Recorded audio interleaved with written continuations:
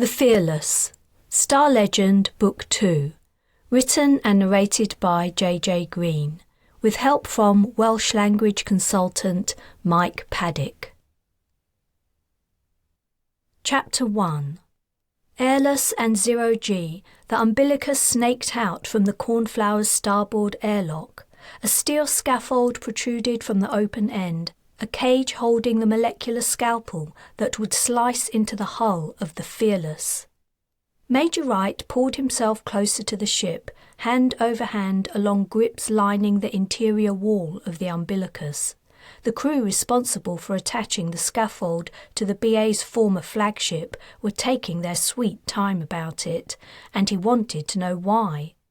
The Fearless hung silent and enigmatic in space, adrift in the Asteroid Belt. In the 5 weeks it had taken them to reach her, she hadn't responded to a comm, run her engines, or betrayed any other sign of life. None of her airlocks were responding to security override codes, so they had no choice except to force entry. "Corporal Marks," Wright said, "is there a problem? You should be through that hatch by now." No problem, sir," she replied. Her tone was way too cheery and confident. Something was bothering her. The corporal was one of 8 Marines assigned to the task of gaining entry to the ship. All looked nearly identical in their EVA suits, their pulse rifles slung across their backs, but he spotted her as she turned to face him. Marks would be accompanying him into the ship along with the others. He was to conduct a preliminary search to discover the state of things in the interior. Aside from lots of dead Space Fleet personnel, he had no idea what he might find. The last thing he needed was a jumpy Marine. He grabbed a strut and came to a halt. No one else was looking his way. That wasn't so strange. They had to concentrate on what they were doing. But their movement seemed slow and reluctant. Whatever was bothering Marks, the rest of the team felt the same. "Marks," he said, "leave that a minute and come here." She pressed the magnetized square on her power tool to a pipe and propelled herself in his direction. Catching on to one of the bars used to manipulate the scalpel, she stopped in front of Wright. Through the tint of her visor, he was surprised to see fear in her eyes. This was the Marine who had courageously helped him blast into the mountain in West BI to find Arthur.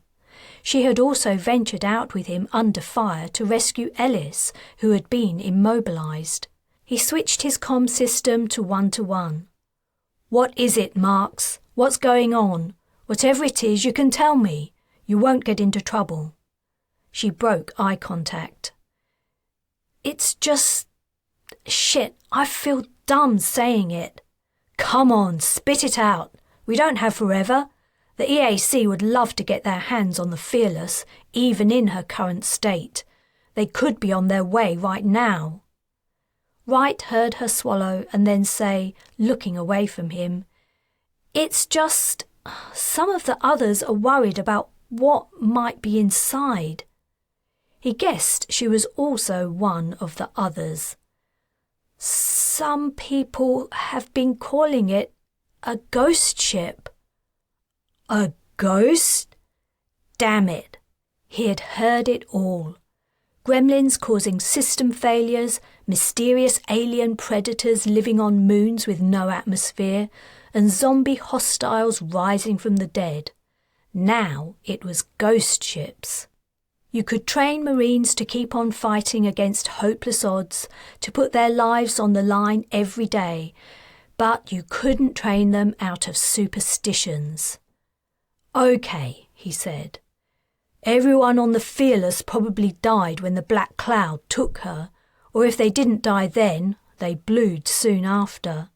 We are going to find dead people for sure. It isn't going to be pleasant. If it's any consolation, as long as you keep your visor down, you won't smell them. But ghosts? Come on." His scepticism didn't appear to have any effect on the corporal, who continued to look at him with dread behind her eyes. "I've never seen a ghost," he said. "Have you?" "No." Anyone in your family ever seen one? He asked. They're miners, right? Last I heard, I blocked them after they signed up with the Antarctic project. I don't remember any of them saying they saw a ghost. There you go. But they did used to talk about brownies that would take revenge if you accidentally broke into one of their caves. Wright suppressed a sigh. All right, look at it this way. If there are ghosts on the Fearless, they're BA ghosts. They're going to be friendly, not try to hurt us. They'll probably stay out of the way, in fact, to make it easier for us to give their bodies a decent burial. Makes sense, doesn't it? I guess so, replied Marks, not sounding at all reassured. Good. Get back to work. If I don't report to the Brigadier soon that we're beginning the search, she'll come out herself from the Valiant to see what's happening. We don't want that, do we? Though the larger vessel, the Cornflower's parent ship, was only a few 100 kilometres distant, Colburn would be mightily pissed off if she felt it necessary to make the journey. No, sir, exclaimed Marks.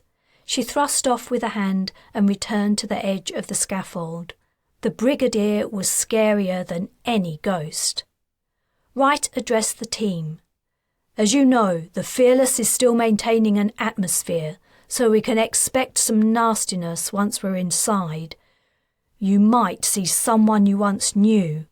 It was doubtful any of the corpses would be recognisable, but it wasn't impossible. It's going to be hard. I want you to remember the real people who manned the ship are long gone, and what you see is only the shells they left behind. When we've figured out the situation, they'll all be given the respect they deserve. But for now, I want you to focus on doing your job. Sir, said Cole, permission to speak. Go ahead. Should we expect to encounter hostiles, sir? If anyone aboard her wanted a fight, she would have fired on us when we came within range hours ago. That answer your question? Yes, sir, Cole replied, doubtfully. Was the private imagining a space creature lurking on the former flagship? You have your rifles just in case, said Wright. But think before you shoot. The ship still has pressure. I don't want one of you blasting a hole in the hull.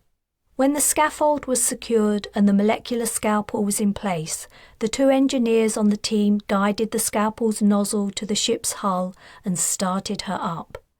Pre-programmed, the machine moved smoothly, slicing a vertical line through the thick skin, severing the layers like a razor passing through silk. Gases erupted from the slit, instantly condensing to ice. The scalpel turned a corner and swept along the horizontal, silent in the vacuum. The molecular scalpel's progress continued until the square was complete. The emerging clouds of frozen condensate faded. The engineers withdrew the machine and then applied magnetised paddles to detach the excised section. The movement caused the motion-sensitive interior lights to blink on. They slid the thick slice of hull away and captured it in a net before securing it to the side of the cage. The airlock looked normal. Beyond the small oblong window on the far side, the passageway lights were on, which Wright found odd. He'd been expecting the ship to be in darkness, though he didn't really know why. Unanticipated nervousness hit him.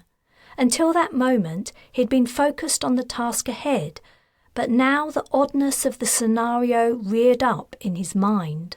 The Fearless had disappeared in the midst of battle, swallowed by an amorphous mass of unknown astronomical matter. And now here she was, inexplicably hundreds of millions of kilometres from her original position. How had she come to be here? What force had transported her and then abandoned her? What had killed everyone aboard? Major Wright, said one of the engineers from inside the airlock. The control panel appears to be working normally. Do you want to bring the team in so we can seal the breach before we open the inner hatch? Affirmative. Chapter 2. The Marine approaching Taylan seemed familiar. He was tall and burly, and he had a look on his face that told her she'd better not beat him. Tough. Ah, she remembered him. He was the guy the instructor had teamed her up with the first time she'd supported a training session. The guy she'd thrown on the mat and punched to keep him down. The burly Marine lunged. Taylan stooped, preparing to drive her shoulder in low and unbalance him, maybe even upend him, as she had before. But he'd learned from his earlier encounter. He went lower and swiped at her with a fist. If it hadn't been for her fast reflexes, his longer reach would have caught her. She pulled her head back just in time. His knuckles swept past her nose. She shot out a hand and grabbed his extended wrist, quickly twisting it and stepping to the side, trying to get his arm up and behind his back. He was too strong. He resisted the twisting and kicked out at her knee. A shout of protest went up from the audience of new recruits.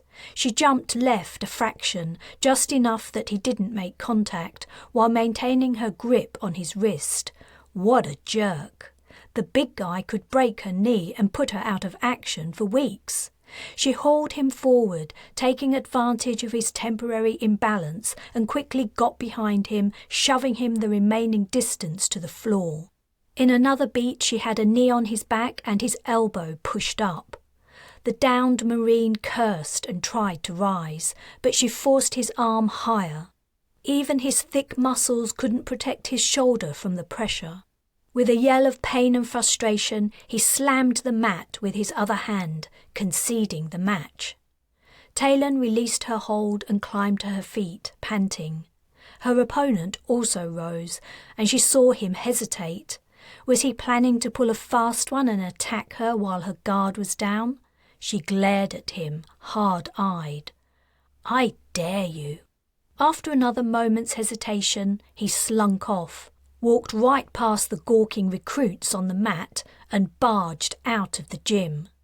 The instructor went after him, yelling. She shook her head. Her partner's behaviour was unacceptable, but it was also a symptom of a wider problem that affected the BA's military forces. Arthur's influence had gone some way to improve matters, but the cracks were still evident. The instructor returned without her demonstration partner. What was his problem? Everyone lost sometimes. It was nothing to be ashamed of.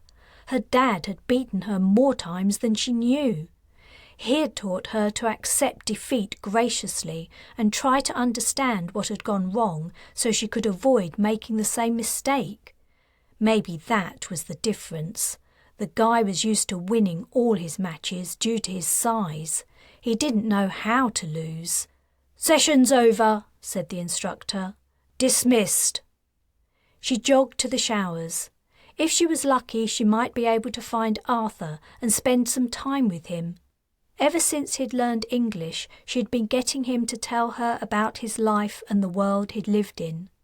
Though Wright still refused to accept the man was the Arthur, King of Britain, the former name for the Britannic Isles, she didn't need any more convincing. No one could make up the number and range of things he'd told her over the weeks, and no one could maintain the facade so effectively for so long. What she didn't understand was how he was still alive. Arthur's existence was impossible, but he couldn't explain it either, so she'd given up on trying to figure it out. After putting on her clothes, she left the changing room and headed for his cabin. When she arrived, he wasn't home. She had no way of reaching him. He had no comm implant.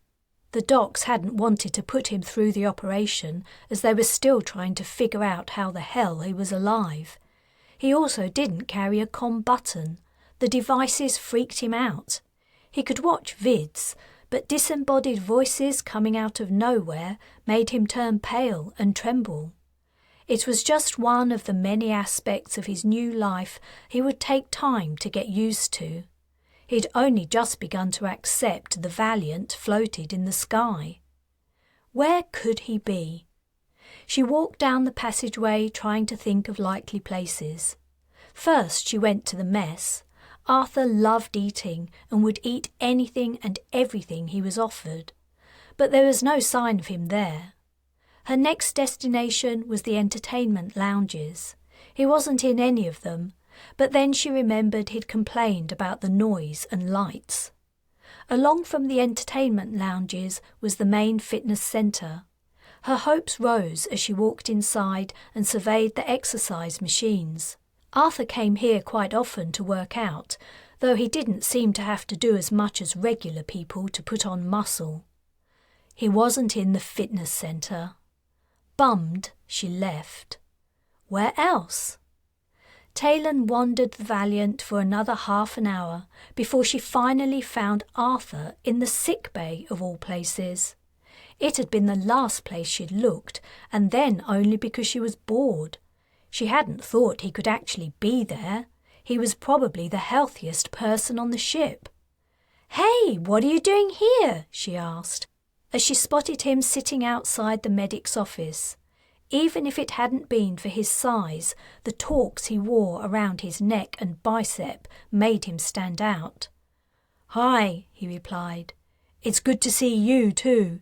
His English had improved a lot over the weeks since he'd undergone the speed learning program, and he'd developed quite the talent for sarcasm. "Sorry, I was just surprised to see you in the sick bay. Did you hurt yourself? Are you ill?" "Neither. I'm not here for me." "Oh." She looked around the room, thinking she must have missed the patient, but the place was empty. Then the door to the medic's office opened. A doctor emerged, carrying boots. "I'm here for him," said Arthur. The doc placed the cat in his arms. "I've checked him over and there's nothing to worry about. I guess he must have thrown up a hairball. It's pretty common for cats." "That's a relief. Thank you." "No problem. Examining cats makes a change from treating war wounds." "Hello, Corporal Ellis," added the doc. "How's your back?" "I get a twinge now and then, but it's pretty good." "You hurt your back?" asked Arthur. "Yeah, but it's fine now." "The option to exchange the artificial replacements we used for natural ones grown from your stem cells is still open," said the doc. "Now might be a good time, before shit really goes down. You should ask permission." "Thanks, I'll think about it." The doctor shrugged. "Up to you." She returned to her office. "What did she mean, before shit really goes down?" asked Arthur. "What shit are we expecting?" Don't you know?" Taylan hadn't been aware he was so out of the loop. She hadn't said much to him about BA stuff, preferring to listen to stories of ancient West BI. "Come and get a coffee with me. We need to talk." "Sure." He stood up. Despite the fact that nowadays he wore ship-printed civvies and his red-gold hair and beard were clipped short, he still managed to retain the appearance of an Iron Age warlord. He towered over most everyone else on the ship, and his chest and shoulders were proportionate to his height. Boots climbed from his arms onto his shoulder before leaping the considerable distance to the floor and running out of the sick bay. "I guess he doesn't like coffee," said Taylan. "I like this drink," Arthur said, as they sat down in the mess with their mugs of coffee. "But I prefer ale." "Most of the ship agrees with you," Taylan replied, "but drinking alcohol is against regulations." "It is? Why?" "Because it makes you drunk, and when Marines get drunk, bad things happen.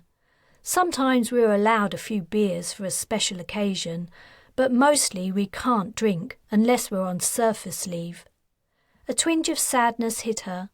The prospect of surface leave in the near future was currently a dim and distant hope. Arthur gave a snort of surprise. "Every day I learned something new. In my world, everyone drinks ale from the moment they're weaned, though the beer children drink is very weak." "Kids in your time drank beer?" asked Taylan, astonished. "Why not? It's safer than drinking water." "Huh, well, You don't need to worry about the water on the Valiant. It's very clean. She didn't go on to explain that it had also passed through the other shipmates many times. Some things it was better he didn't know. Her curiosity sparked by his reference to his world, she asked a question she'd meant to ask him for weeks. "Arthur, do you still think you're dreaming?" He took a sip of coffee and put down his mug before answering, "If I am, it's a very long dream. But perhaps dreams can seem to last a lifetime.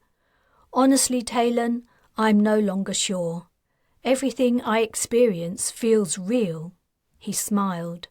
"The way I see it, I might as well behave as if this is reality." "That sounds a good way of handling it. And I'm glad for another reason. You see, we need you. The people of this time, I mean. Do you know the prophecy about your return?" Once again, he took his time to answer. "I know something of it." He didn't elaborate. What was he holding back? Taylan decided not to press him. "Your story, as it was passed down to me, was that in your final battle you were mortally wounded and you were carried from the field to an unknown place. There you were to sleep until the people of the Britannic Isles needed you again. I'm from West BI, where we found you. My land was invaded by the EAC. I escaped to Ireland along with my—" She paused and swallowed as memories popped into her mind. She went on. "The timing works, you see. After thousands of years of independence, the Britannic Isles fell to a foreign invader, and within a couple of years you were found and brought back to life." Arthur was frowning and staring into his coffee. "What are you thinking?" she asked. He looked up and smiled again, the skin around his kind eyes wrinkling. "I think my timing could have been a little better." "What's 2 or 3 years between friends?" Taylan quipped. "Seriously, though, I can't think of any better explanation for what happened. Can you? You're here to help solve the crisis and restore the Britannic Isles to its people. After the military coup attempt and the destruction of the BA's parliament in exile on Jamaica, the space fleet was going to secede. The Britannic Alliance was falling apart. Everything was breaking into pieces until you gave your speech in the gym. You restored Colburn and Wright's faith in their cause, in themselves, and you gave the Valiant's Marines something to believe in. We didn't manage to force the EAC off Jamaica, but when the rest of the fleet saw what we were doing, it changed minds. Now people have begun to pull together again. I only spoke the truth as I see it, but it was a truth we'd lost sight of. Words can be powerful when you've lost hope and a sense of purpose." Arthur sighed. "I'm happy I helped, but it wasn't by design. I just did what you asked me to do. As to freeing the Britannic Isles, as you call them, I'm ill-equipped. I don't understand how you fight, how your weapons work, or how to operate any of your strange machines. I don't know who your enemies are or what strategies they use. I'm at a loss. Give me a sword, armour, and a battlefield, and I'm your man. But your world is too different and too complicated for me." "I understand. Everything you say has already crossed my mind. But the prophecy was correct. That much we know. Only the most stubborn would deny it." Taylan thought of Wright. "On the other hand, what you say is true too. Your fighting skills aren't so useful now.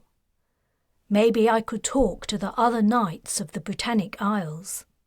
That would probably help, but there's no Camelot anymore, Arthur. Millions of men and women were on active duty in the BA military not so long ago, in all parts of the globe.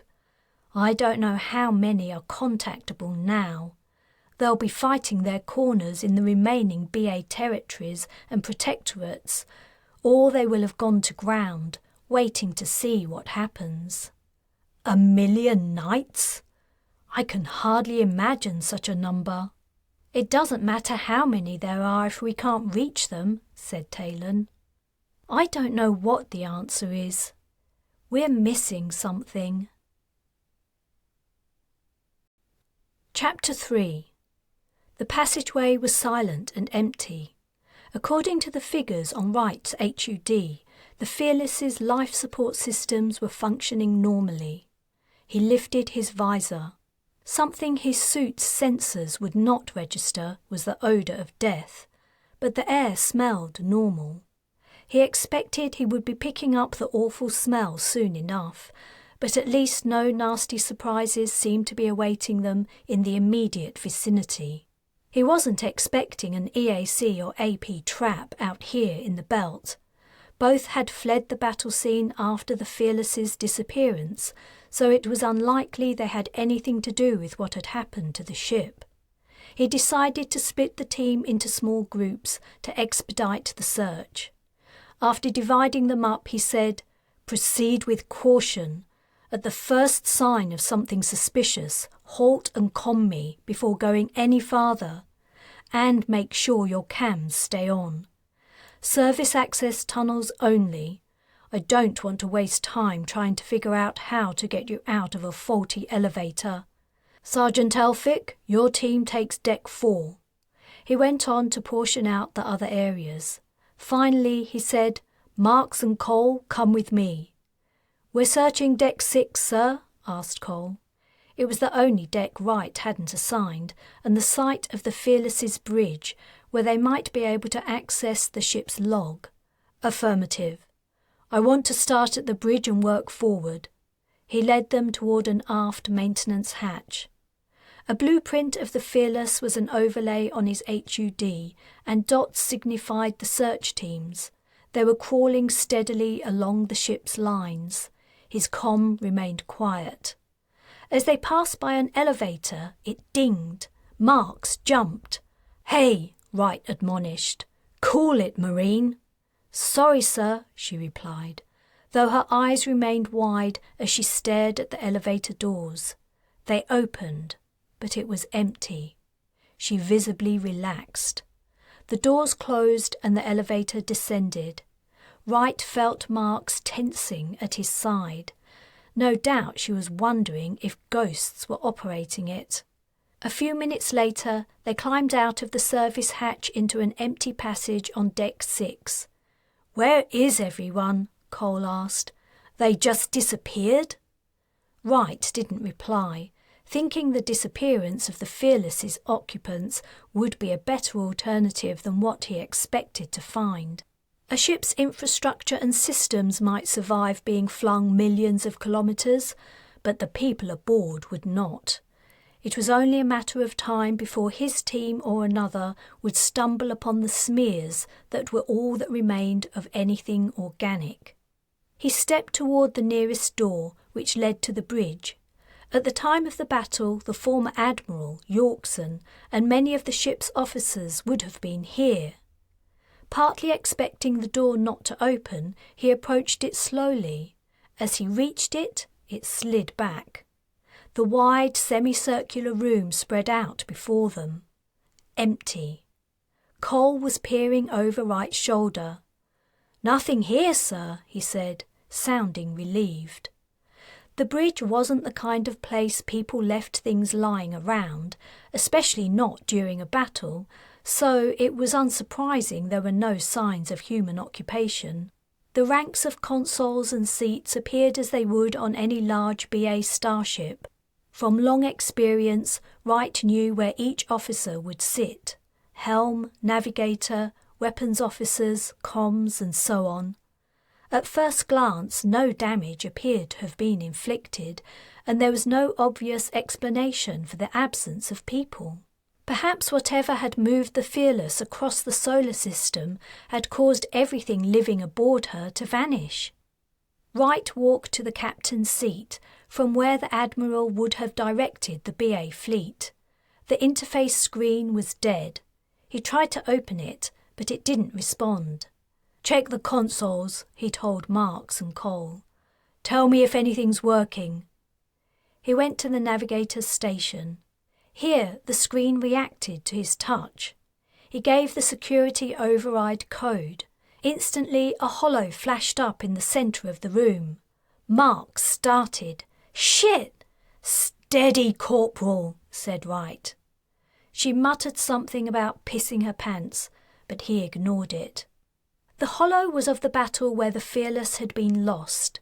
They'd been on their way to attack the Brez, Ur Talman's colony ship, when the AP and EAC had closed in on them. From the positions of the ships, he guessed the scene was about a minute from the moment the black cloud had reached out. From the perspective of the flagship, the cloud was behind, above, and to the left. Cole and Marks had also stopped what they were doing to witness the replay of the disaster. The finger reached out. It seemed so purposeful, like it wasn't only a living thing, but also intelligent. It had targeted the Fearless and removed it for a reason. The finger touched the ship and flowed over and around it, enveloping it. The holo died. "Okay," said Wright. "Finish checking the other consoles. Then we try the mess." The bridge yielded no clues about the fate of the Fearless's personnel. But the mess room doors opened on a scene from a horror vid. They'd found some of the missing men and women, and they were alive. Ish. Several hundred people were crammed into the space. All were heavily emaciated. Their uniforms hung from their bones, and their faces were hollowed and fleshless. Some were lying in corners out of the way of foot traffic. Many sat listlessly at tables, a few wandered about aimlessly. The room stank of body odour, unwashed clothes, and other smells Wright didn't want to dwell on. What was most remarkable was that no one appeared to have registered the Marines' arrival. No faces turned toward the door. No one said anything. In fact, aside from the sounds of movement, the mess was eerily silent. Something very, very strange had happened. But at least some of the ship's personnel had survived. Wright commed the news to Colburn immediately. As he was speaking to the Brigadier, Elphick tried to contact him. He asked Colburn to please wait. "Sir," said the sergeant, sounding shocked, "we've found some of the crew." "Where are you?" "Mess hall, deck 4. "Don't tell me. They're alive, but only just."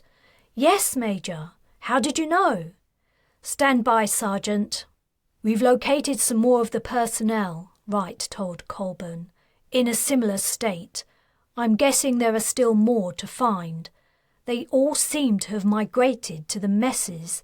There are so many of them, it'll probably be easier to send the medics here."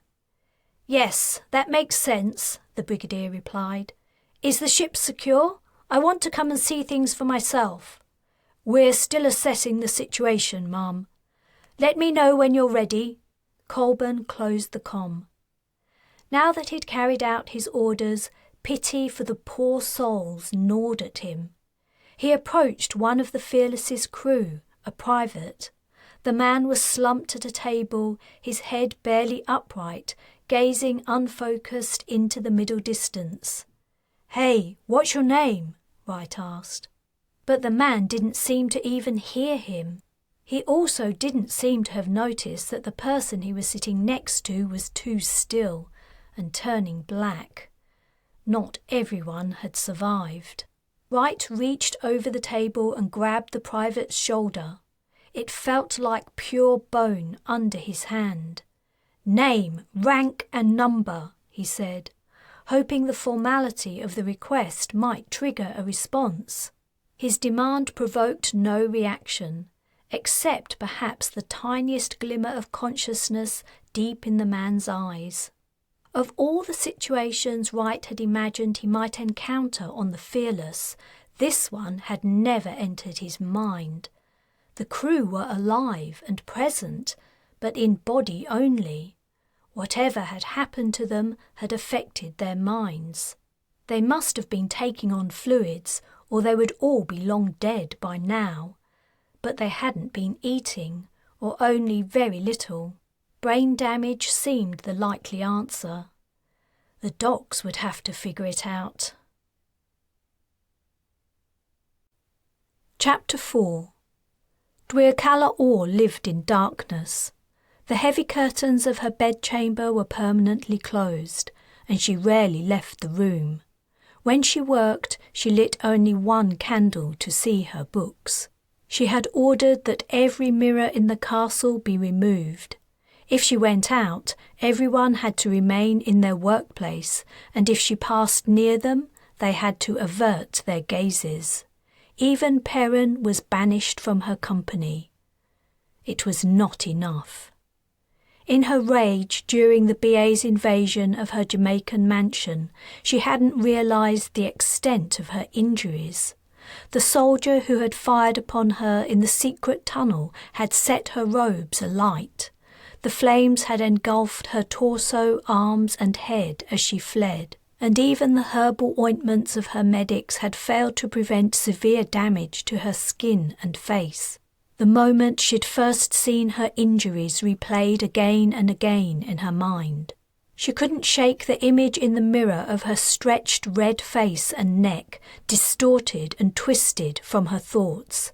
It horrified her. She had been beautiful. Now she was a burnt-up husk, and every day her injuries became more painful as her scars grew tighter. More disturbing even than her damaged appearance was the fact that someone had managed to hurt her. She, who was inviolable. The fact went against everything she'd always understood about herself. It meant Perrin was in danger too. Had she misunderstood all these years? It made no sense. There was one way to find out, but she was reluctant to attempt it. The cost and risk might not outweigh the benefits. She could lose everything she'd worked so hard for. On the other hand, what was the alternative? Could she face living out the rest of her life hidden away, or, even more unimaginable, facing the world in her altered state? Her books provided no other answer than the one she feared. But was she ready to go that way yet? Were things bad enough? There was no way back to her partnership with Talman. She had burned her bridge to him when she had turned upon him, and now she had earned his deep animosity.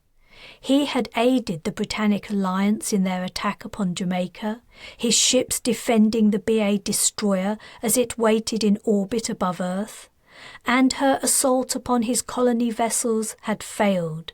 She had lost ships from her fleet, though thankfully not the Belladonna.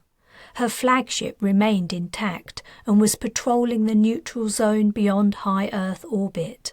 She had given her commander and the other heads of her military forces free rein while she dealt with the distraction of her personal crisis. She could expect repercussions of her failed partnership with Talman to continue.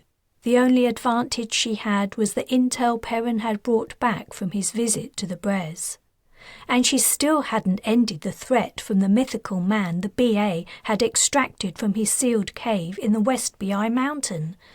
She had been warned about him long ago, and it had taken her decades of research and investigations to find him, only to have him snatched from her just as she reached out to grasp him. She was also desperate to discover who had succeeded in hurting her. She had to find out how it had been possible, and then she wanted vengeance. When she found out the identity of her attacker, she would do everything in her power to locate and then kill them, in the most long-winded, painful way possible. Her own sufferings would be nothing in comparison with those she would inflict.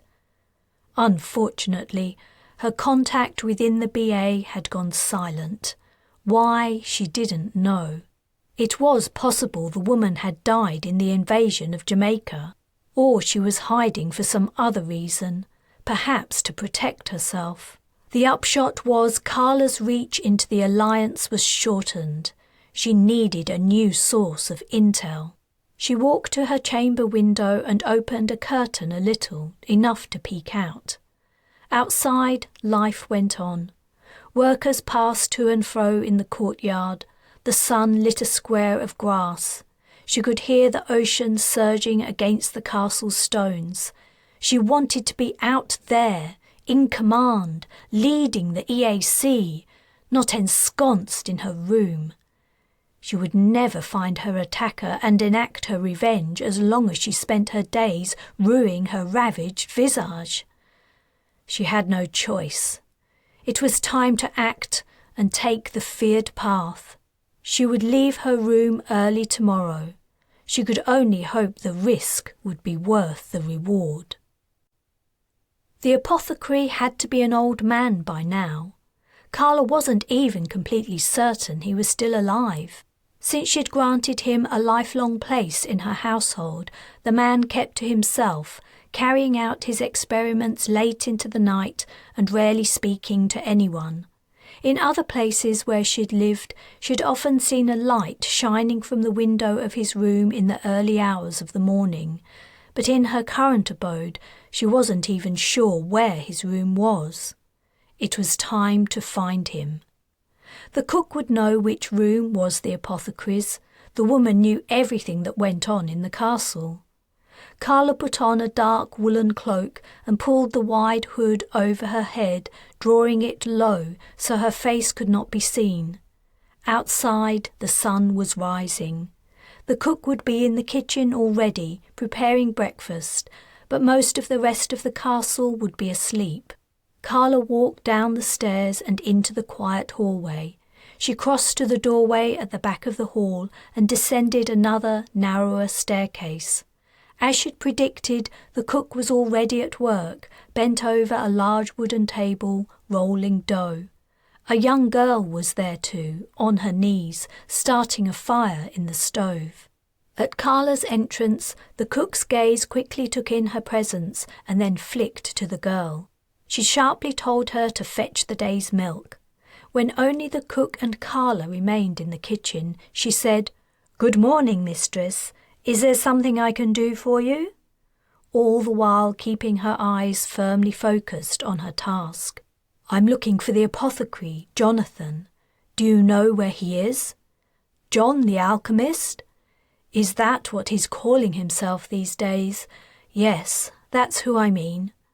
I know his room, but he'll be asleep. When Mary comes back, I can send her to wake him up and bring him to you, ma'am."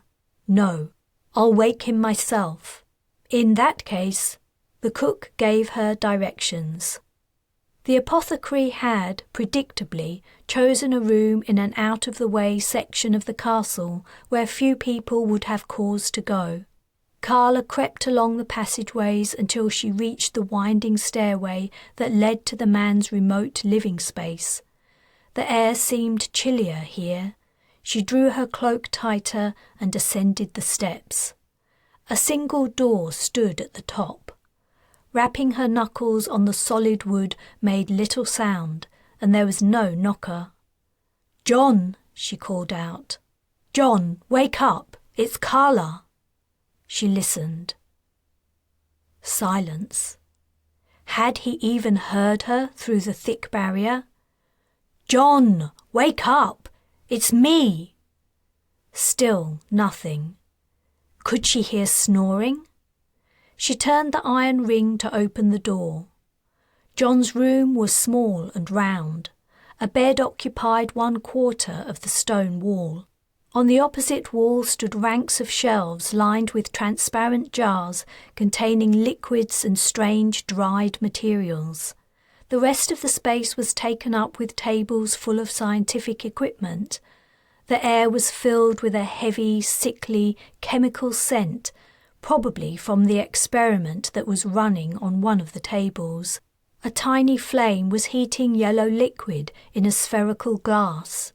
A box sat under the bed, clothes spilling from it, and on the bed itself a lump rounded out wrinkled, messy covers.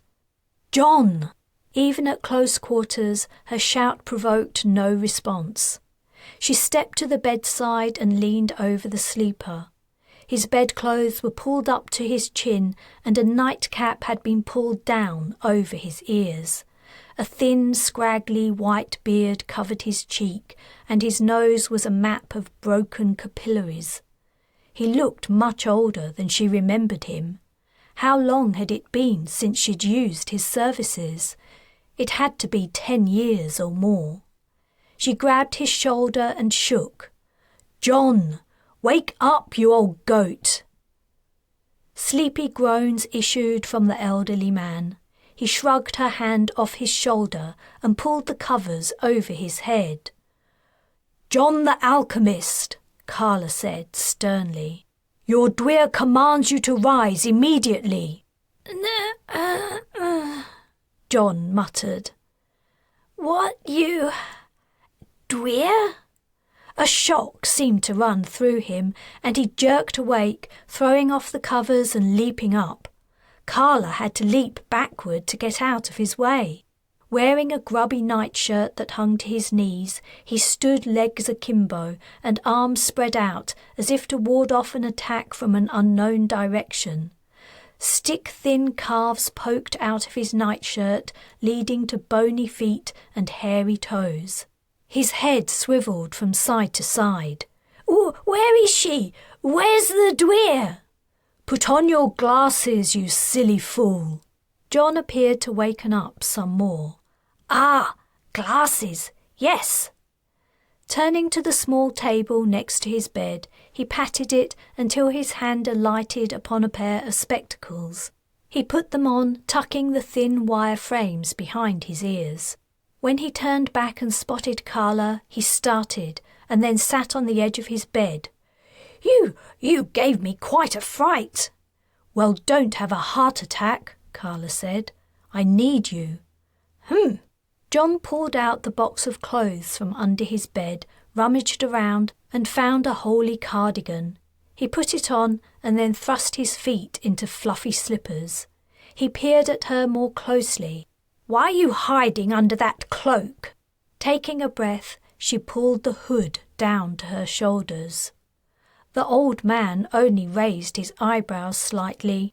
"If that's the look people are going for these days, I can't say I like it."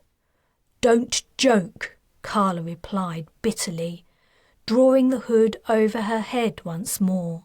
"I'm sorry, I can't help you. I don't provide medical treatment these days. I've been concentrating on... I know you can't help me. I didn't come here for that. I'm sure the BA and AP have the technology to treat scarring. If you asked nicely, they would probably give you the surgery." "I said don't joke." John had never approved of the Earth Awareness crusade.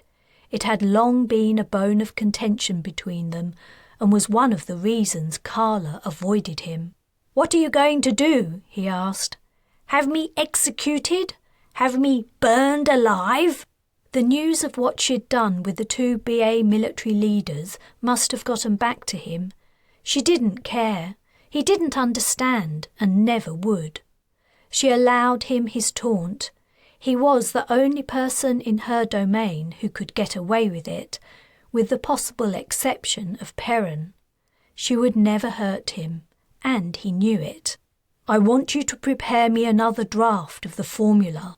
The querulous old man, who had been picking at the holes in his cardigan, grew still. After a pause, without looking up, he said, "No, it wasn't a request.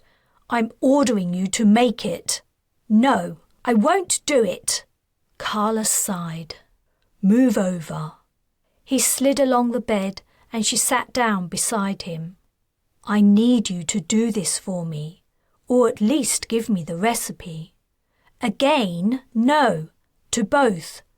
No one else could make it anyway. They would only mess it up. Carla sighed again, trembling. Her gaze travelled the room, taking in once more the glass instruments, bubbling liquid and peculiar ingredients. John's other room had looked much the same when she'd broken into it as a young girl, fascinated by the weird and wonderful things. Her resulting experience had been the beginning of her journey. The EAC hadn't been her idea. Others had begun the organisation as a reaction to the activities of the AP, when no one else had seemed to care for the sanctity of the earth any longer. But after her experience in John's room, her young eyes had been opened to the direction the Earth Awareness Crusade needed to take. It didn't have to be only a society of nature lovers. It could be so much more. It only needed someone to show it the way, and she'd known with absolute certainty she was that person. The EAC was her life. It was her. And it was slipping from her grasp. She had to have another boost, another delve into the source, if she was to overcome this latest setback. John, please. I won't do it. It could kill you. I should never have done it again after the first time. I don't know what I was thinking. I was too enchanted with the tales you told afterward, I suppose. But you're older now, less resilient. Look at you. You're injured. You must be in pain.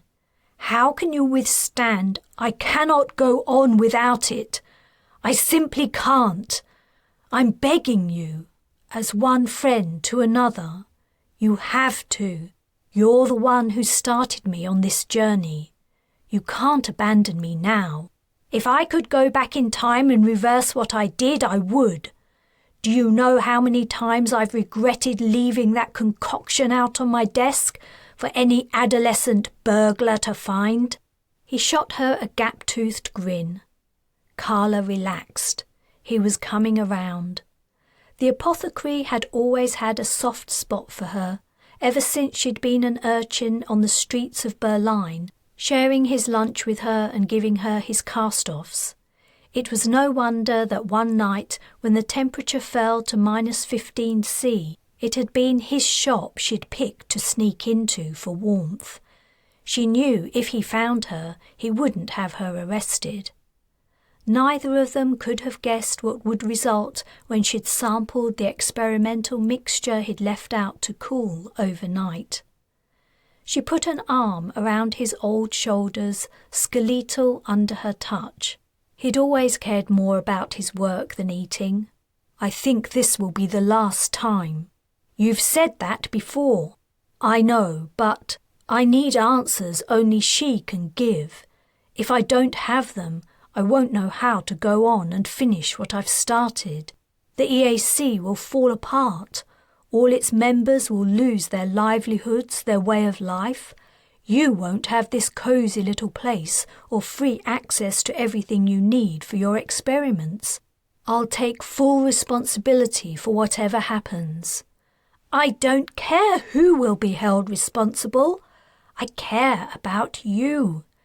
Your practices have become more and more questionable over time. I'm not comfortable with the way things are going. I don't want to encourage you. Perhaps I have lost my way. Perhaps I need her help to guide me back to the true path. John groaned. You have a will of iron and the persuasive powers of a serpent. No matter what I say, you have a counter-argument. Ah, well, why put off the inevitable? Then you'll do it? Do I have a choice? Come back in a couple of hours. I already have all the ingredients. Carla wrapped her other arm around the old man and hugged him. Chapter 5.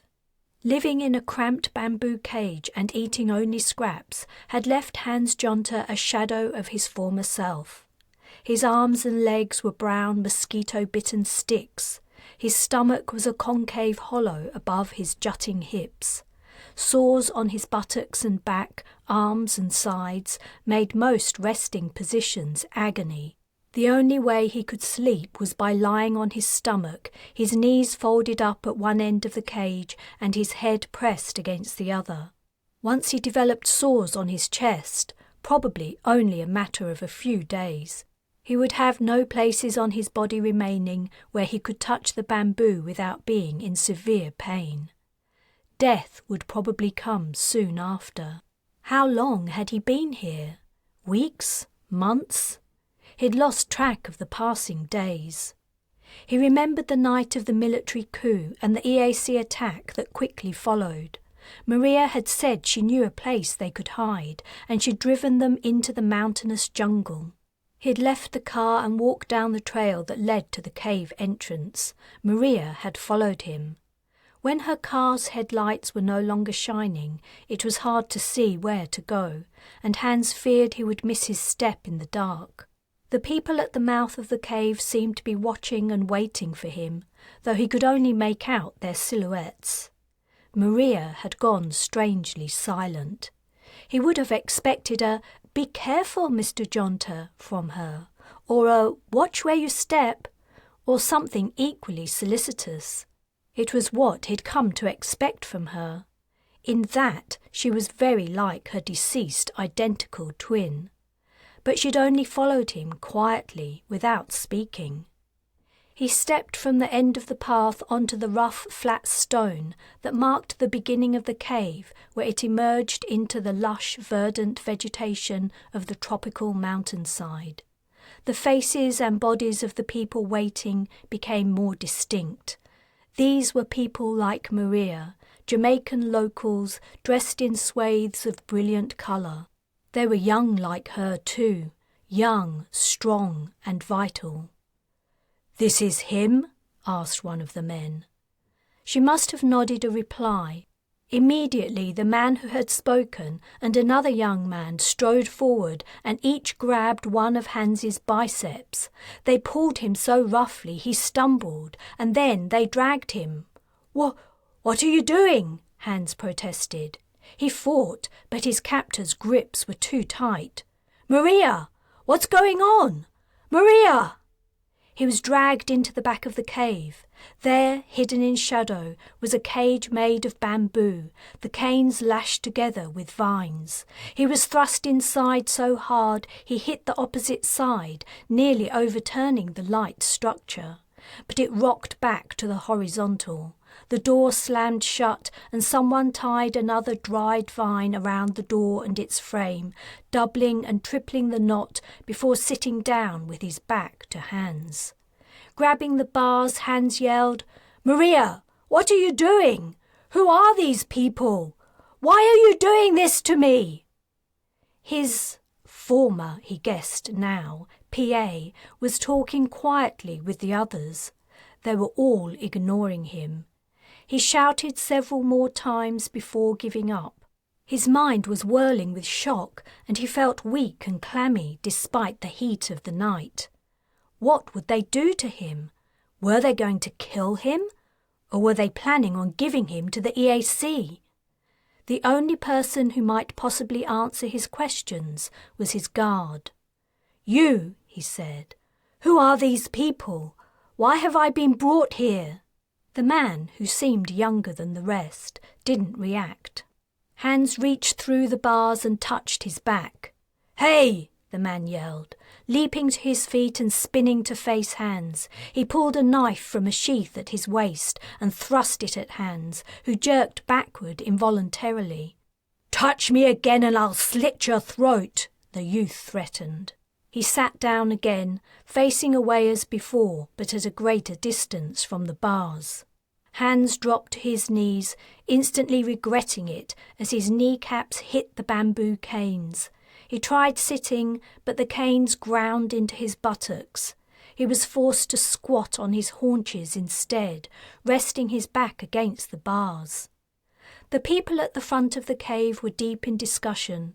They'd moved farther out, and someone was starting a fire.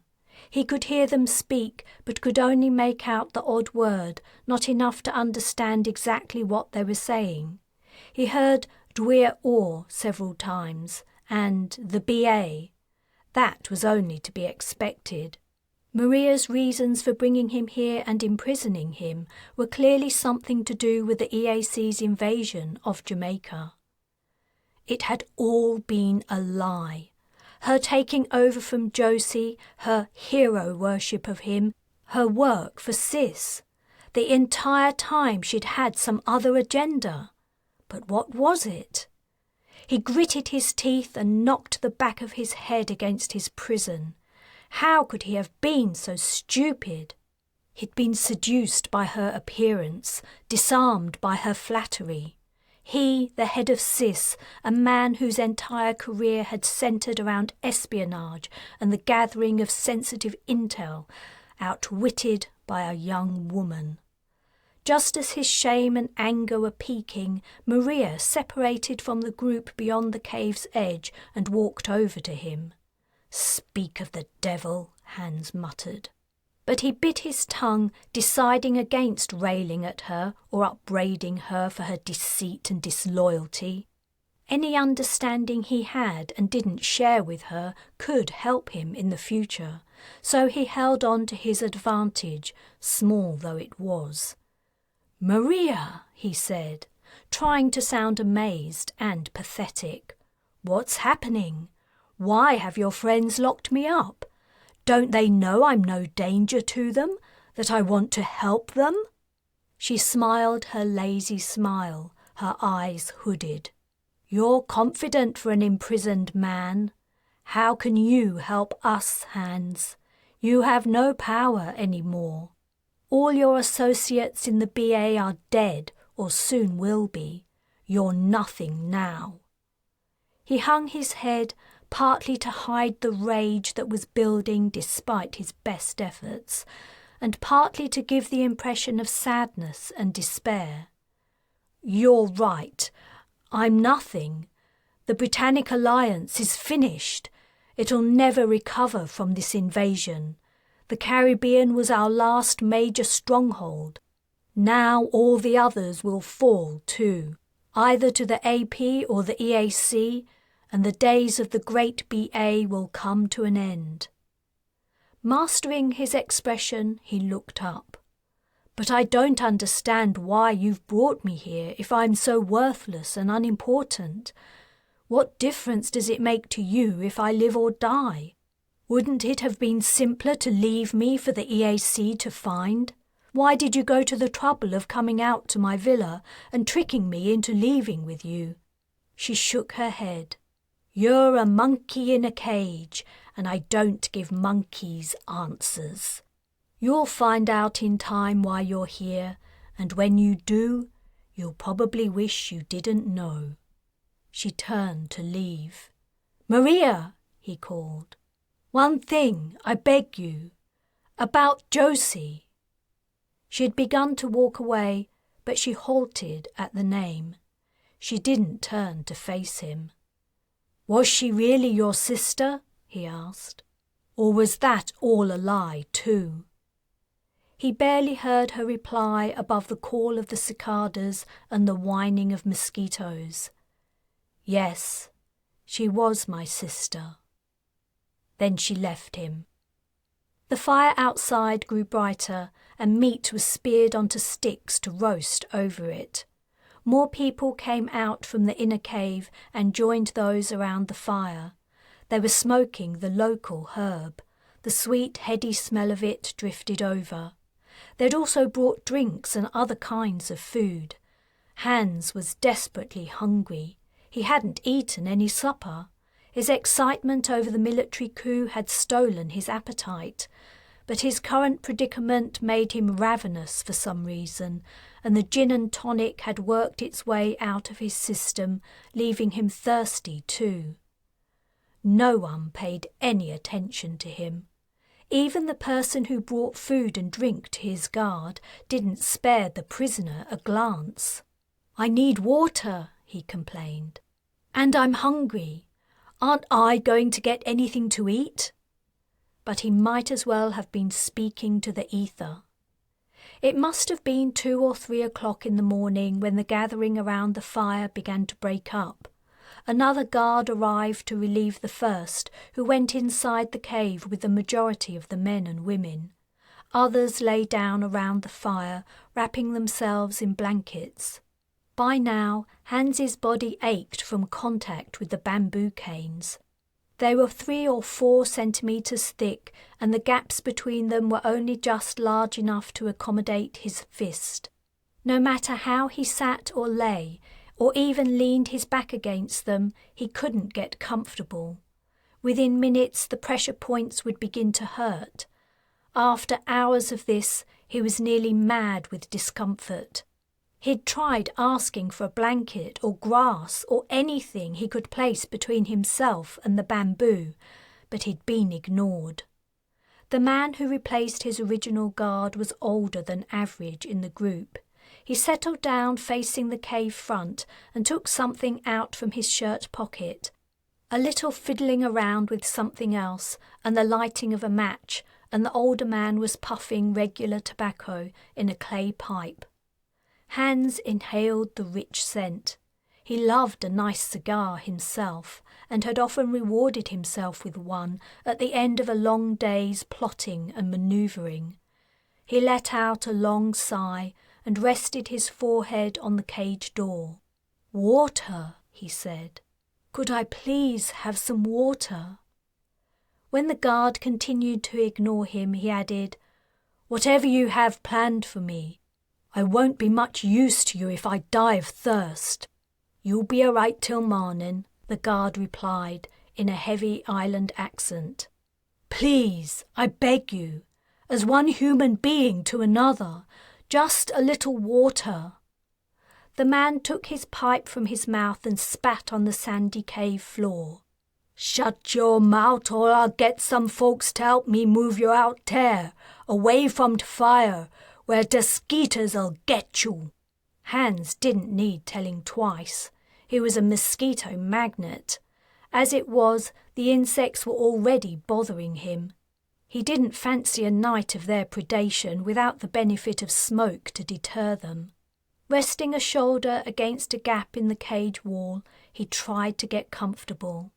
Exhaustion and hunger sent him into a light doze.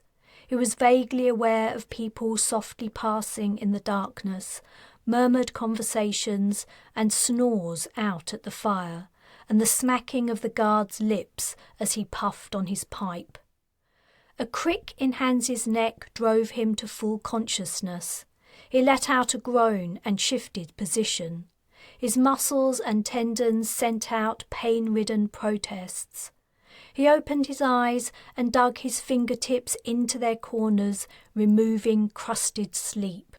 The sky was lightening and the camp was quiet. Even the snorers by the fire had turned on their sides and were sleeping quietly. Hans's guard had let his pipe fall from his hand. It had gone out, leaving a small scorch mark on the ground. The man's head was hanging on his chest, and his ribs moved rhythmically. Hans didn't waste any time. He moved quietly to the cage door and the knot his captor had tied in the vine that secured it.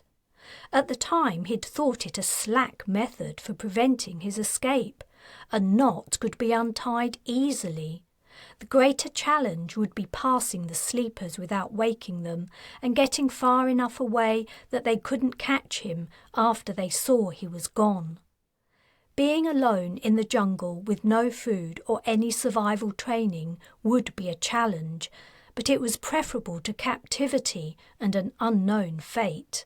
He began to tug at the knot, trying to find a section of vine that he could loosen and thereby eventually work the whole knot open. Only none of them seemed to be any looser than the others. He tried to peer at the knot more closely, though it was difficult to see from inside the cage. His digits roamed the puzzle. Perhaps he could feel its structure and so figure out how to undo it. But he couldn't interpret what he was feeling or imagine it in his mind's eye. He breathed a quiet curse. A knot! A freaking knot was all that stood between him and his chance of escape. Minutes passed. His hands became slippery with sweat. His fingertips were becoming as sore as the rest of his body with effort. Then he heard a chuckle. The guard was awake. Without Hans noticing, he'd been watching his attempts for how long? "You won't get that open," he said. "That knot weren't made for untying." He stood up and stretched, and then walked to the edge of the cave, where he pulled down the front of his pants and pissed into the vegetation. Hans knelt down, hunched over, gloom and anguish gripping him.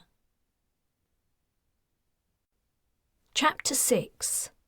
Wright hadn't been exactly elated when Colburn had tasked him with finding out what had happened to the Fearless. He was a Marine, not a detective, and though he had the services of scan data expert Corporal Singh at his disposal, he still felt he would be more useful doing something military. But orders were orders, and it beat having to deal with the problems on the flagship. All except 25 of the Fearless's personnel had survived their ordeal, though many lives hung in the balance.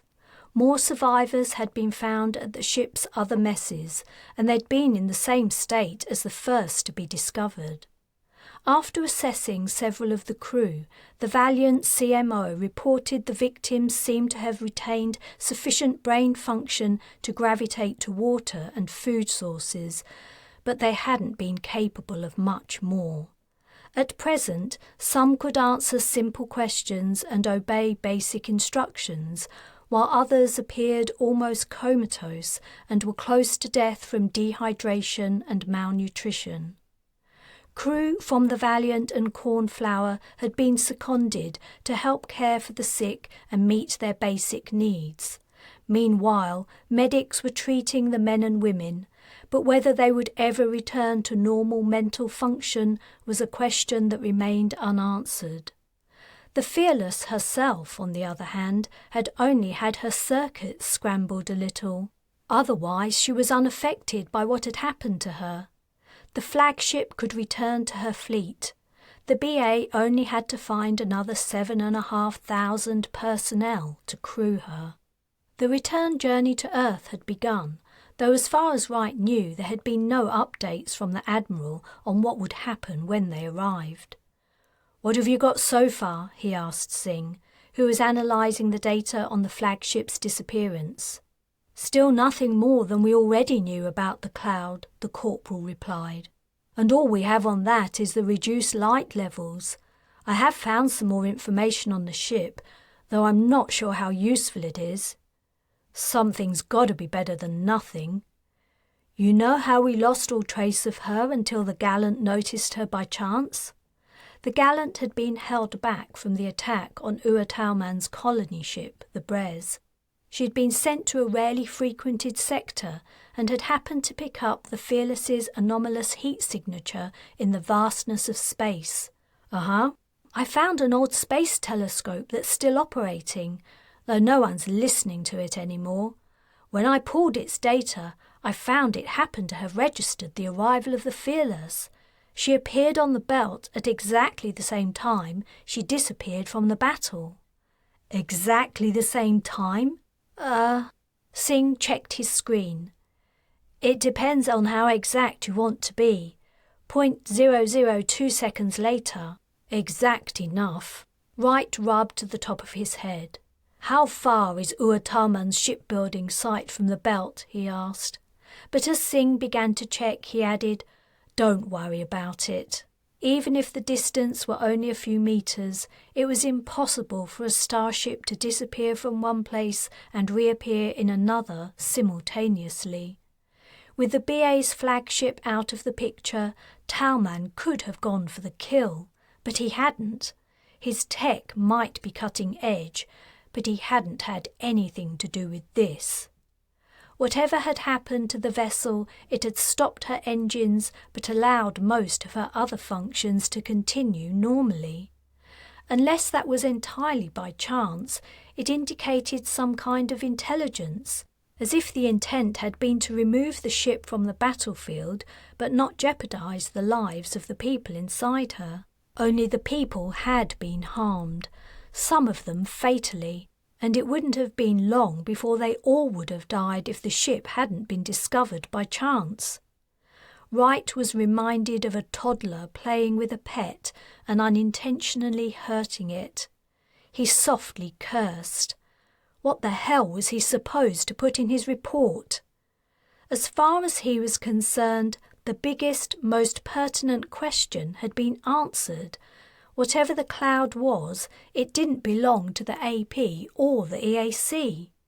If either organisation had been in control of it, they would have used it repeatedly on the BA ships.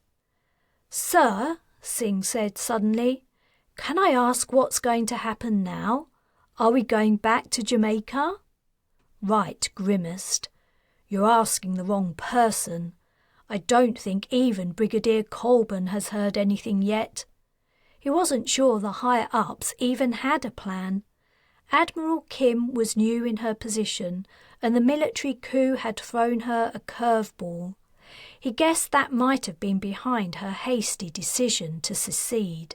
Now, if the BA wanted to drag itself back to some kind of position of power on Earth, it had a long, hard road ahead. "If we were to try to take back a territory," Singh ventured, "it might make more sense to focus on the Britannic Isles. It is the homeland after all." Yeah. Wright knew of another corporal who would agree with the idea of retaking the BI. But the EAC has been there for a couple of years now and has a firm foothold, whereas in the Caribbean they're still establishing themselves. He didn't elaborate. Wherever the EAC invaded, its usual MO was to murder the local inhabitants, either directly or via imprisonment or slave labour. The appalling treatment of the local workers shortened their lifespans dramatically. Immediate converts to the crusade were sometimes spared, depending on the whims of the military leaders. Within 6 months to a year of an invasion, only a fraction of the native population remained. "I heard EAC forces are gathering on the west coast," Singh said. Wright sighed. "Preparing to push into Ireland." Yes, I'd heard that too. As the cult had spread across Europe, the invaded had been driven into neighbouring countries. Then, as the refugees fell, they often had time to flee by sea or air. In the Britannic Isles, the only place to go had been Ireland, which, Wright had heard, was suffering a massive refugee crisis. "If they do attack Ireland," Singh went on, "it's hard to know where people will go from there. The nearest landmass is the States, but that's an awfully long way away. No, Iceland and Greenland are closer, but they would never cope with the masses of refugees. You're right, they'll try to get to the States somehow. If Ireland does fall, that's where I'll look for my parents, the port cities on the eastern states. You have family in Ireland?" "I hope so. I lost contact with them when the BI were invaded." "I'm sorry. How about you, sir?" "My parents passed while I was a teenager. I was an only child." "That must have been hard." "Not as hard as not knowing what's happened to them." Wright clapped Singh on the shoulder. "Take 15 minutes. Go get a coffee. I'll try to think up something to tell the Brigadier." Singh thanked him and left, but he hadn't been gone a minute before he rushed back into the room. "Sir, have you heard?" "Heard what?" "The black cloud's just been sighted again. It's heading right at us." Chapter 7. Aboard the Brez, in his private suite, Larkin Ua Talman was writing with pen and paper. His grandmother had taught him the art when, as a young child, he'd waited at her house after school for his father to pick him up. Since then, he'd kept up the practice because it helped him to get his thoughts and feelings in order. Dear Grace, I'm happy to report things are progressing well since Dwyer Orr's treachery. What a deceitful witch she turned out to be. But then I should have known from the beginning she would betray my trust. In a funny way, I believe I did know. Yet something compelled me to go along with her schemes anyway. And it was not only expediency, I can tell you that much. The woman has something about her, a force of will that invades your soul. If you aren't careful, you find yourself agreeing to whatever she proposes. Fine paper for writing was becoming more and more difficult to source, and its increasing rarity made it more expensive too. But Larkin indulged himself with few luxuries, so he made an exception in this case. He'd bought reams of the stuff from a paper mill still operating somewhere in North America. As soon as his researcher had discovered it, he'd purchased the entire stock in every colour and transported it to his private storage units on the Brez. Paper production would be a low priority in his new home, if it was ever required, and he didn't want to be without it. He had a vision that, if he didn't use it up over his lifetime, he would bequeath it to the colony's children. You would have seen her for what she was immediately. You would have warned me about her. I can almost hear you. Larkin, that woman is trouble, you would have said. I wouldn't trust her as far as I can throw her. And you would have been right. He'd also purchased more fountain pens and ink than he could ever possibly use. None of the colonists had the flexibility for such frivolity, not even his heads of department. 1 kilogram of personal items was all they were allowed. He wondered what people like Cocoa, Jura and Stedman would bring. It was a measure of what was most important to an individual, what they would choose to bring and what they would leave behind. He was glad he didn't have to make the choice himself. He would take everything that meant anything to him. After all, he had irretrievably lost the most important things in his life long ago. The bits and bobs he had were all that remained, and his only way of reconnecting with them. Ah well, she did help me free our operations of BA interference and aided in the defence of the Brez when the Alliance attacked. All in all, the project is in a better position now than when we first teamed up with the EAC, the losses we incurred when they turned on us notwithstanding. Production is up across most of the mines, all 3 ships are ahead of schedule, and we're discovering more and more fascinating genetic code to harvest and bring along. His daydreams of humanity's expansion beyond the solar system had been growing stronger lately. Some days he thought about little else. During regular working hours he sat in the control centre as always, but he paid little attention to what was going on. After years of his close scrutiny, his presence was enough to keep the staff on their toes. He particularly liked to think about the later years of colonisation, after the hard work of settlement had been accomplished.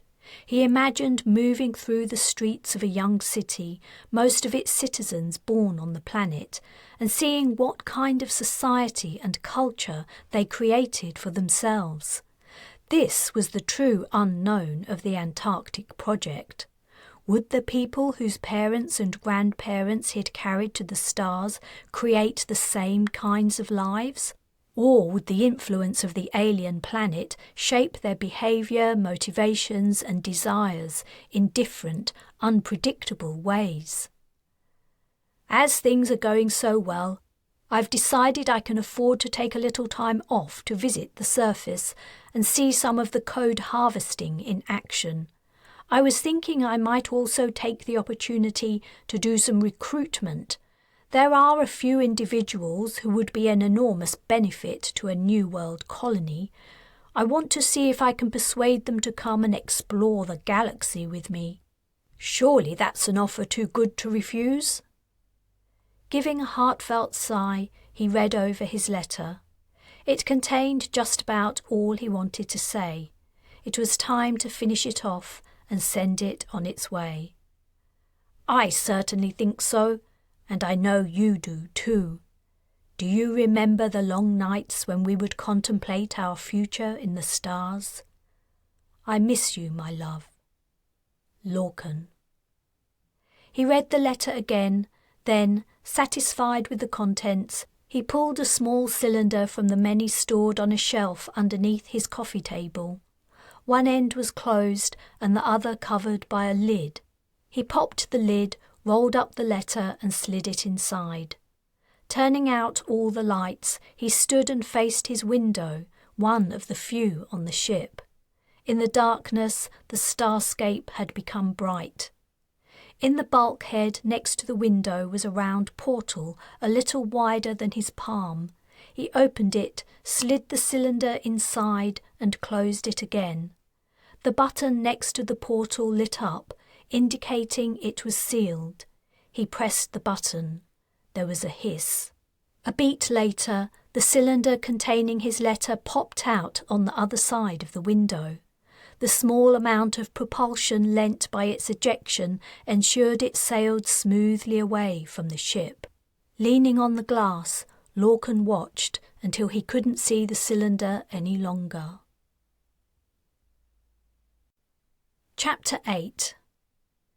"You had better stay here while you take it," said John, somewhat reluctantly. Carla knew the reason for his reservations.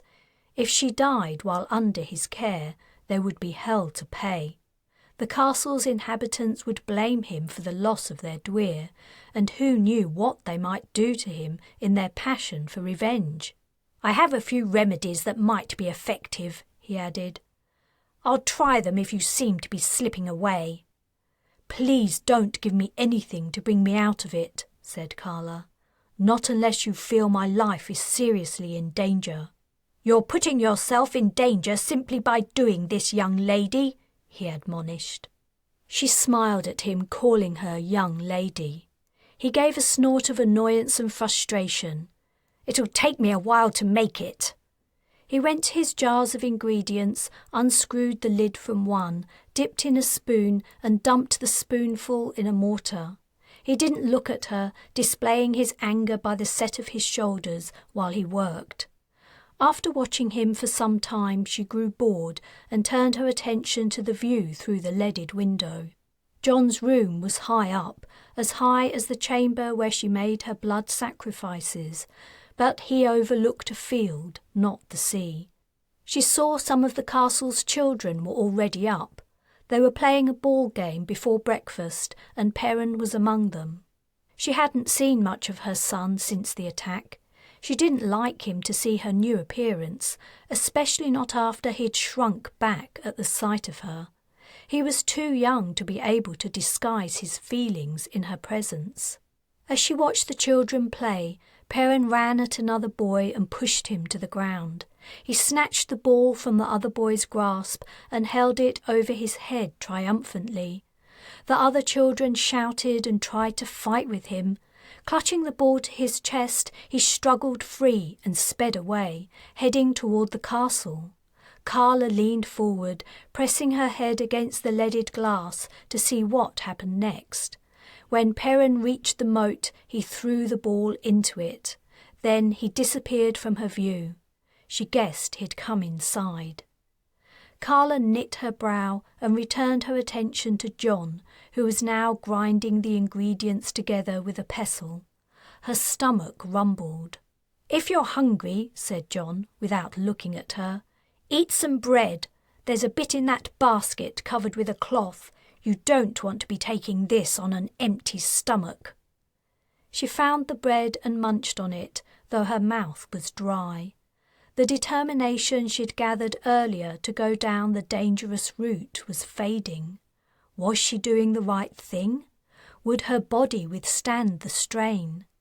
John was not prone to exaggeration. If he was concerned, it was because he thought she really was putting her life at risk. On the other hand, what else could she do? Things could not continue as they were. Her people needed their Dwyer. Without her, the impetus to drive the EAC on to greater victories would fade. They needed a figurehead, strong and confident. The Earth also needed her to return to its proper state, to unleash the potential of a new future. Only she had the vision to carry out the enormous task. "It's ready," said John, his tone heavy. He was holding an earthenware cup full of a blackish, unappetizing liquid. Whatever had possessed her to try it all those years ago when she was only a young girl? But then she had always been the curious, risk-taking type. "Are you going to drink it all?" John asked. "Perhaps you could try—" "Yes, I'll drink it all. I can't risk this not working." He shook his head heavily. "Have it your way." She took a breath, put the cup to her lips and tipped back her head. It was impossible to avoid the foul-tasting fluid passing over her tongue, but she managed to minimize the effect by downing the entire cupful in one go. Fighting the urge to vomit it back up again, she lay down on John's crumpled blankets. Too late, she noticed the smell of unwashed sheets. Then the formula began to take effect. She was passing down a dark passageway, gliding, apparently without the need for wings. She remembered this part well. The tunnel angled downward. She followed it, sinking deeper. Things became murky and uncertain. She lost her sense of time passing. How long had she been travelling? It could have been a few minutes or several months. She had no past or a future, only existing now. She hit an obstruction. A substance as dark as the passage, soft and spongy, blocked her way. She plunged into it and found it didn't entirely halt her progress, only slowed her down. She was moving slower and slower, inching onward, and then, a moment later, she was through. At her release, she impacted solid rock and slid to the floor unhurt. A subtle glow surrounded her, and as she rose to her feet and her eyes adjusted to the light, she saw she was in a dark, hollow chamber. The glow seemed to come from phosphorescence, perhaps bacteria or fungi on the walls, roof and floor.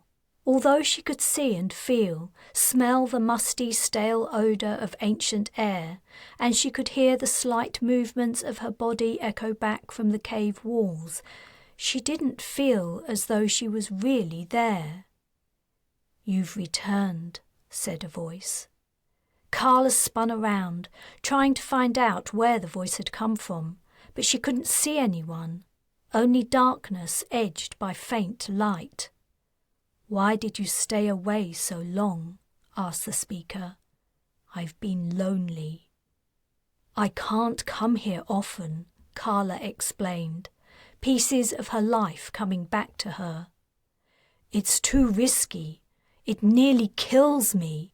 I would never allow you to die." "You said that. You said it's impossible for me to be harmed, but I almost died. I was horribly burned, and now—" She looked down at her arms. The burn scars had gone. Her skin looked whole and healthy again. A sob of relief welled up, but she forced it down. It wasn't real. It was an effect of the trance. She was in the other place, a deeper reality. "Someone hurt me. How did that happen if what you told me is true? You lied to me." "I did not lie," said the voice angrily. The darkness in one corner of the chamber began to shift. It drew in tendrils, became thicker and darker, shrinking down and congealing. The absence of light became solid. Carla blinked, and suddenly she was looking at a woman. black-haired and also dressed in black. Only her face was clearly visible, a triangle of ivory floating in ink. The woman stepped toward her. Carla drew back, fear overwhelming her fascination with the strange female. She remembered her clearly now. She'd never learned her name. All her memories of her previous encounters were flooding back. She knew when she awakened she would only remember bits and pieces of her time with the woman. A sentence here, an impression there. As before, she would be left desperately trying to string everything together. Clearest in her memory was the first time she'd drunk the concoction John had left on his table. Then, as a young girl, she'd been transported somewhere different, though the place had been equally dark and dismal. The woman had been the same. The woman was always the same. More than 30 years had passed since then, yet she hadn't aged a day. "Who burned you?" she asked gravely. "I don't know. A BA soldier. I couldn't see their face through their visor." The woman regarded her steadily. Carla's heart pounded under her stare. "Did you find the man I told you to seek?" "No. Well, yes, but the BA got to him first. He's with them now." The woman turned and walked away. "This is bad news," she said softly. Everything Carla learned was coming back with the clarity of a new bell. The woman was her ancestor from hundreds of generations ago. Of all her descendants, her blood ran truest in Carla's veins, she'd said. The formula enabled her to break the barriers of the conscious mind and travel to the place of the woman's incarceration. No, that part was wrong. She had many prisons. Whoever had imprisoned her somehow moved her between many secret places, the timing and frequency controlled by an algorithm the woman hadn't figured out. She never knew when she might suddenly find herself in a new jail. Each time Carla had travelled to see her, she'd been in a different chamber. How the woman survived without food or water for thousands of years, she'd never explained. "But I was burned," Carla complained, standing her ground. Few things scared her except her strange acquaintance, but she was angry over the betrayal. She was determined to stand up to her and demand answers. What else had she been told that wasn't true? So much of her philosophy and actions were due to what she'd learned in these encounters. The woman swept around and stalked closer, so close Carla could see her eyes clearly. She gasped. They were entirely black, except for the depths where iridescent colours shimmered. Summoning her courage, Carla reiterated, "What about my burns? You said you are near me," exclaimed the woman, her black eyes growing wide. "I feel you. You must come to me quickly and release me before I'm moved again." "What?" Carla was confused. Was her companion only trying to avoid answering her question? "How can I rescue you? I don't know where you are, and I never remember." Wordlessly, the woman snatched Carla's arm and drew on it with a long fingernail. Searing pain leapt from the scratching. Carla tried to snatch her arm away, but the woman's grip was tight. Where her fingernail moved, numbers appeared on Carla's skin. The scent of burnt flesh rose. Carla screamed, "Come to me, soon!" The woman was gone. Chapter 9. There was nothing that could be done, but they were trying anyway. Everyone aboard the Valiant knew what had happened to the Fearless. Everyone knew about the vessel's personnel, turned virtually vegetative by the black cloud. Even if they hadn't seen the recording, all the Valiant's crew members knew it could move faster than any starship, that outrunning it was impossible, but they were still running. Taylan had managed to get Arthur and herself to crash seats within half a minute of the announcement. The Brigadier was going to burn the engines to get away, and everyone had to take a seat to help withstand the acceleration. The ship had begun moving as soon as the announcement finished, and by the time Taylan and Arthur reached their seats near airlock D, they were already fighting to move. Plenty of crash seats had sprung from the bulkheads, but only a few were occupied. The ship carried many more than were needed in order to avoid playing musical chairs in a crisis. Plus, 1,000 or more personnel had transferred to the Fearless to help the victims there. At least they would be safe for now. The flagship was already tens of thousands of kilometres away. "What's happening?" asked Arthur, as he snapped the clips on his harness. Of course, the ancient king had no idea what was going on.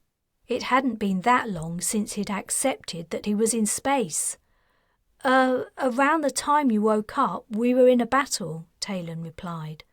"Something weird happened to one of our ships, and now it looks like it's going to happen to us." "Something weird?" "A cloud enveloped a ship and it disappeared. Then we found it again, a long way from its original position." "Ah, the Fearless." So he wasn't as clueless about what had been happening as she'd thought.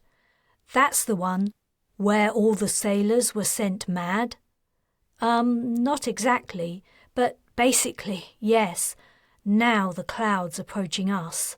"What is this cloud?" asked Arthur. "No one knows." "You don't know? But I thought your people knew everything about what exists beyond the Earth's sky." "No, not at all. I'm no astronomer, but we don't seem to know much about space," she gasped. As they talked, the ship had been piling on Gs. She felt as though her flesh were being forced into her bones, despite the G-dampening field. Arthur's face was beginning to distort under the pressure. She pitied anyone who hadn't made it to a crash seat in time. "No human has ever left the solar system, for instance," she said with an effort. Then she took a deep breath, trying to prevent herself from passing out. "The solar system? What's that?" "It's... never mind. I'll explain later." Not that she was likely to be in a condition to explain anything later, assuming they survived the effects of the cloud. Where would it send the ship? The Fearless had been transported all the way out to the Asteroid Belt. Would the Valiant end up as far out as Jupiter's orbit, or even farther? Would they be the first humans to leave the solar system? Blackness encroached the edges of her vision. This was going to be it. "Hey, Arthur," she wheezed. "It's been nice." She was thrown forward. Her stomach contents threatened to erupt from her throat. Their acceleration had abruptly ceased. She and the others in nearby crash seats looked around, trying to figure out what was going on. The ship continued to quickly reduce speed. "Does the cloud have us now?" asked Arthur. I have no freaking idea what's going on." She felt normal for now. She understood and remembered everything she had before, she thought. Maybe the Fearless's personnel hadn't been affected by the jump right away. Maybe they'd lost their mental faculties later. A Marine sitting across from her asked, "Does anyone know what we're supposed to do?" No one replied.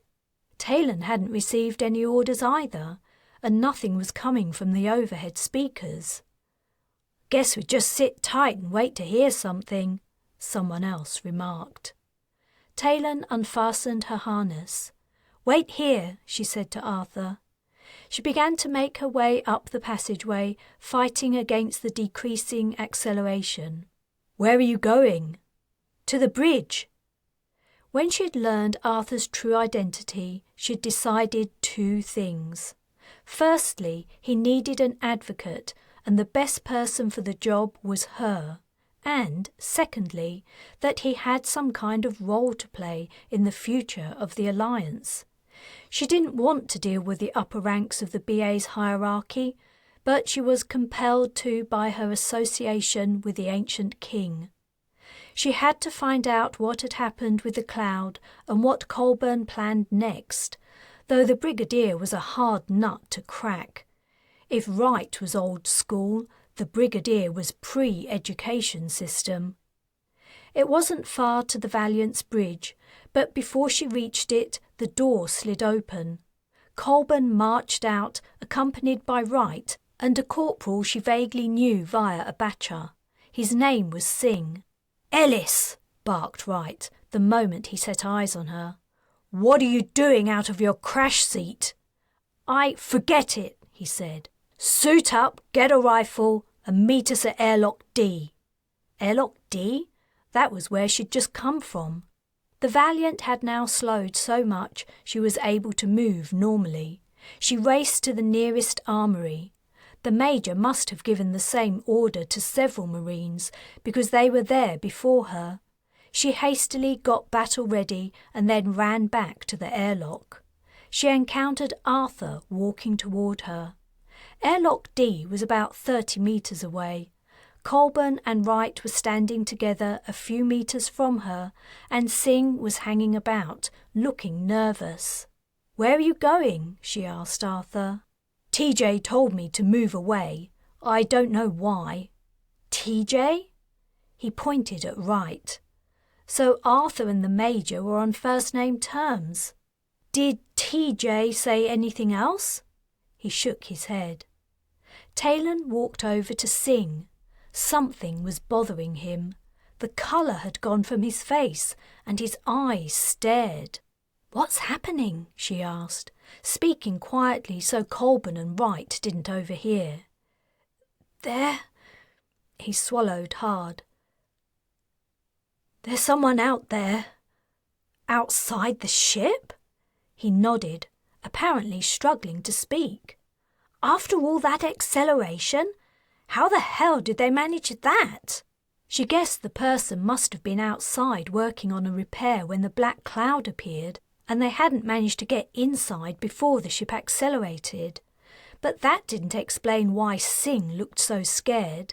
He gulped again, closed his eyes and shook his head. "No." The cloud disappeared, so Colburn said to cut the engines. I suppose she thought we'd escaped it. Then I got some weird data from the sensors. It indicated something was moving on the hull. So I checked the maintenance cameras, and I saw him. He was clinging on, like a limpet, crawling on the outside of the ship. Wow, that's a miracle. You don't understand. He isn't wearing a suit. He isn't in an EVA suit? Then how is he? Singh simply looked at her, the whites of his eyes showing all around his irises. As they'd been speaking, the 6 or 7 other Marines Wright had ordered to suit up had also arrived. The Major and Brigadier moved away from the airlock. He told the Marines to aim at it, but not to fire unless ordered. "You too, Ellis," he added. Her mind whirring, she lowered her visor and took a place at the front of the team with 2 others. She knelt down and took aim. Singh's fear had infected her. What on earth was clinging to the ship, unable to survive without atmosphere or heat? But of course it wasn't from Earth. Singh had described it as a man, but no human could live longer than a minute or so within the vacuum of space. And Colburn was about to allow it aboard the ship. She was allowing an alien to board the Valiant. Who knew what it might do? Even if it intended no harm, it might release a deadly gas or do something else that would endanger their lives. But Taylan seemed to remember BA regulations stated that first contact with extraterrestrial intelligent life had to be non-hostile, unless the life form proved dangerous. The Brigadier was predictably sticking to the script, But had the script been written with this kind of scenario in mind? A subtle clunk. The outer hatch had opened. From her position, Taylan couldn't see through the small window to the inner hatch. In the stillness of the passageway, the quiet clunk that signalled the closing of the outer hatch seemed loud. She gripped her rifle and focused on her HUD, which told her where the pulse round would hit if she fired. The inner hatch lock clicked open, and the door began to slide sideways. "Steady," came the Major's voice over her comm. A man stepped from the airlock.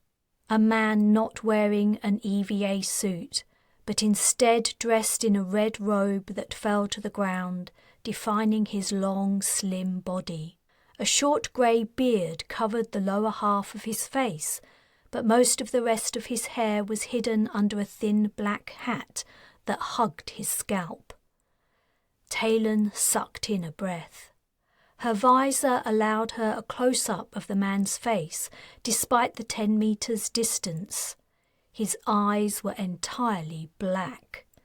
It was like looking into an abyss. Then he blinked, and they became normal, his irises green. A shout came from behind. Arthur suddenly barreled past her, bumping her into the bulkhead. Ignoring Wright's shout to stay back, he ran to the alien creature. His thick arms enveloped him and lifted him up so high his feet entirely left the floor. Confusion followed. Arthur and the newcomer chattered in Arthur's tongue. The Marines relaxed from their positions and checked over their shoulders, looking for guidance from the officers.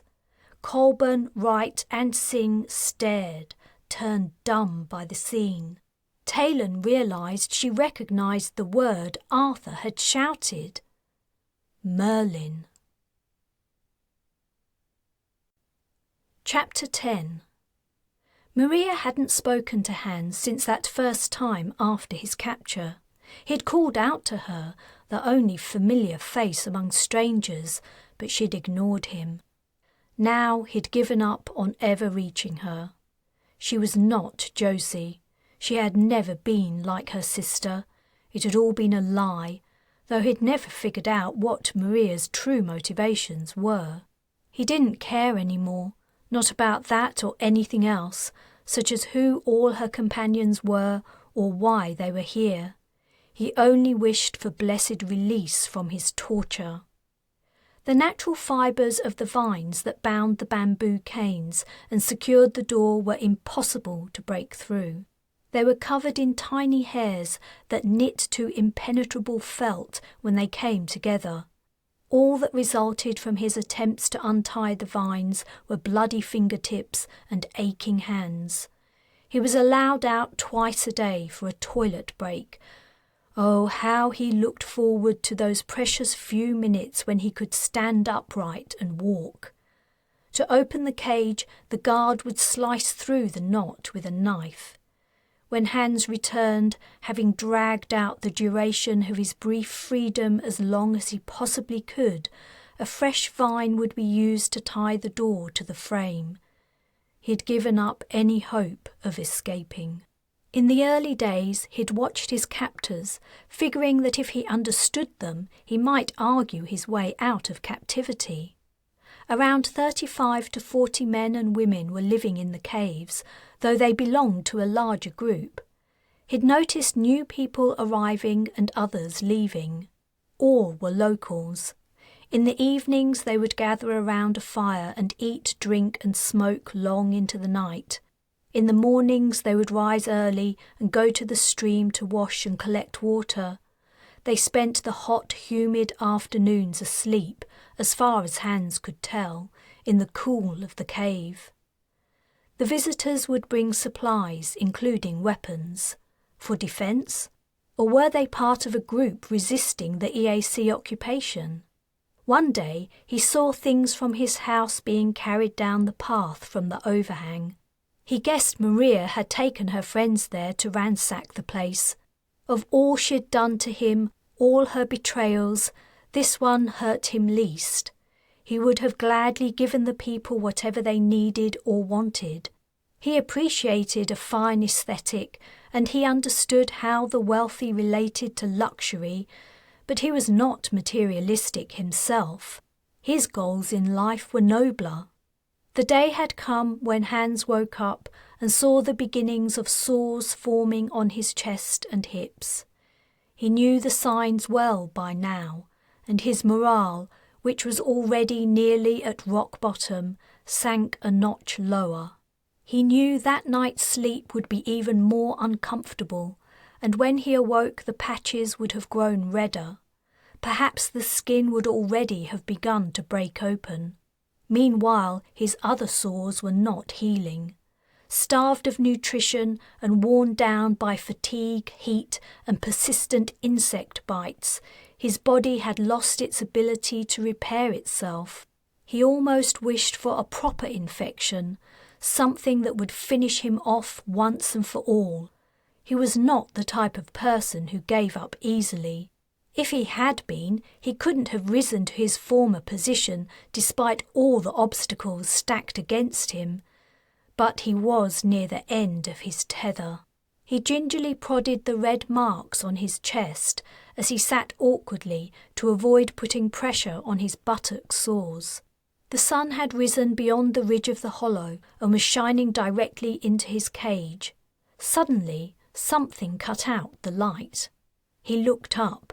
A figure was standing before him, dark against the sun's rays. Maria. In his preoccupation with his sores, he hadn't heard her walking up to him. "How are you feeling, Hans?" she asked. Ever since she'd tricked him into coming to the cave, her tone when she spoke to him had utterly changed. She sounded confident and strong. She sounded like an entirely different person from the one he'd known.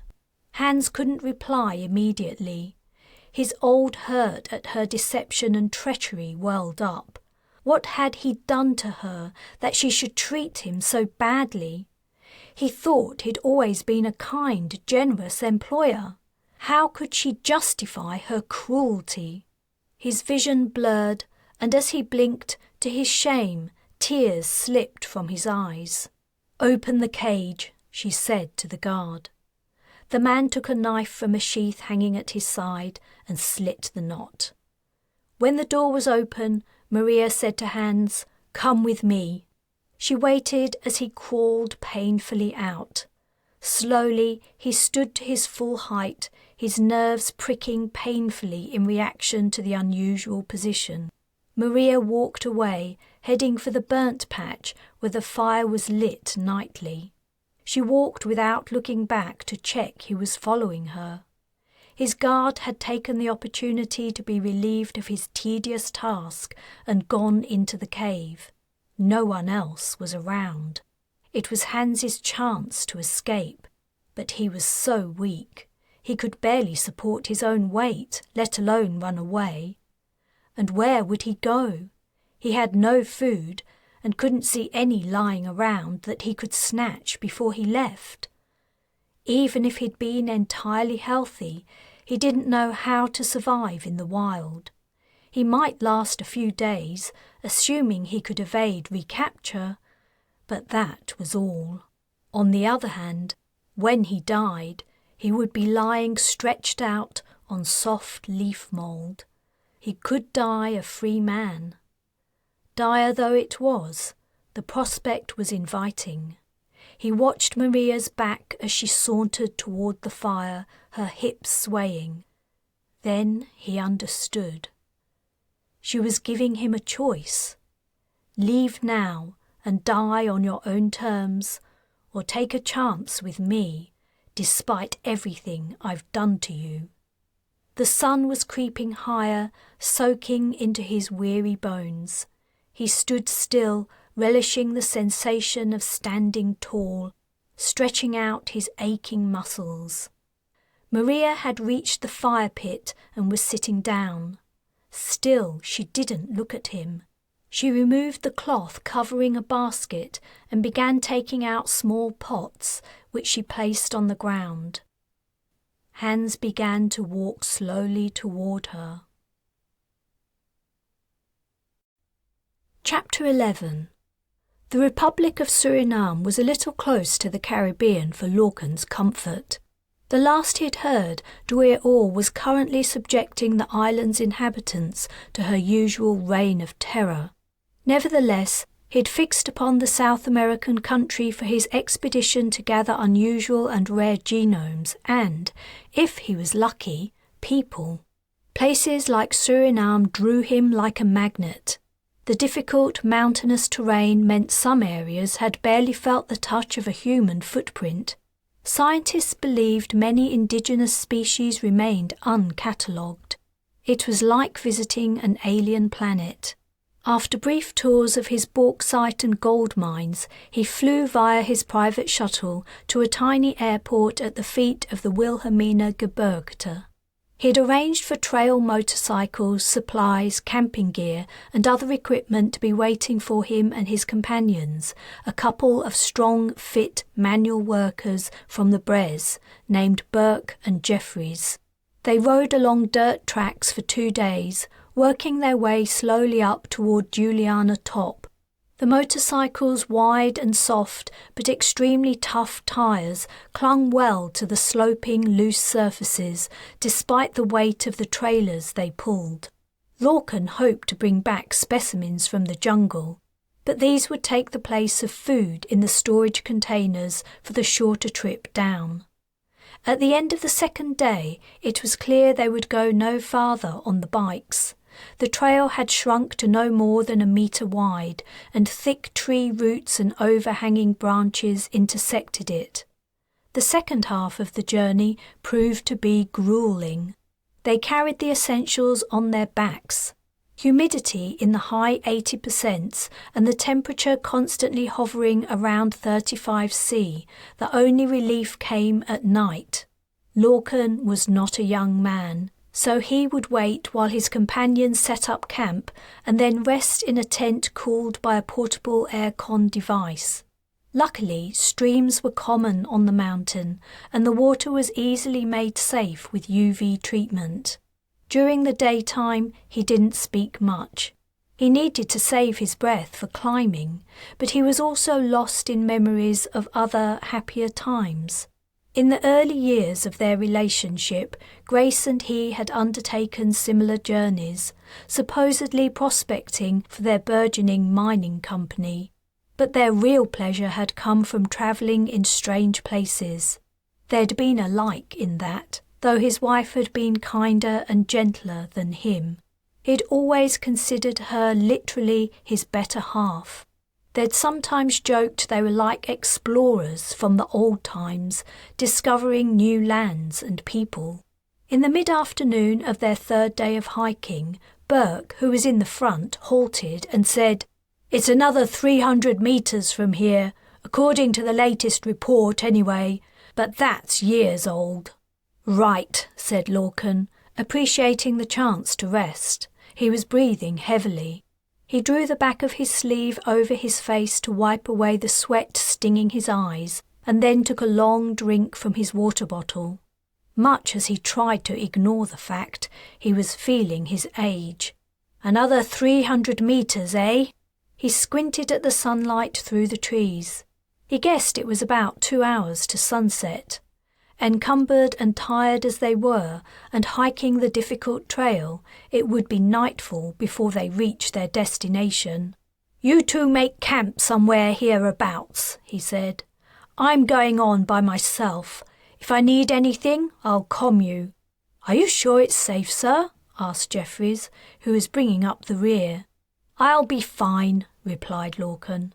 He didn't want to wait until morning to approach his subject. He was excited to meet her and discover what she might have to offer the Antarctic project.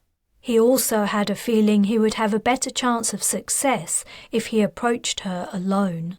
Burke began to slice through the vegetation that walled them in on each side of the track with a machete, looking for a piece of flattish ground to pitch the tents.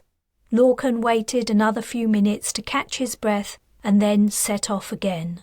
The temperature had cooled as they'd climbed higher, though the air remained thick with moisture. Still, Larkin was on the edge of collapse by the time he came upon the small house in the jungle. He knew intellectually how far he'd climbed, due to an implant he'd had fitted years ago that told him his position and progress, as well as other useful information. But he felt as though he'd toiled for a kilometre or more. He was near the end of his strength.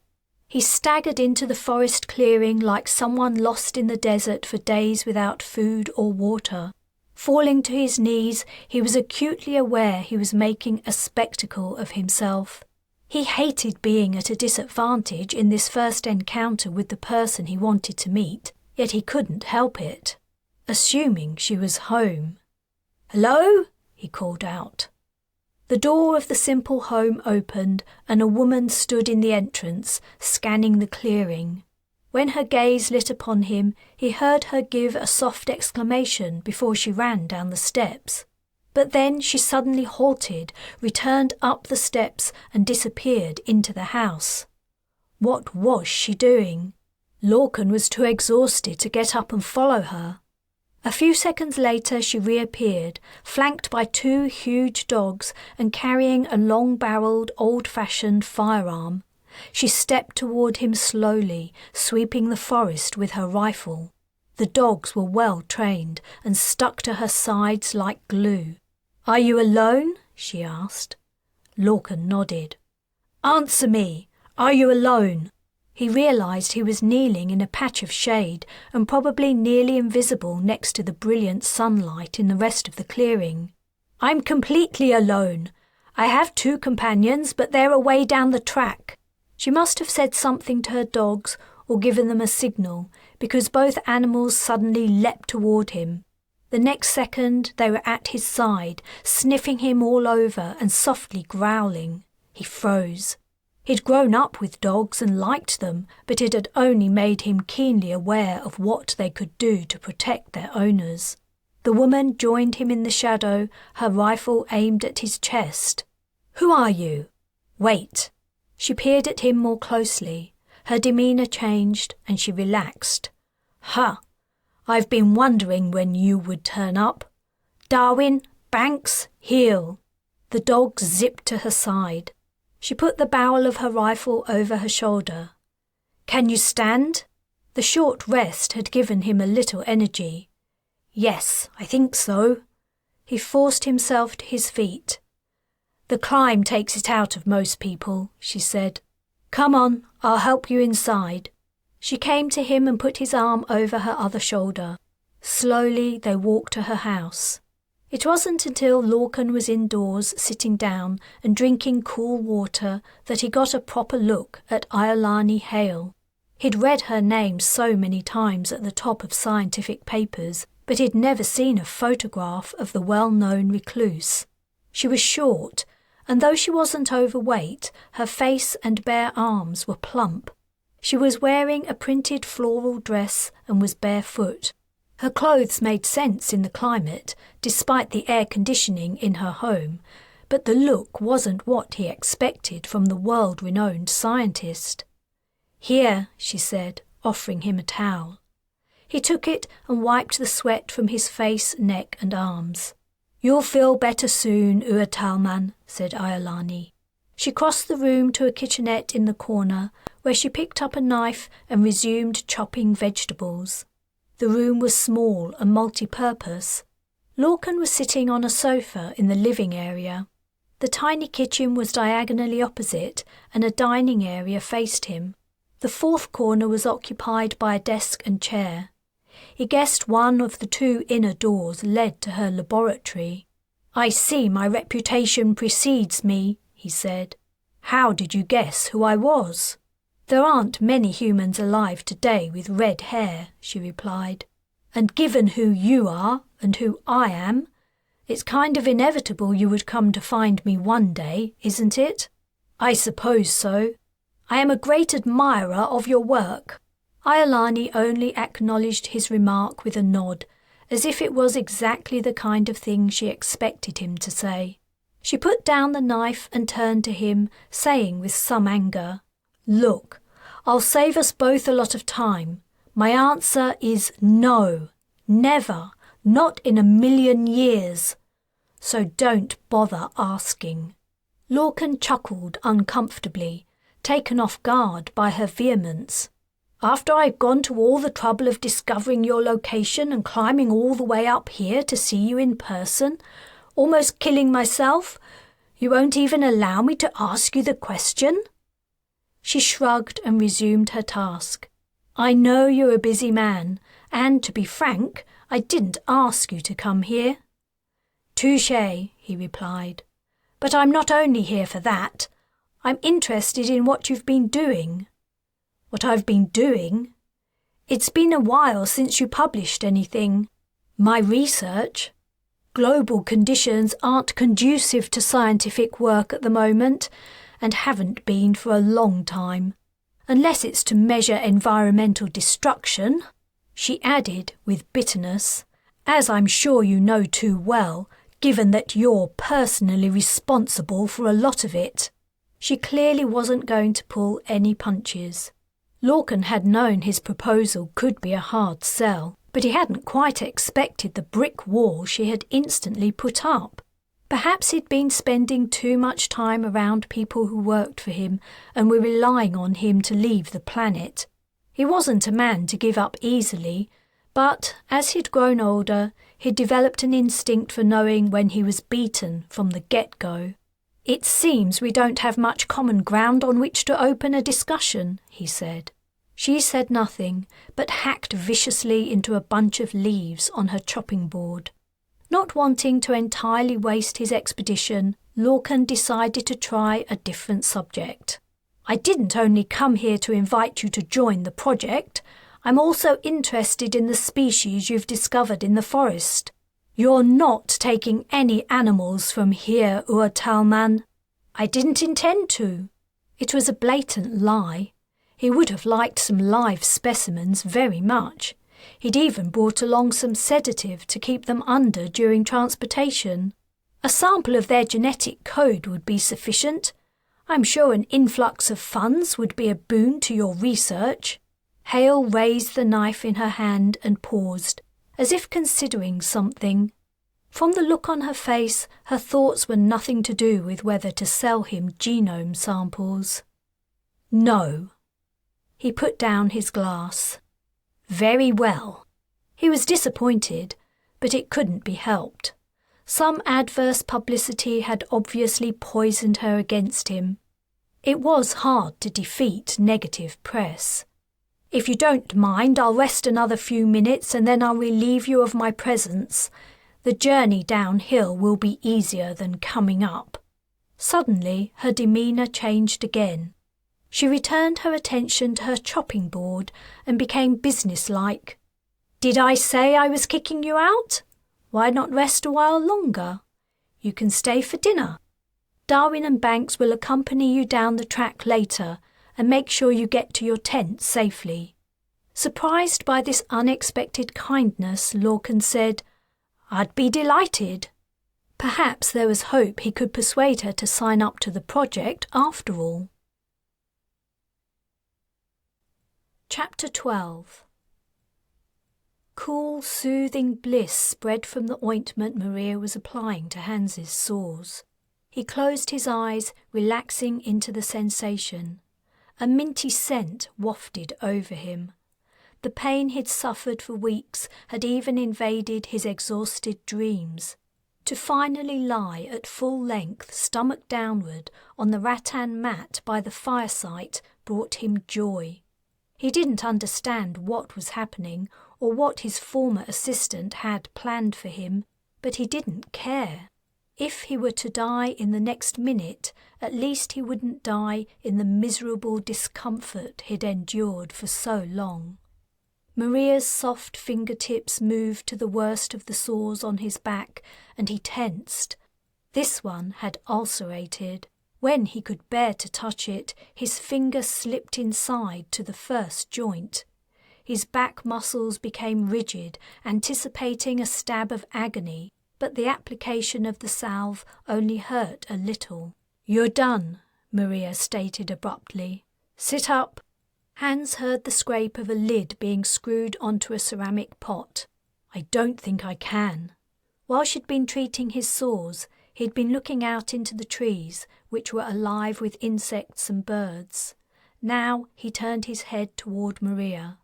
She was sitting cross-legged, dressed in khaki pants and a yellow tank top. She regarded him with half-lidded eyes. "Then do what you can." Hans managed to pull himself up to a sitting position by resting on the side of one buttock and propping himself on his arm. "Can you drink?" she asked. He nodded, but when he took the cup she poured for him, he hesitated. "I'm not going to poison you, Hans. If I'd wanted you dead, I would have killed you in your villa the night of the EAC invasion." Keeping his eyes on her, he sipped the liquid. It was plain water, lukewarm from sitting in the sun. She slid a plate of something ashy over the mat toward him. He put down the cup to pick it up with his free hand. It was a kind of unleavened bread that must have been baked in the remains of a fire. He brushed off the worst of the grey dust and bit into it. His mouth watered, but his weakened jaw muscles struggled to deal with the tough, stale substance. "Supplies are getting low," Maria explained. "We mostly only have flour left. A group is going out to raid Kingston tomorrow." Hans chewed and forced down the contents of his mouth. "Are you going too?" he asked. "Sounds dangerous." She shook her head. "Food isn't my responsibility, and it isn't that dangerous yet. The city's in chaos." Feeling emboldened by her unexpected change in attitude, he said, "I thought I was good to you, Marie." "Don't you dare!" she snapped. "I am not and never was your underling. I didn't need you to be good to me. I'm sorry. I didn't mean to insult you. I simply meant I thought we had a good professional relationship. I've spent the last few weeks wondering what I did that was so bad I deserved to be tricked, locked in a cage, half-starved and brought close to death. Look at me. I doubt I would even recognize myself. Hans Jonter, are you really sitting here and criticizing me for being deceptive? You, the former head of CIS?" He hung his head. He couldn't deny there was some justice to her words. "I never locked anyone in a cage," he said quietly. "Maybe not, but how many people died in the coup you engineered? How many people were you prepared to sacrifice for your cause? I didn't kill you." Again he felt the cut of her retort. "What can I say? I was trying to do away with the monarchy and the establishment. I wanted to create a better world, a more just society. I wanted to make the Britannic Alliance a republic, where everyone had a fair chance in life and didn't have to spend their days with the boots of the autocracy on their necks. And that is why you were not executed," said Maria. "I came to your villa the night of the coup and EAC attack to make sure you didn't escape. I was supposed to deliver you to the EAC soldiers, but everything had changed by then. I decided to give you a chance to tell me what lay in your heart. Do you remember? I asked you why you set up the coup. You wouldn't tell me at first. It was only when we were in the car, fleeing the fighting, you told me the truth. You talked about the privileged upbringings of the BA elite, how everything had been handed to them on a silver platter. You said, I'd hoped to put an end to all that. Hoped Hennessy, Montague and Beaumont Smith would be the last of their type with any kind of power. I realised you weren't quite as bad as the rest of them, and that was why I spared your life." "You were going to take me to the EAC?" asked Hans, astonished. "Why would you do that?" Then the penny finally dropped. "You were working for them," he exclaimed. That was how Dwyer Orr knew exactly when to send in her forces. She knew the BA would soon be at its most confused and vulnerable. You told her about the coup. She was prepared, waiting for it to begin. Not me, said Maria. I didn't tell her. Josie did. As far as Carla Orr was concerned anyway. Josie? But she... Hans's head hurt, and it wasn't only due to his weakened, starved state. If he hadn't been so feeble and sickly, he would probably have quickly figured out what Maria was implying, but not today. Please, explain. She broke off a piece of unleavened bread, took a bite, and chewed and swallowed before she began. You have to understand, I loved Josie very much, and she loved me. We were very close, but though we looked identical, our opinions on many things were different. Most of the time we managed to put our differences aside and get along. She sighed heavily. I miss her. But maybe it's for the best she isn't here to see what's happening to our country. One thing we agreed on was that Jamaica should leave the Britannic Alliance. I thought we should be entirely independent, not under any other nation's control. Josie thought we should join the Earth Awareness Crusade. She was into nature and rejected modern conveniences, loved camping and wildlife. She was also very spiritual, but in the sense that she thought everything had a soul. You know the type? Maria smiled and looked away from Hans into the forest. Her eyes glistened, and she rubbed one of them with the heel of her hand. She would have loved this place. I didn't trust the EAC, and I was dismayed when she told me she'd joined them, Maria went on. I'd heard what they'd done in Europe and the Britannic Isles. Josie told me they wouldn't do that here. She had assurances that things in Jamaica would be different, she said. I asked her what she meant, and after some pushing, she finally told me. We couldn't keep a secret from each other for long. She revealed she'd been recruited by Dwyer Orr herself. She was to use her position as your assistant to spy on the BA government. All the time she was working for you, Hans. She was feeding the Dwyer information. Not Josie! Hans was rocked. He'd never suspected her for a minute, not for a second. But then he'd never suspected her sister of any subterfuge either. What a pair of agents they would have made. Maria didn't react to his surprise. She continued her story. When Josie was killed in the attack on the General Council, I was shocked and outraged. She couldn't have known about the attack, or she would have faked a reason for her absence. But Dwyer Orr should have guessed she might be there. She didn't warn her to stay away. She let my sister die, as if her life was worth nothing. He wondered why the Dwyer hadn't told Josie anything. She would have needed a very convincing excuse to not attend. He would have been suspicious about her afterward, assuming he survived. Perhaps Carla Orr had been willing to risk her contact's death rather than revealing she'd infiltrated Sis. That would make sense, given the woman's callous attitude.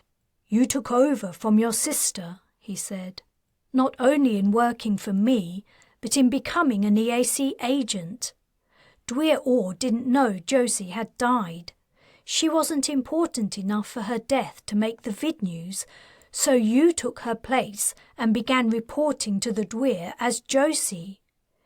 But you said you were going to take me to the EAC soldiers. If you were so angry about Josie's death, why did you begin working for them? I often ask myself that question. Maria looked into the distance for a moment, narrowing her eyes against the sunlight. I don't have a good answer yet. Have you ever met the Dwyer in person? No, never. The woman was famously cloistered, reserving audiences only for her followers. She's oddly persuasive. She gets inside your head somehow. I only met her a couple of times, but each time I came away feeling dazed and muddled. I'd only gone to see her out of curiosity, but I found myself doing her bidding. I don't want to ever meet her again. But maybe what I did isn't so strange. I wanted the BA out of the Caribbean forever. I thought the EAC would be a means to achieve that. But the BA was protecting the islands. Why would you want it to leave? Hans, she said angrily, don't you know anything about our history? He had read up on Jamaica and other major Caribbean islands before the BA government had transferred to them. Their past was heavily besmirched by exploitation of the local people, both in ancient times and during the resurgence of the Britannic Isles' power 2 centuries previously. I do know something of it, but that was a long time ago. Things are better now, surely. Old wounds cut deep. We have always been an underclass, no matter what changes the ruling governments make. What you endured in your cage is only a taste of what my ancestors suffered, and what my people continue to suffer in other ways. So that was it. Maria had wanted to take out her revenge on him for the grievances of the Jamaican people. Then you've been targeting the wrong person, he said bitterly. My ancestors are immigrants. They had nothing to do with what happened here. No, you don't get off so lightly, she retorted. You were the head of CIS, a member of the establishment. You were working to destroy the establishment, to create a republic that would still control the Caribbean. No! Well, maybe. He couldn't think straight. He was too ill and malnourished. But he was glad he was out of his cage, and Maria no longer seemed intent on torturing him. What happens now?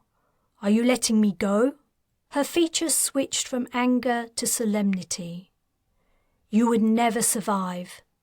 As we all should have guessed, Dwyer has reneged on her promise to spare the local population after the invasion. Tens of thousands have died already, and the slaughter goes on.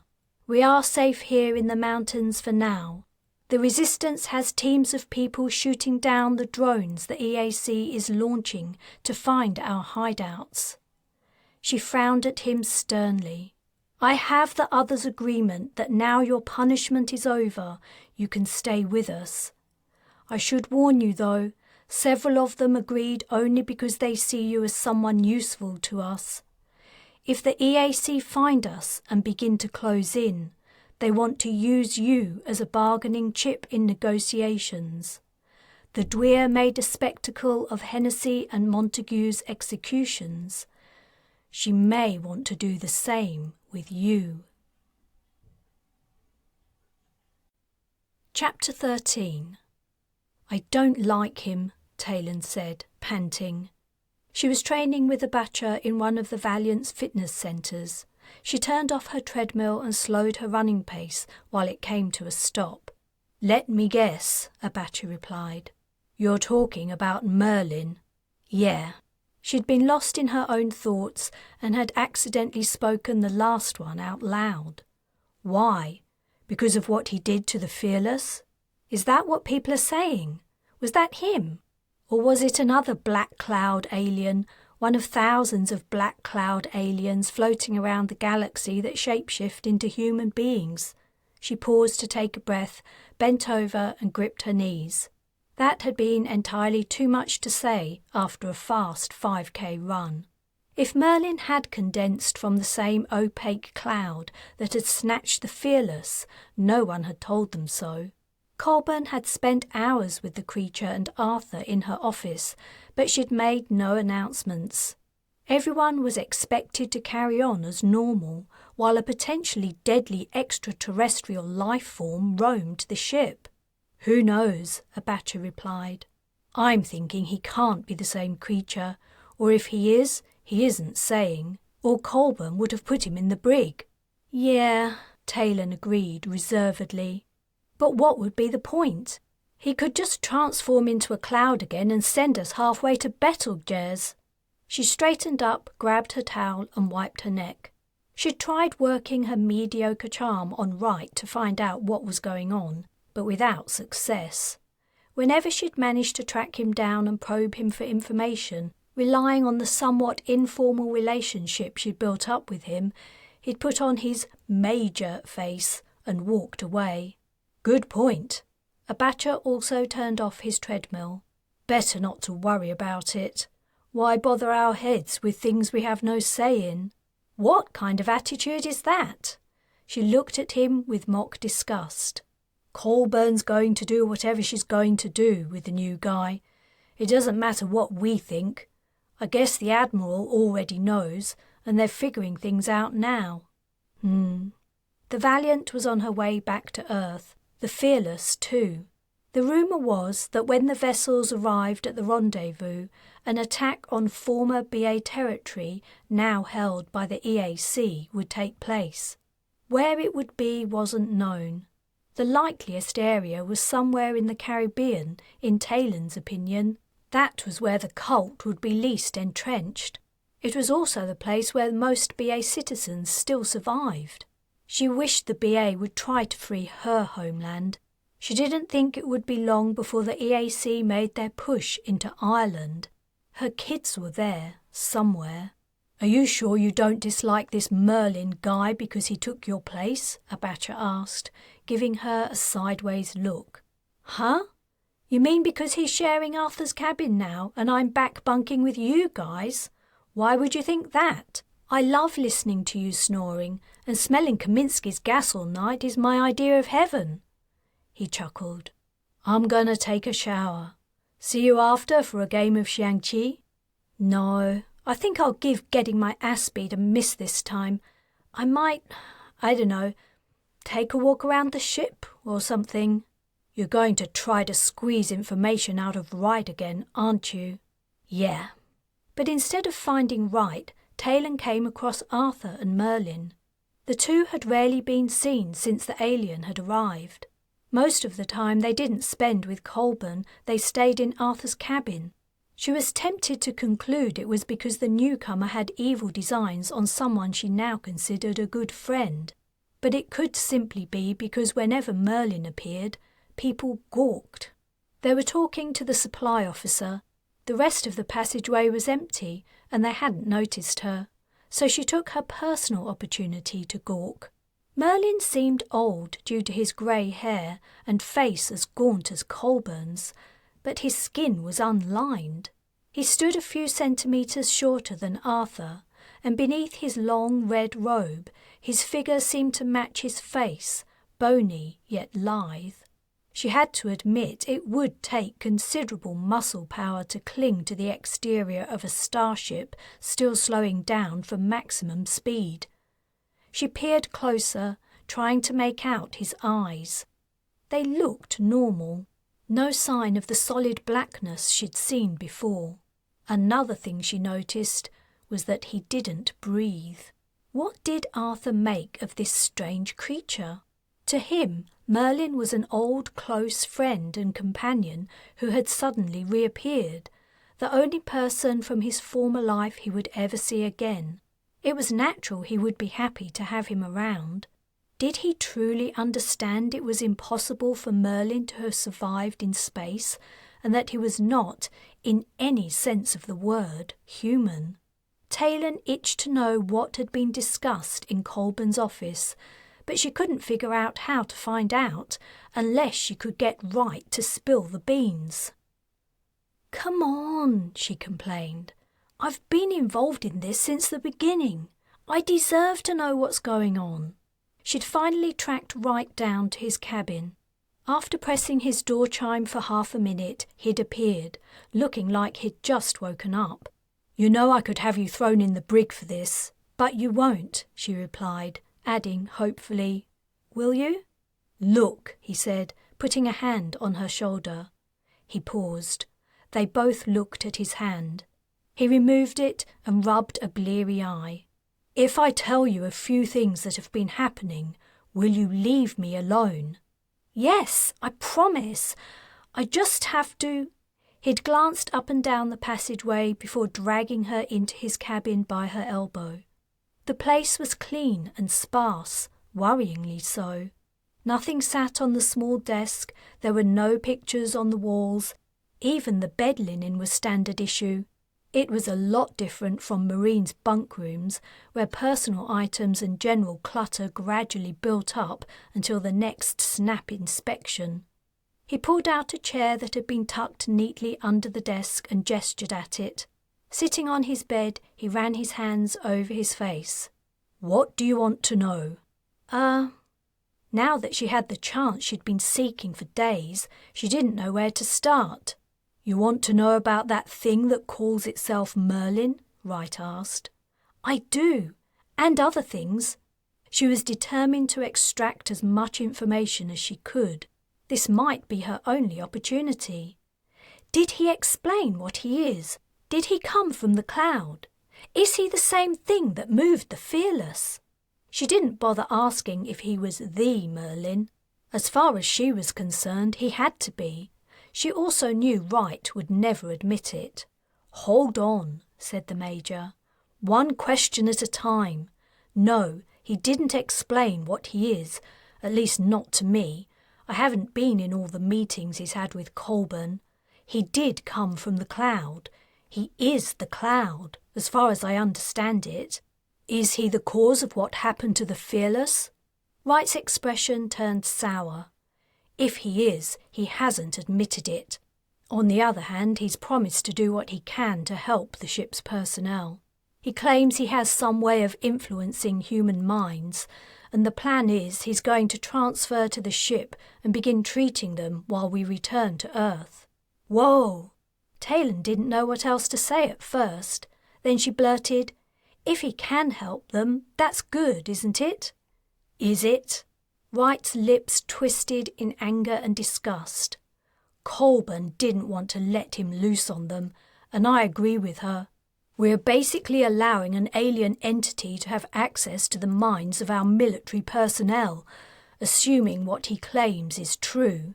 If he does have some telepathic ability, who the hell knows what he might do? Do we really want a complete stranger to have mental control over an entire ship's crew? And they aren't capable of giving consent to the treatment. It's a security and ethics minefield. So why are we doing it? Admiral Kim insists. She and the rest of the fleet commanders have reacted to Merlin's arrival like it's the visitation of an angel, come to save us all. And it's your Arthur's fault, he added bitterly. My Arthur? You know what I mean. It's your story about an ancient king who would return when the BI fell that's been going the rounds. And the man's so goddamn charismatic they believe it. Did you know he's been talking to Kim via direct comm? She hadn't known that. She thought back to her conversation with Arthur in the mess hall and winced.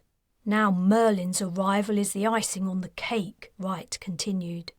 The Admiral and the rest of the fleet are convinced the two of them are the answer to our prayers, that all we need to do is waltz into the Caribbean, the BI, and every other territory we lost, and abracadabra, all our enemies will drop dead.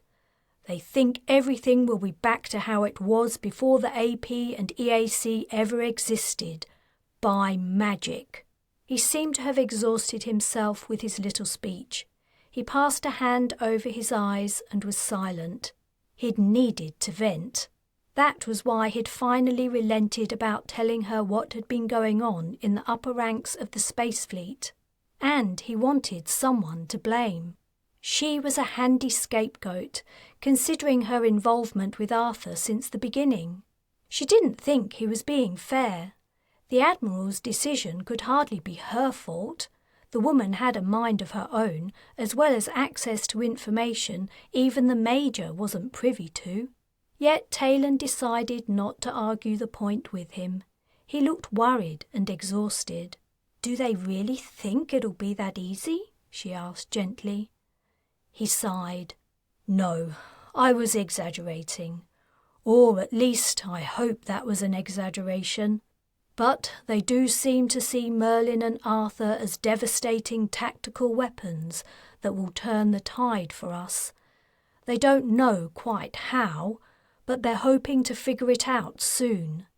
Meanwhile, the Admiral has accepted Merlin's offer to help the people on the Fearless. He transfers there tomorrow. Colburn wants me to go with him, and I'm happy to.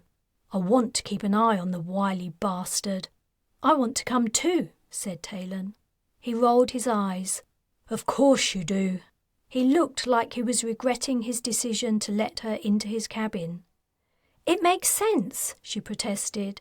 I'm the one who was with Arthur from the beginning, before he could even speak English. And I know all the stories about him and Merlin, and... He lifted an eyebrow. And if we do go to the BI to attack the EAC, I know the situation on the ground there, better than anyone else aboard. So I should be working with Merlin and Arthur from now on. I hate to admit it, but you do have a point. About the situation in BI, I mean. You were there only a few months ago, right? A rush of emotion hit her. She pursed her lips and nodded, not trusting herself to speak. And it would help to have someone familiar with what was happening on the ground, he mused.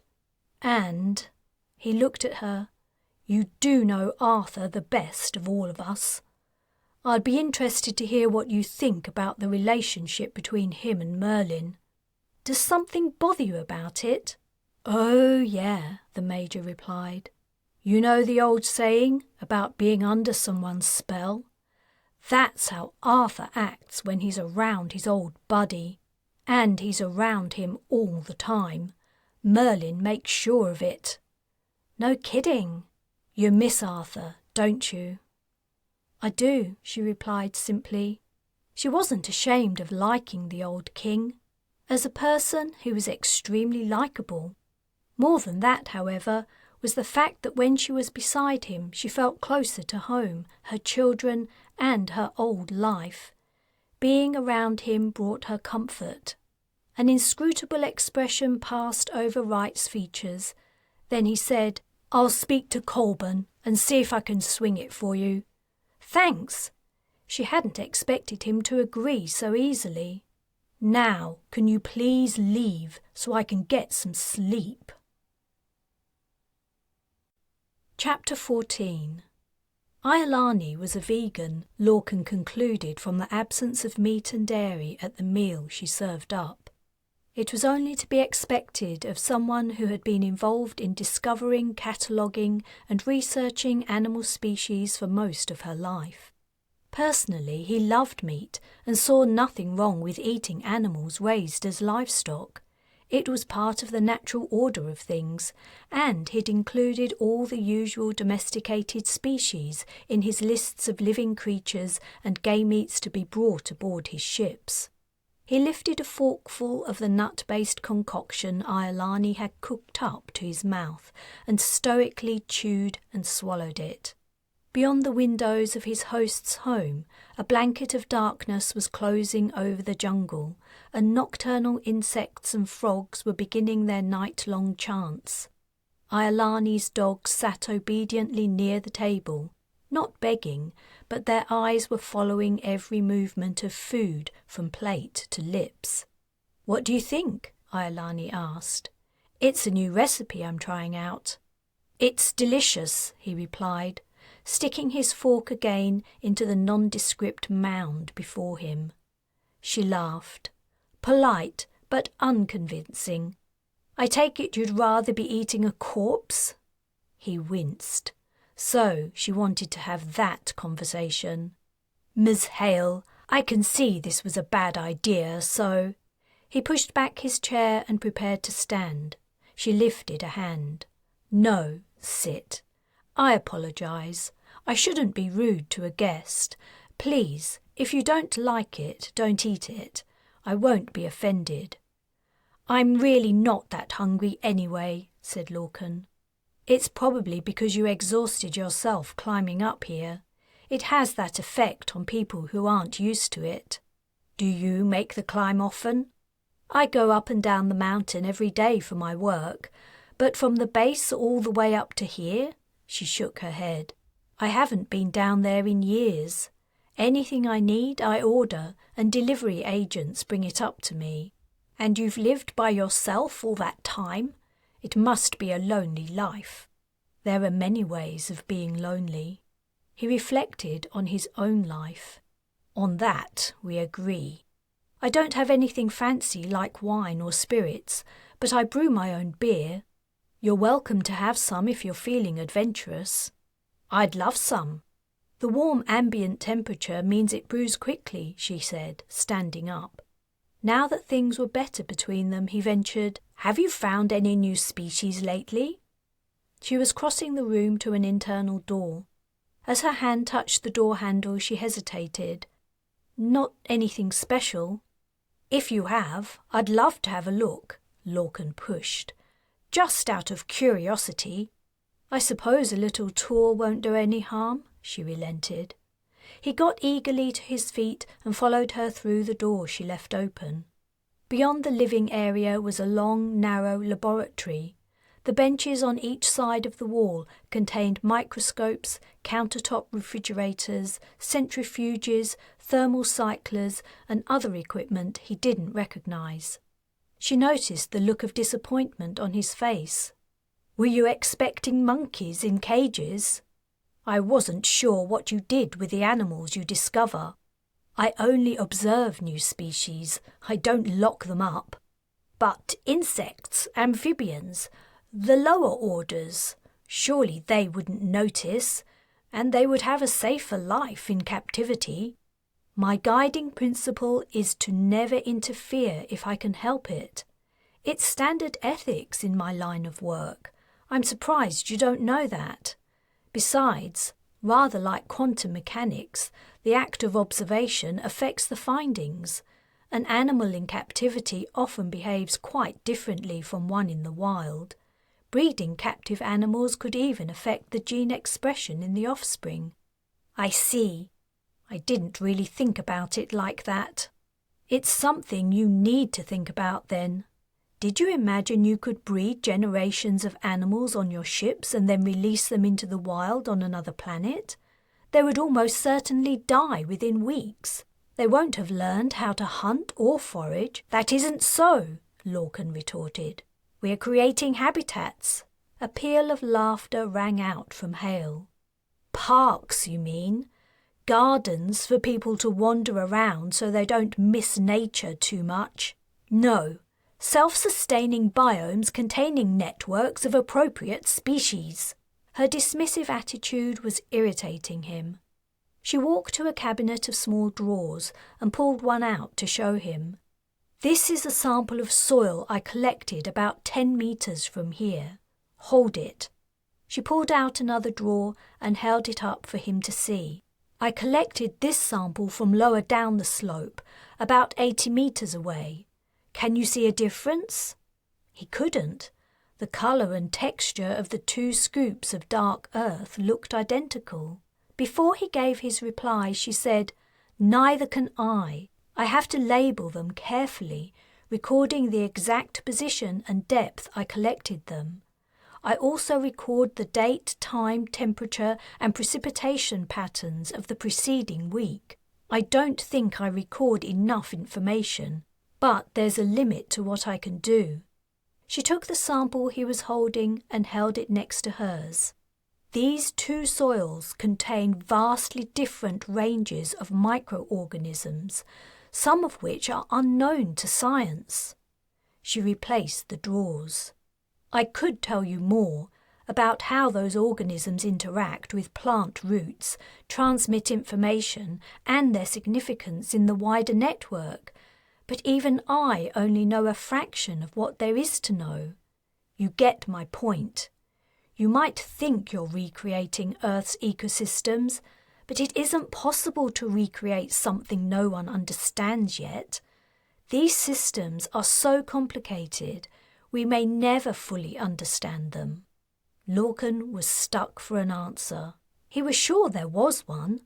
Something about how life sustains itself, and how they were seeding the biomes with all the known species, and that everything would sort itself out in the end. But he couldn't put it into words. "Let's have that beer," said Hale.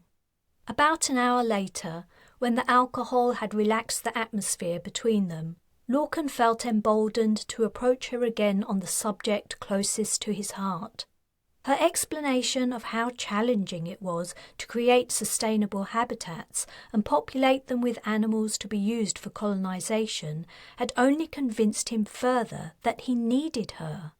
"I hope you can forgive me for raising the subject again," said Larkin. Iolani softly sighed and gave a little shake of her head.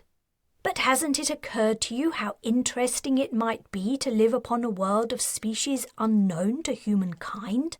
An entire planet's biome to investigate and classify? As it stands, though I have many scientists among my lists of colonists, I have no one of your calibre. I could guarantee you would have free rein in your endeavours, complete freedom over what you did. It would be an honour to have you along." Hale had been convivial up to that point. Her features turned hard. "The problem is, it wouldn't be an honour to be a part of what you're doing. Not to me, nor any other person with a shred of morality." "Morality?" Larkin spluttered. "It's immoral to want to save humanity from the eventual death of its home? I'm fascinated to hear your reasoning. Go on." "I don't think I'll be successful in explaining the concept to someone in the process of destroying humanity's home and the home of millions of other species," she retorted. "Destroying humanity's home?" They were strong words from someone Larkin had thought he was finally getting along with. The mood in Hale's little home had suddenly darkened. Darwin and Banks looked up, their ears pricked. "Then save your breath," he said. "Thank you for your hospitality, but I really must be going. The moon's nearly full tonight. I'm sure I can find my own way without the help of your dogs." "No," said Iolani, rising to her feet once more. "You're not going anywhere. You're going to hear what I have to say." "Not going anywhere?" he asked sarcastically. "Who do you think you are?" The woman weighed no more than 100 pounds soaking wet. He, too, got up from his chair. "Banks, Darwin, guard!" The two huge dogs leapt from their sitting positions to within a few centimetres of Larkin's toes. Growling, saliva dripping from their bared fangs, they inched closer to him, as if hoping for the signal that would allow them to make him their evening meal. "Sit down," Iolani ordered. Somehow the dogs knew the command wasn't directed at them. Larkin slowly lowered himself into his seat, his gaze never leaving the two threatening animals. "This is ridiculous," he muttered. He was deeply regretting not bringing his men with him. He was also unarmed, but even if he had been carrying a weapon, by the time he killed one of the dogs, the other one would be upon him. Returning once more to her seat, Iolani poured herself another glass of beer. "They won't hurt you as long as you remain still, but if you make a move out of place or try to hurt me, they will kill you. There are no law enforcement authorities up here, Talman. It's survival of the fittest, and you aren't suited to this environment." "Let's hear it then," said Larkin, his jaw clenched, "and not waste more time contemplating your pet's forthcoming meals." "Right," said Iolani. "Please tell me what the hell it is you think you're doing." He gritted his teeth, outrage coursing through him. "What do you mean?" "Your project. The vast colony ships you're building by plundering Earth's resources. Did you forget about them?" "Of course not. Isn't the answer obvious? It's humanity's greatest endeavour. We must spread to the stars. It's our destiny. The alternative is to go the way of all species that have ever existed and face our eventual extinction. Is the latter preferable to you?" he spat. "That's the story you tell everyone. I'm interested in your real reason." Are you mad? That is my real reason. What other reason could I have? No, you're lying. If not to me, then to yourself. I am not lying. This is insane. Bring your dogs to heel and let me go. You're forgetting something, said Hale. I'm not an ordinary member of the public you can hoodwink with your stories of galactic adventures. I'm a scientist. My specialism is zoology, but my interests are wide-ranging. I've also studied geology and astronomy in my time, and I can't believe you also don't know enough about those subjects to be aware that what you're doing is unnecessary. Larkin shifted in his seat, suddenly uncomfortable. Call off your dogs now, or I'll take my chances. You won't make it to the door, believe me. Then the world will be rid of you, and, without you to lead it, your project will collapse. Is that what you want? He became still. You know as well as I do you could mine asteroids for most of the materials you're ripping out of the ground here on Earth, at massive environmental cost. You might be able to make an argument for gathering species and genomes, but nearly everything else? It would be easier and cheaper for you to get it out in space. You've chosen not to do that. I want to know why. I wasn't aware I owed you any explanation for my choices. She stalked over to him, leaned close to his face and hissed, But you do, Talman. You do. You owe us all an explanation. I want you to think about that. She stood upright. Darwin, Banks, here. Instantly the two animals were at her side, looking up at her eagerly for praise. Larkin didn't hang around. He ran for the door, wrenched it open, and sped out into the darkness. Stumbling and tripping over tree roots, he dashed down the track and didn't stop until he found his men's encampment. That night, nightmares of slavering dogs bursting through the walls of his tent disturbed his sleep. Chapter 15. As soon as Carla woke, her stomach forced its way up her throat. She barely had time to turn her head to one side before its meagre contents erupted from her mouth. When her stomach was empty, she continued to retch. She couldn't stop.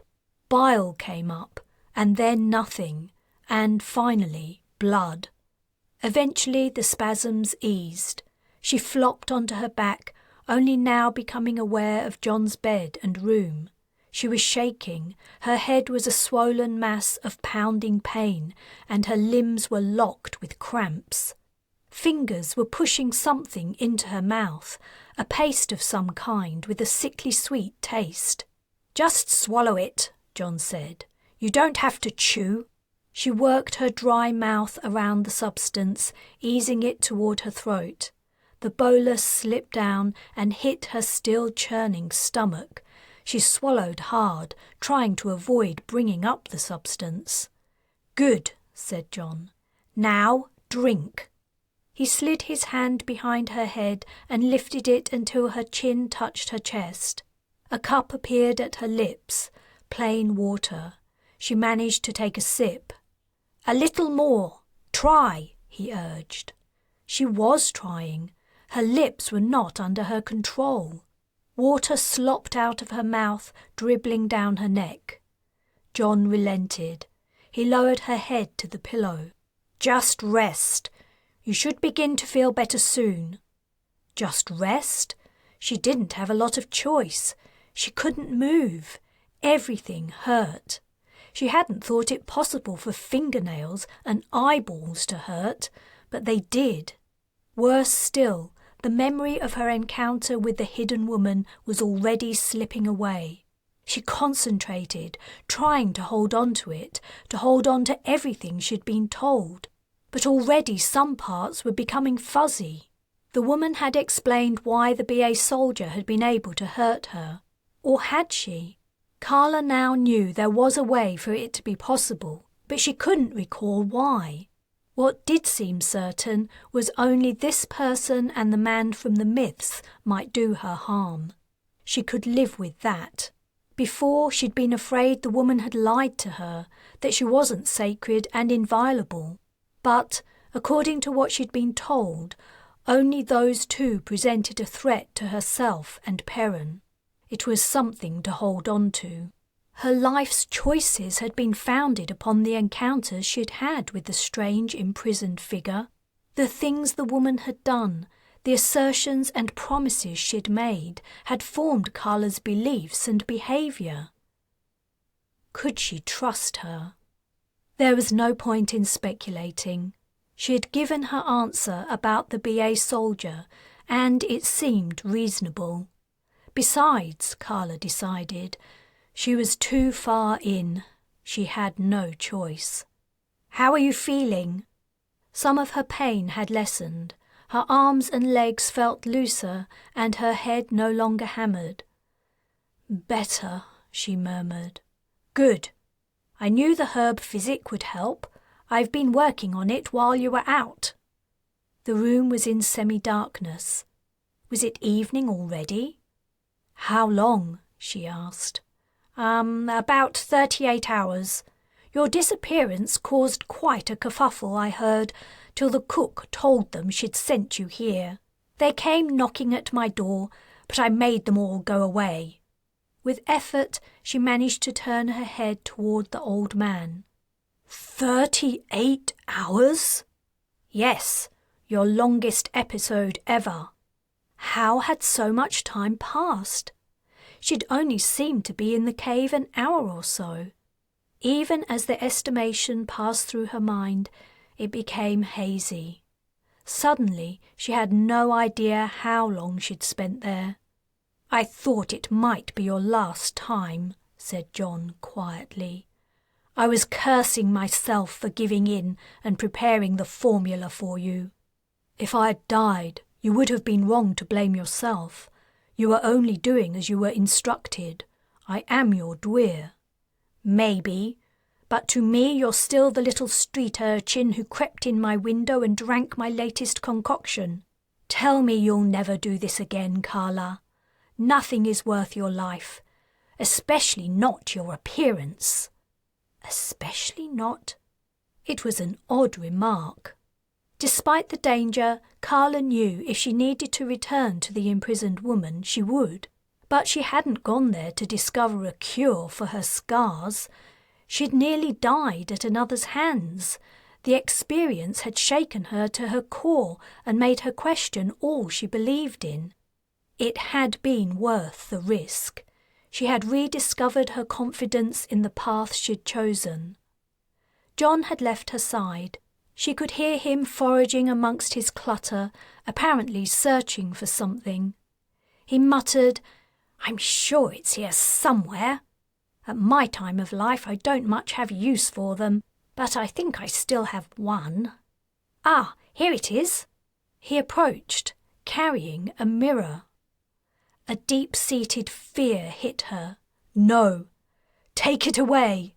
She'd seen enough of the burns on her body.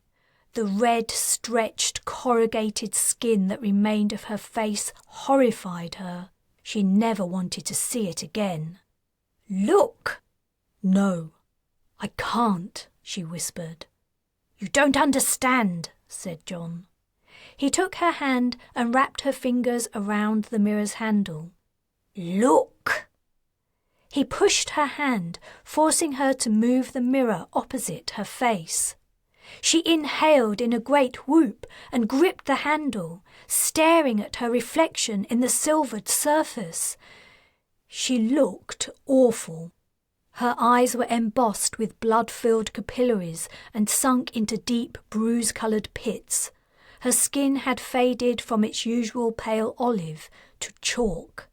Her cheeks and temples were shadowed hollows. But she looked normal.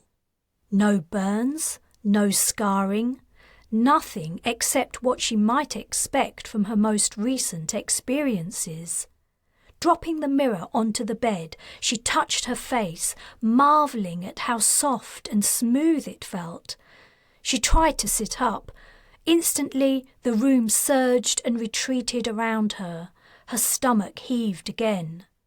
"Lie down," said John, gently pushing her shoulders down. "Have more of the herb paste." He picked up the mortar and scooped out some of the mixture in a spoon.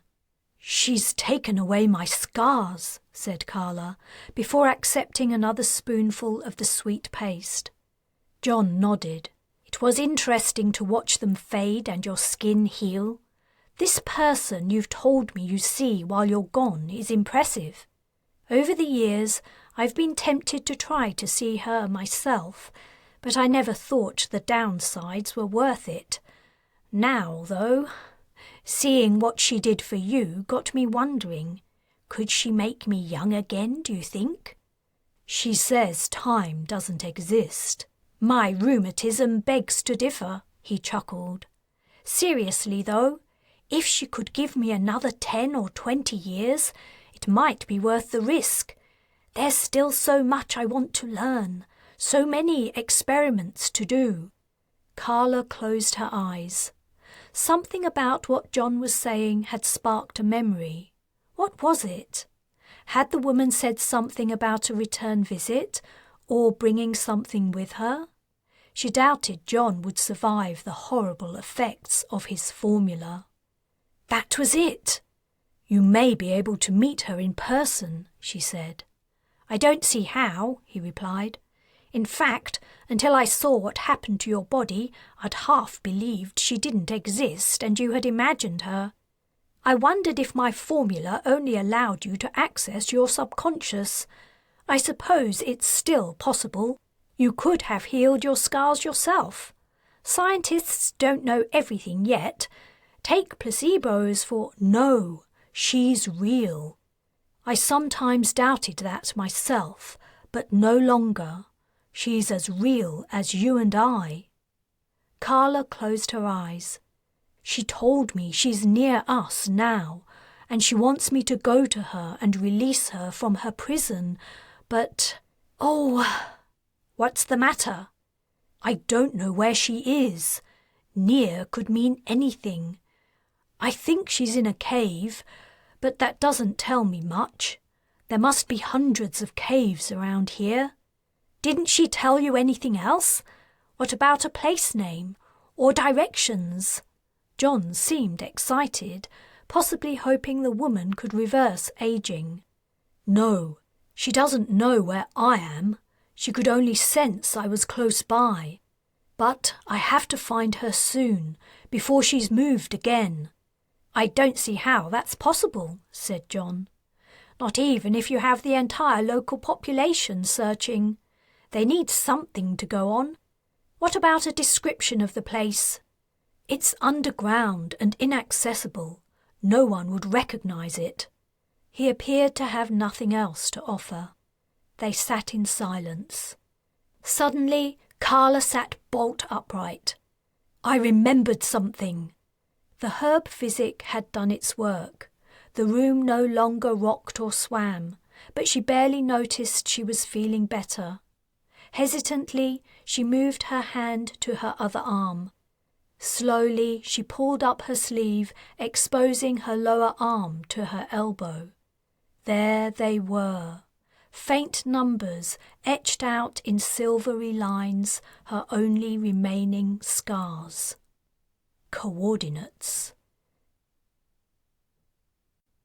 Chapter 16. The morning after Iolani's threatening behaviour and assault on his character, Larkin was fuming. He sat in the shade, watching Burke and Jeffries break camp, ruminating.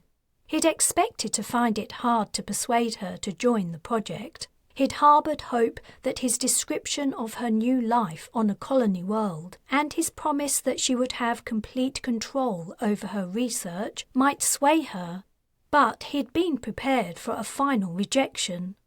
His comment that he was one of her greatest admirers had been genuine. Simply meeting her would have made the journey worth it, and he might have come away with some rare genetic material. He'd been prepared to pay handsomely for it. What he hadn't expected was to be humiliated and treated as if he wasn't fit to be in her presence, to be threatened with dogs, as if he were a low-class burglar or thief come to steal her precious treasures. His cheeks burned at the memory. He would never forget the look of revulsion on her face when she'd finally allowed him to depart. Who did she think she was? Every day he received tens of thousands of applications for a place on one of his ships. Over the years, he'd turned down hundreds of thousands, probably millions, and he'd offered her a spot free of charge. He'd asked her to come along, and she'd had the audacity to refuse him. Not only that, she'd refused him in the most haughty, arrogant manner possible, as if he'd been asking her to step into a cesspit with him. As to her assertion that he was responsible for the problems on Earth, that his operations were one of the reasons so many people wanted to leave, he shook his head. Didn't the woman understand the nature of human progress? Was it his fault he was the facilitator of humanity's destiny? If he didn't do it, someone else would, eventually. Hale should have been thanking him for all that he'd done. All the money he'd paid over the years to make the dreams of so many come true. "Nearly finished, sir," said Jeffries, approaching him under the gigantic fig tree. "Burke is packing the rations. Would you like something to eat before we leave?" Larkin had refused breakfast earlier when he'd woken, anger over the events of the previous evening taking away his appetite. "Yes," he replied. "Bring me some biscuits, and then find somewhere to wait a while. I need to think." "Yes, sir." He watched Jeffries return to the glade where Burke knelt, packing one of the backpacks. At a word from Jeffries, Burke glanced at Larkin, then rummaged in the pack before drawing out a packet. Larkin wiped his neck with a cloth. The temperature had barely dipped overnight, and today promised to be the hottest of the trip so far. The thought of returning empty-handed after so much effort in difficult conditions, as well as so much time and expense, galled him. He took the biscuits Jeffries handed over and munched on one while also mentally chewing on his problem. Iolani Hale's face seemed to float up in front of him, mocking him with her smile. She'd only invited him to stay for dinner in order to criticise and castigate him. She'd said she'd been expecting him, and as she waited, she'd clearly been preparing her diatribe, anticipating her opportunity to tear him down. Hale reminded him of Dwyer Orr, manipulative and deceitful. He'd had his fill of that kind of behaviour, and he wasn't going to put up with it any longer. He couldn't let Hale get away with what she'd done. What if she went bragging to a VidNews channel about setting her dogs on him and chasing Larkin Ua Talman away like a beggar at her door? He narrowed his eyes. What if she had security cameras recording during their encounter? He hadn't seen any, but that didn't mean anything. You could buy devices the size of a pinhead these days. And she'd been very hot on security with those two brutish dogs. He couldn't take the risk of her releasing the films in the public domain. He had an image to uphold. If people saw him in his exhausted state when he'd reached her house, or with those two dogs threatening him, it could ruin the entire project. The participants had to have faith in him, look up to him, or it would never succeed. He simply couldn't take the risk. He stood up, brushing off crumbs that clung to his clothes. "Jeffries, Burke, come here. There's been a change of plan." In the heat of midday, the jungle was quiet. Birds rustled dead leaves on the forest floor, looking for bugs and worms, and flies buzzed, but the rest of the wildlife was silent. Even the cicadas' striations had stopped. Larkin slowly lifted his water container to his lips and sucked on the protruding straw thirstily. Just as slowly, he lowered the container. His back ached from crouching, but he didn't dare move. The open ground in front of Hale's home was a bright patch of gold in the tropical sunlight. Larkin checked the time. 1 minute to go. He tensed, waiting for the seconds to count down. 30, 15, 10, 5, 4, 3. At the end of the glade, farthest from the house, something moved. The vegetation parted, and a man staggered into the clearing. "Help!" he screamed. "Please, help me! I've been bitten by a snake! God, it hurts!" The front door flew open and banged against the wall. Hale burst out and leapt down the steps. Just as quickly, Larkin launched himself from his hiding place and raced onto the veranda. He heard dogs' paws clattering on the wooden floor inside the house. The door, which had swung closed, began to open. He threw himself at it and slammed it shut. There was a whine as it presumably hit a questing canine nose. Then the door bucked with the impact of 2 large, muscly bodies. Larkin held his back against it, his feet firmly braced on the veranda floor. Still, it took all the strength he had to keep it closed against the combined strength of the animals, who scrabbled, scratched and jumped at it. Meanwhile, in front of the house, all was going as planned. Jeffries, who had faked the snake bite, had Hale down on the ground. He was kneeling on her and grasping her wrists with one hand. The small woman was no match for him. Burke was preparing the pressure hypodermic. He pushed it into her bare bicep, and Hale's struggles ceased. "Hey!" Larkin called out. "Give me a hand with this door. If these dogs get out, we'll regret it." They were going wild and alternating between barks and whines as they desperately tried to reach their mistress. While Larkin and Burke kept them confined, Jeffries cut a long, smooth branch. They managed to run it between the slats in the veranda roof, the door handle, and then in between the planks on the floor. With some apprehension, Larkin and Burke stepped away from the door. It held. The 3 men exhaled with relief. Larkin asked Burke and Jeffries to check the exterior of the house and to secure any other exits before the dogs could remember them. Hale remained face down on the ground, unconscious.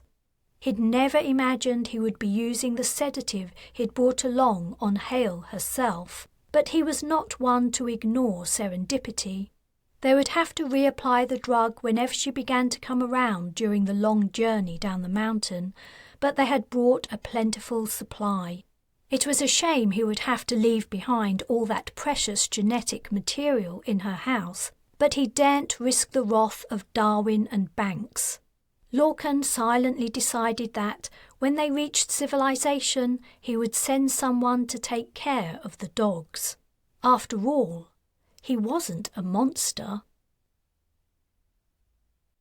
Chapter 17. Merlin held the sergeant's face in his hands and gazed into the man's eyes. The sergeant gazed back at him, but without any intelligence in his features. He stared blankly at the alien. A thin dribble of saliva ran from the corner of his open mouth. "Another one," Merlin muttered.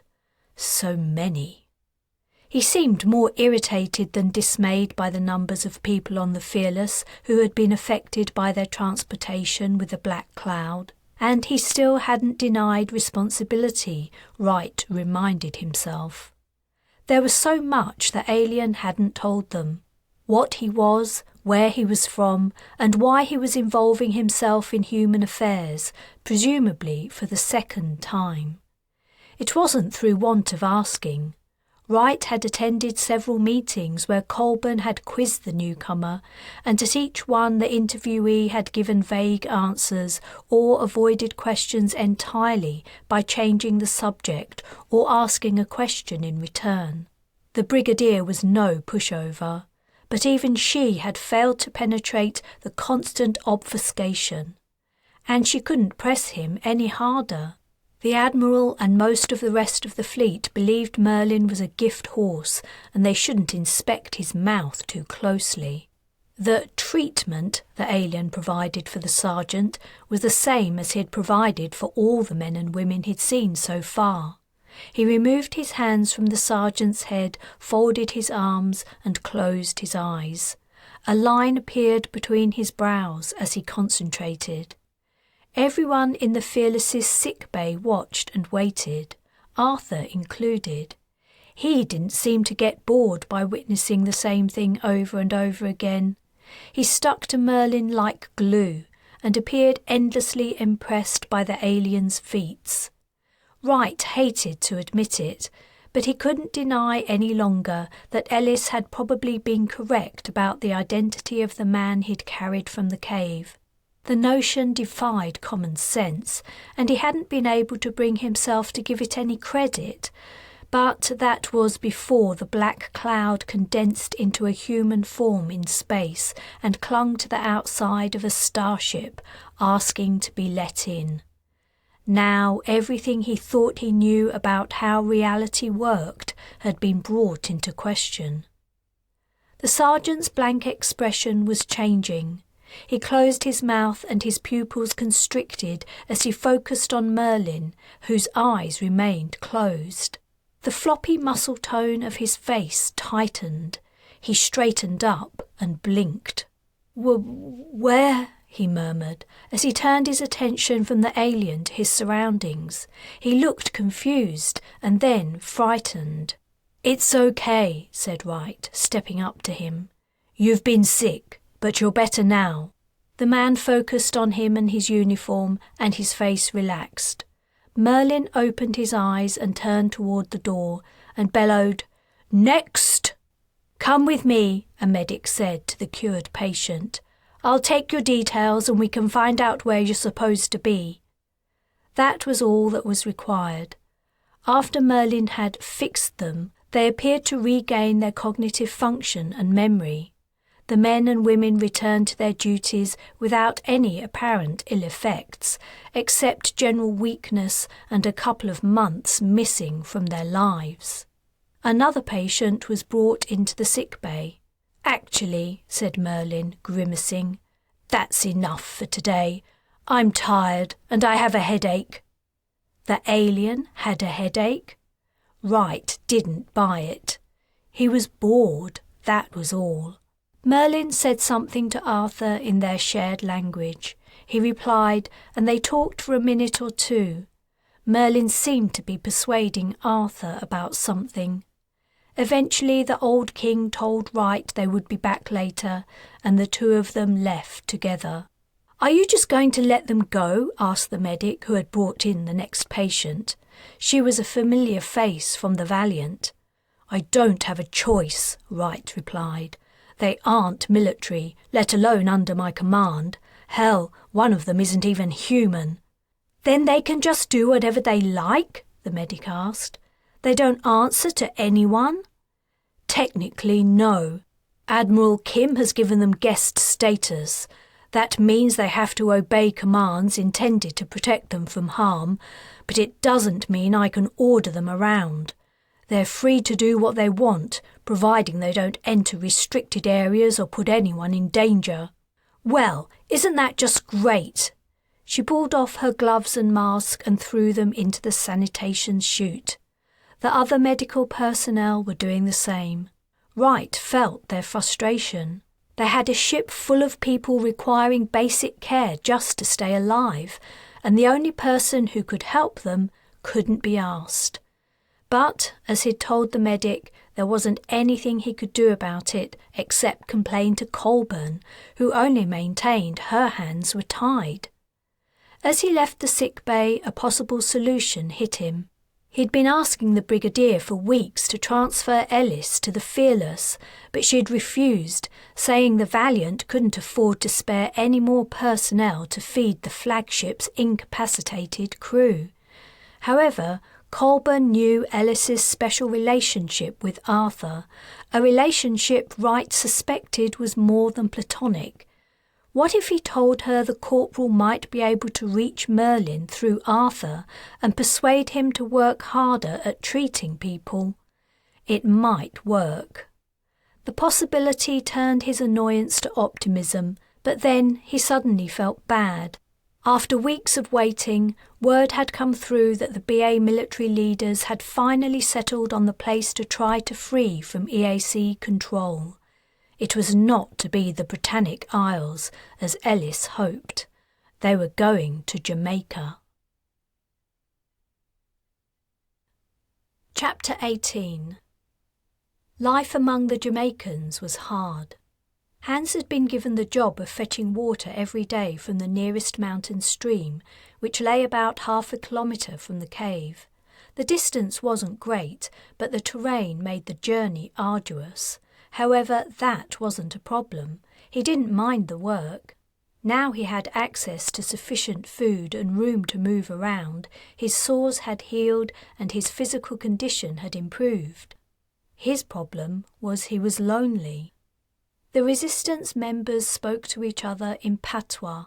He understood a little of the language, but he would quickly become lost when listening to long conversations. And since their discussion when she'd let him out of his cage, Maria had gone back to mostly ignoring him, so he had no one to talk to. The other locals could speak English, but most of the time they didn't. They only used it to speak to him, and their communication usually consisted of orders or instructions. "We're running out of water. Fetch some more. Get out of the way." They called him Bakra. Maria had explained the word meant white person, but Hans had a feeling it meant more, due to the disdain in their voices when they used it. He spent a lot of time alone when he wasn't helping with manual tasks, sitting on the fringes of the gatherings around the fire in the evenings, or sleeping in a quiet, out-of-the-way spot in the cave. In these quiet moments, he would think over all that had happened and everything he'd done and try to make peace with his current situation. He knew he was lucky to be alive. If Maria hadn't decided to take her sister's place after her death, someone else would have been his assistant, and, after the EAC invasion, the Dwyer would have hunted him down and put him to a horrible, grisly death, as she had with most of the BA government.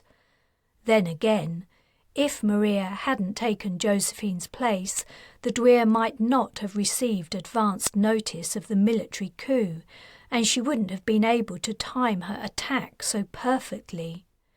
Nevertheless, regardless of the actions of Dwyer Orr's agents, he had a feeling the writing had been on the wall for the Britannic Alliance for a long time. Only he'd been too close to the situation to see it. And there was the fact he'd actively schemed for years to weaken the government's grip and divide its members. He couldn't deny his own hand in its downfall, though his intentions had been noble. Maria's words that day of his release still stung. How many had died due to his schemes and machinations? Did he regret all he'd done? His greatest regret was that now it was too late to change anything. With hindsight, he might have done some things differently. One of the reasons he kept to himself was Maria's warning that some of her companions had only agreed to spare his life because they thought he might be a useful hostage, not because they thought he deserved to live. His weeks of quiet, hard work and unobtrusive behaviour seemed to have paid off. Whereas in the early days of his release he had attracted dark looks and lips curled in snarls of disapproval, now, apart from the occasional command, he was mostly ignored. It would take a lot of work to build acceptance and trust among these people, but he knew that was the only route to his survival. Over time, his goal renewed itself in his mind. His attempt had failed, But that didn't mean all was lost. The BA could rise again, perhaps in a better state, perhaps even as the Republic he'd long dreamed of. He'd hated the establishment, but he'd never hated the entity itself. He'd believed in what it professed to stand for: tolerance, courage, the protection of the weak and vulnerable, excellence through honest endeavour, a fair chance for all. That was why he'd tried so hard to oust the BA's leaders, who made a mockery of these values. But before the Republic could arise, the EAC had to be defeated. One evening, he decided to tell Maria about his thoughts and feelings, hoping she could help him. He waited until the daily gathering at dinner was breaking up and approached her as she was returning to the cave, wrapping a shawl around her shoulders. "Maria," he said softly, "could I speak to you for a moment?" She told the people she was with to go on in. "What is it, Hans?" "I want—" He paused, gathering his resolve. There was a good chance she wouldn't want to listen to him, and he was keenly aware of how tenuous his position was in the group. "I want to discuss my future. Could we—" He gestured at the fire. It was dying down. Only a few people remained sitting around it, and they were preparing to leave. She nodded, conveying the attitude she was allowing him a concession. They sat on the far side of the fire, the dark forest at their backs, alive with the noises of nocturnal creatures. "Maria, the last few weeks have been an eye-opening and painful experience for me." She tutted, irritated. "What's wrong? I wasn't looking for sympathy, only to introduce what I'm about to tell you." "Get to the point, Hans. You aren't in a governmental meeting. Your oratory has no place here. We speak plainly. If you don't do the same, you will never earn our respect." He digested this tidbit of advice. Taking another breath of the warm, humid, fire-scented air, he said, "I'll try. I do want your respect. It's important to me." She regarded him impassively, as if she didn't have the remotest interest in what was important to him. "I want to help the cause," he said. "I want to fight the EAC. I know collecting water has a small value, but I can be more useful than that. As the head of CIS, I was privy to many governmental secrets." She looked more interested. However, she replied, "So was I. Are you forgetting I worked for you?" He acknowledged her comment with a nod. "It's clear you used your time wisely, but I know more than you. Information that's useful, even now after the BA has fallen. I'm confident of it. For years, anything and everything categorized high security passed across my desk, and I have a very good memory." She didn't reply for a moment, only held his gaze.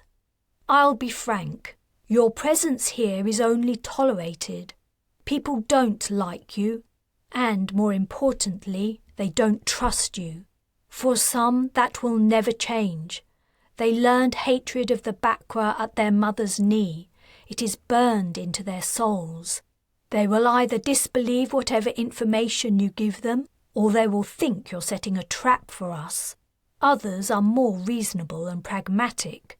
If you want to play a part in the resistance, it's these people whose trust you must earn. It will be hard, but I don't see a way around it." She picked up a stick and poked the dying embers of the fire, sending sparks up into the night.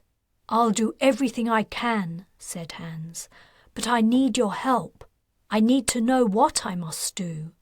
I'm accustomed to dealing with very different people. For example, your advice to speak plainly, that's useful to know."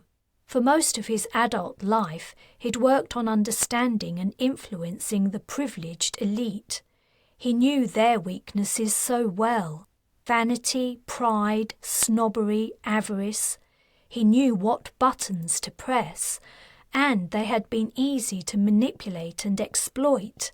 Though he'd spent only a comparatively short time among the people of the Jamaican resistance, he knew they didn't have these weaknesses. He was all at sea with them. "I know you speak 3 languages as well as English," Maria said. "Can you learn patois?" "I already know a little. I can try to learn more." "You don't need to speak it, only understand. My friends don't like using English. It reminds them of the past, and we don't have translators. The local net is still down." "I'm sure I can do that." "That will help," said Maria. "I'll talk to some people and tell them what you've told me. I can't guarantee anything, but I'll talk to them." "Thank you. But if we're being honest with each other, I have to say I'm confused. You know who I was within the BA. You must have known I would have useful information. Why didn't you ask me about it?" "I was waiting for you to make the offer. This way, it's more likely you're telling the truth. I can't risk you leading the resistance into a trap. It would be natural to want revenge for the way we treated you." "I would never do that." He wasn't sure she believed him. She turned her gaze toward the remains of the fire. The red gold cooling brands were reflected in her eyes. "Maria, which are you?" She turned to him. "What do you mean? Is hatred of the Bakra burned into your soul, or are you more reasonable and pragmatic?" Without answering, she stood up and began to walk away from him, heading toward the cave entrance. "How are things on the rest of the island?" he called out. "Bad, Hans. Very bad. But we're fighting back." Chapter 19. Standing in the dank, dark entry chamber to the ancient mine, Carla closed the interface she'd been reading with an angry flick of her fingers. Things were not going well in Jamaica. The latest expansion was presenting unforeseen challenges. It was a problem of terrain and climate, Commander Novak had reported. The mountainous topography of some areas made moving large numbers of troops difficult, while at the same time it provided plenty of hiding places for guerrillas. Also, the clement weather meant the rebels could live rough indefinitely, raiding the turbulent cities and towns for food. Prior to the assault on the Caribbean, the EAC Armed Forces' experience of warfare had been in colder countries of the Northern Hemisphere, where winters were hard. Carla mentally pushed the problem aside. She had more urgent business to attend to. "I've been waiting for over an hour," she snapped. "I was informed the lift was operational." "It was, ma'am," the engineering supervisor replied deferentially. "We'll have it working again soon." He'd said the same thing when she'd arrived. Her legs ached from standing so long in the cold, humid atmosphere. "You," she barked at another worker, "find me something to sit on." The woman scurried away. Carla watched the man fixing the mechanism, noticing he bore a close resemblance to the supervisor. A few moments later, the other worker returned with a chair that looked as old as the mine. Hastily rubbing dust from the seat, she placed it behind Carla. The EAC leader lowered herself onto it distastefully. The entire expedition was turning out to be far more unpleasant than she'd anticipated, even setting aside the news from Jamaica. She only hoped the effort and her discomfort would be worth it. The lift machinery sprang to life with loud clanking and whirring. The large car, which had been stuck somewhere below, was rising to ground floor level. "There!" the supervisor exclaimed. "I knew we'd do it eventually. They built these things to last in those days, not like today where everything falls apart after you've used it a few times." Apparently realizing Carla didn't appreciate his opinions, the man cleared his throat and went on, "Ready when you are, dear." She rose to her feet. "You're sure it's working properly now?" He hesitated. As sure as I can be. The equipment is very old. I can't say for certain it won't break down again, but don't let that worry you. We'll fix it and have you up out of there as soon as we can." The supervisor's words weren't particularly reassuring, but she guessed he was only being honest. "I suppose that's reasonable," she replied. "However, I'd like your son to accompany me." My son?" he asked. He stared from the man who had worked on the lift to Carla and back. "He is your son, isn't he?" "Yes, but—" "He's clearly familiar with the functioning of the mechanism. I want someone who knows what they're doing by my side." Looking crestfallen, the supervisor nodded and said, "Go with her, Peter." She had brought a small buggy for driving the considerable distances in the vast tunnels of the mine. 2 members of her household guard sat in it. Carla told the driver to drive into the lift car, then she joined them and waited for the young man. His work boots clunked as he walked across the metal floor. She had dressed appropriately for the situation, wearing thick woolen pants, a heavy overcoat, hat and gloves. Yet the chill of the old mine had gradually worked its way in. She shivered as they descended.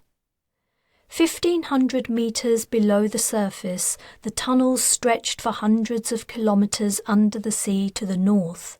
The mine had once been a global supplier of polyhalite, an inorganic fertilizer. After excavating billions of tons of the mineral, it had finally exhausted the supply and closed down 2 centuries ago. From what information Carla had been able to glean, the underground roads were labyrinthine, but she doubted they would get lost.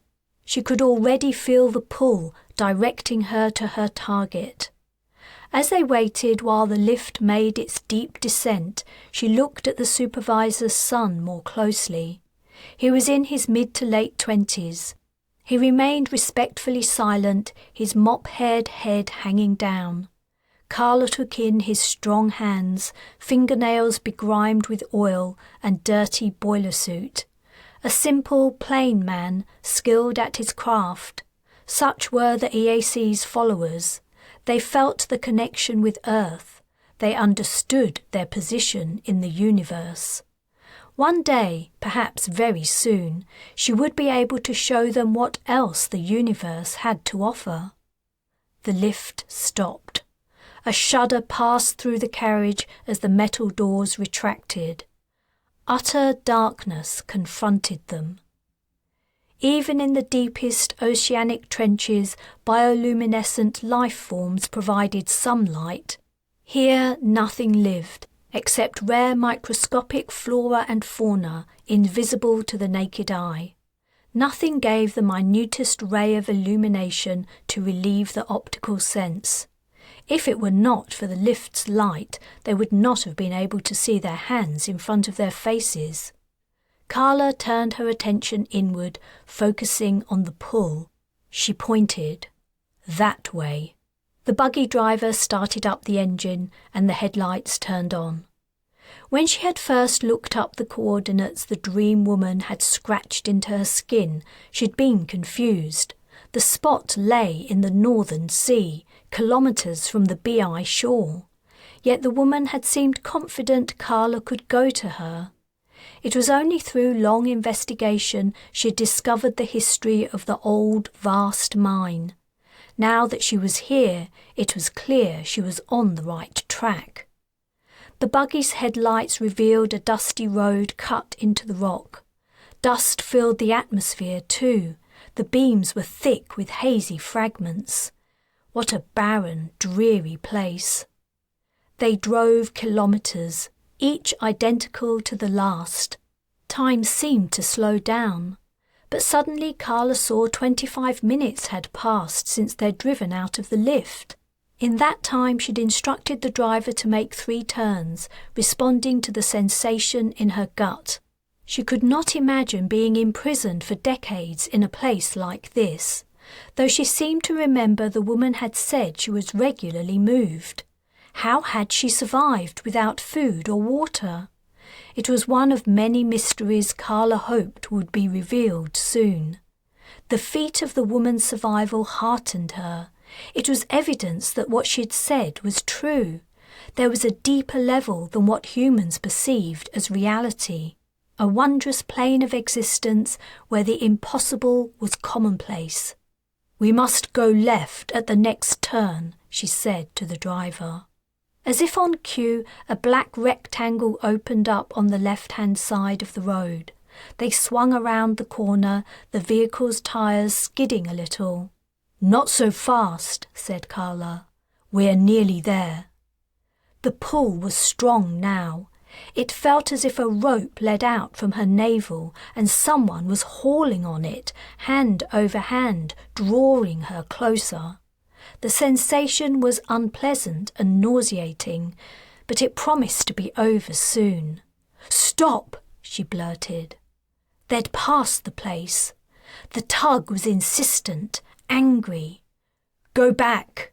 The driver put the vehicle into reverse and rested an arm over the seat, looking out through the rearview window as he guided the buggy backward. A narrow opening appeared in the wall. "That's it," said Carla. "Stop." The opening was too narrow even for the small car. She told everyone to get out and come with her. The guards produced the flashlight she'd told them to bring and lit the way.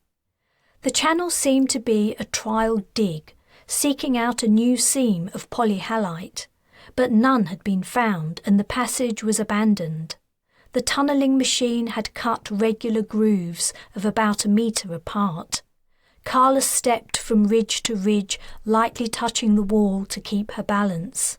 Relieved only by the breaths and footsteps of her companions, a profound silence pressed in.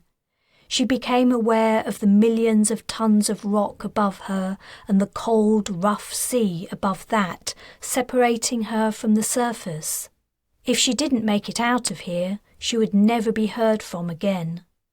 The pull on her stomach became a vicious wrench. "Here," she gasped. They'd reached a dead end. Chapter 20. Larkin had been uneasy about keeping Iolani Hale sedated for the entire journey back to the Brez.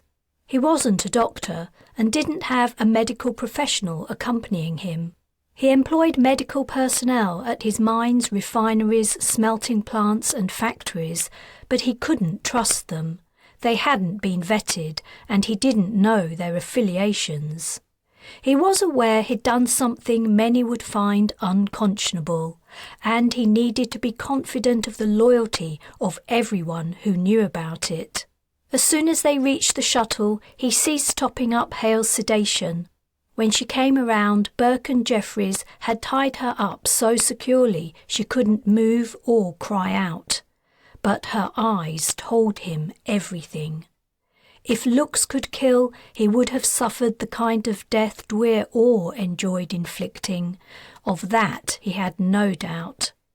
Ignoring the furious woman, Larkin focused on the scene beyond the shuttle window. The Brez had been slowly growing bigger as they neared her, the vast corkscrew reflecting the sun's light. Her outer shell had been completed years ago. It was building her internal structure that was the mammoth task. Although, thanks to his short alliance with the EAC, it was now ahead of schedule. Free of interference from the BA, his mines and manufacturing plants were producing at unanticipated capacities. He estimated the Brez and her sister ships would depart the solar system in 3 years or less. A small wrinkle in his plan sat on the opposite side of the shuttle aisle. Nowhere in his massive scheme had he factored in kidnapping a world-famous scientist. Had he been right to do it? He'd acted in haste. It was out of character for him, and for good reason. His best ideas had always come from long consideration, but he hadn't had time to weigh up all the risks and potential repercussions. He wasn't worried about the Republic of Suriname's authorities coming after him. The country was far too poor for that kind of thing. Did Hale have any important friends? He didn't know. Suddenly, his view of the Brez split into fragments. The outer pane of the shuttle window had cracked. He drew back in shock, realising he'd seen something hit the window a second ago. The pilot said over the intercom, "The sensors registered contact with a foreign object. Everyone okay back there?" Larkin inspected the damage. It didn't appear to be spreading. He told the pilot what he'd seen. "The impact isn't currently threatening hull integrity," said the pilot, "but I'd feel better if you all suited up, just in case." EVA suits had been stocked aboard the shuttle for just such an emergency. Larkin told Burke and Jeffries to put one on. Then he regarded Hale, who was glaring at him with venom. He marvelled at her ability to maintain her rage at its maximum level for so long. She needed to be put into a suit too, but that would necessitate untying her. He waited until Burke and Jeffries had donned theirs and then put one on himself.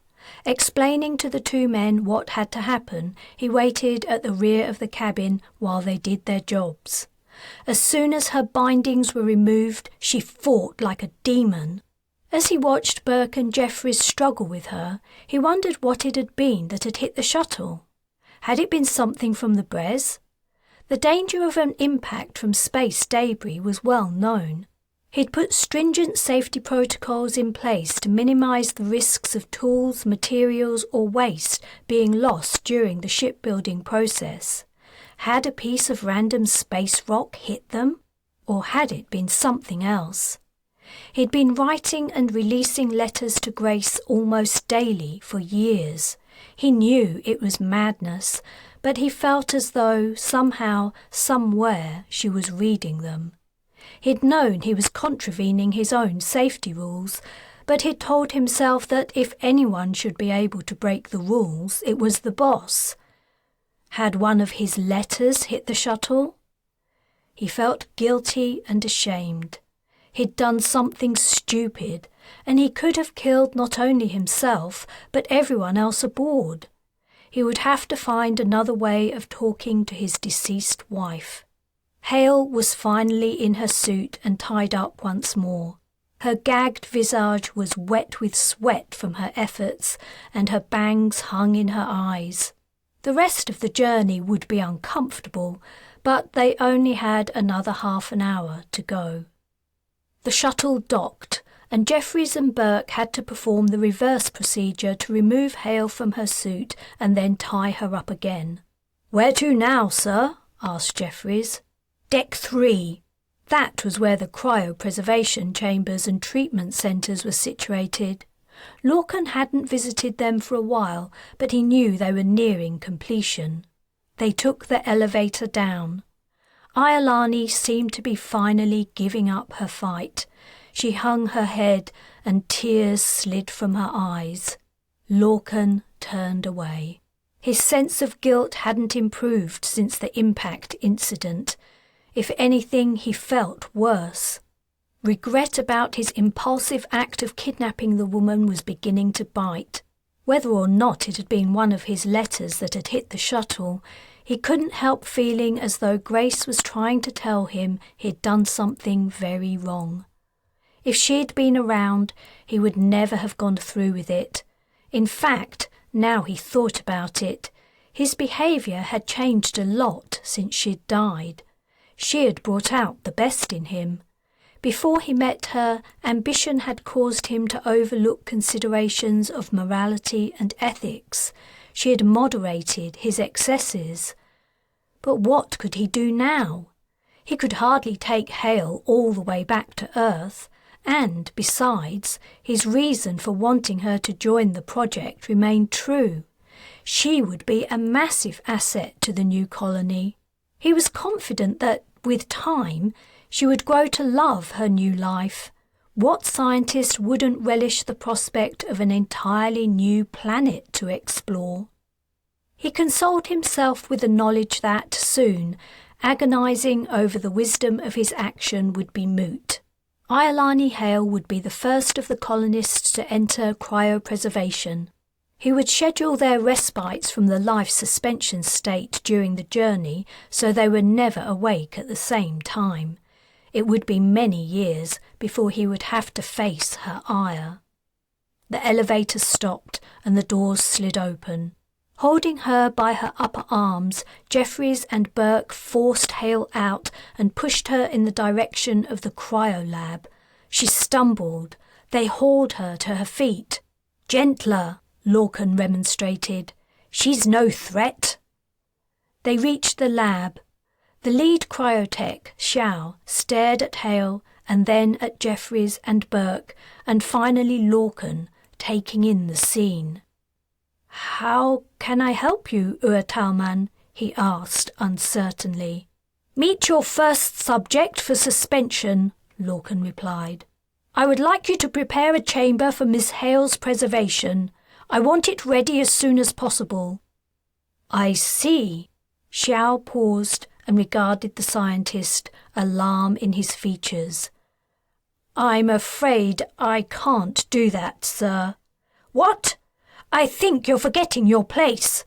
You don't have the luxury of questioning my decisions. I order you to prepare a chamber immediately." "Sir," Xiao replied respectfully, "you misunderstand me. We've experienced a setback in the creation of the chambers. We have the structures in place, but the nutrient supply system was configured incorrectly. We're removing and replacing the entire network. I sent you a report several days ago, but it appears you haven't read it yet. I take full responsibility." It was devastating news. The cryo subjects were cooled to well below freezing, but they were not frozen. Doing so would cause their cell walls to burst, which would kill them. Instead, the water in their bodies was replaced by a solution that had similar properties but a much lower freezing point. The solution also supplied nutrients to the barely alive individuals. Without it, if they tried to suspend Hale's life functions, she would simply die. Larkin didn't know what to say. "How long will it be till you have a chamber ready?" "I estimate it will take us 26 days to fix the problem. I'm very sorry."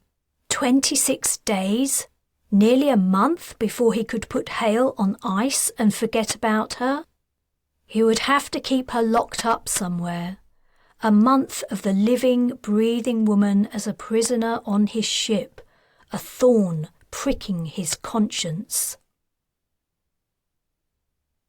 Chapter 21. "How much farther?" asked Maria. She sounded tired. Hans was tired too. A 10-kilometre hike over rough ground under a hot sun quickly sapped your energy. "We're nearly there," he replied. "Another half-click or so." His reply was more confident than he felt. His memory of the location of the site was vague. As the head of CIS, it hadn't been his job to remember minor details like exact locations, and the actual coordinates would be encoded and buried deep within the BA's top-level secure access files. The path through the vegetation was a thin line of bare soil bordered by thick grass. It was barely a path at all, and Hans wasn't sure humans had made it.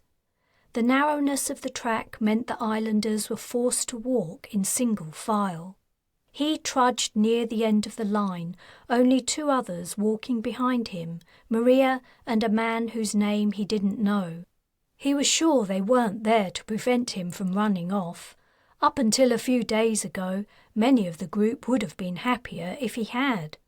They'd made it clear they considered him a waste of food. Now, thanks to Maria's support, he had a chance to prove his worth. He only hoped no one died in the process. Maria called for a halt in patois. She walked past him and the others, heading toward the leader at the front, 20 or so people away. Hans and the rest waited, sweating in the sun, as presumably some kind of consultation went on. When she returned, she pulled him to one side. Meanwhile, an instruction went out. The others were to gather off the track with the leader, a man named Devon. "We're splitting into 2 groups," Maria explained. "Devon will lead one, I'll lead the other, with you." "Me?" Hans's vision of what would happen hadn't included him taking an active role. She glared. "Think about it. How is it going to look if you sit to one side while everyone else takes all the risks? You want them to see you being the boss man, giving orders like those clowns Hennessy and Montague?" "No, but I don't have any training or experience at this kind of thing. I've been a diplomat all my life. I've never even held a gun." "You don't need to worry about that. We don't have enough weapons to go around anyway." Hans felt his eyes pop. "You want me to approach a potentially guarded military depot without a weapon? Make up your mind. A minute ago you were telling me you didn't want a gun." "I didn't say that. I said I'd never held one before." "Do you want one or not?" "If I'm going to be in the front line, yes, I do." She took her backpack off her shoulders and dropped it to her feet. He'd been tricked. A moment ago, he'd imagined he'd be sitting in the background while others did the fighting. Now here he was, asking for a gun. She was a wily one. She handed him an old-fashioned weapon that fired rounds. It felt reassuringly heavy and solid, but he had no idea how to use it. Apparently noticing his clueless look, Maria snatched it back and pushed a beamer into his hands. He felt better. To use this, he only had to point and press the trigger. There was also a dial to control the intensity of the beam. He understood the principle. The lower the intensity, the shorter the range and the less damage caused to the target, but the power pack would last longer. The higher the intensity, the opposite applied. That was it. "Happy?" Maria asked sarcastically. "Thanks," he replied. "I'm less likely to shoot the wrong person now, or myself." She gave him a dark look. "You have a lot riding on this, Hans. You'll be watched." "I know. You don't need to explain." Nevertheless, she seemed to feel she did. "Some of your haters are saying you only brought us here so you can cross over to the EAC," she said. "Their theory is you don't want to walk in the forest alone, lose your way and die. So you made up a story to get us to bring you to Port Lorenzo, where you can steal food and survive by yourself." He had to admit it was a plausible explanation for his actions, but they didn't know him. They didn't know how fervently he believed in his political ideals.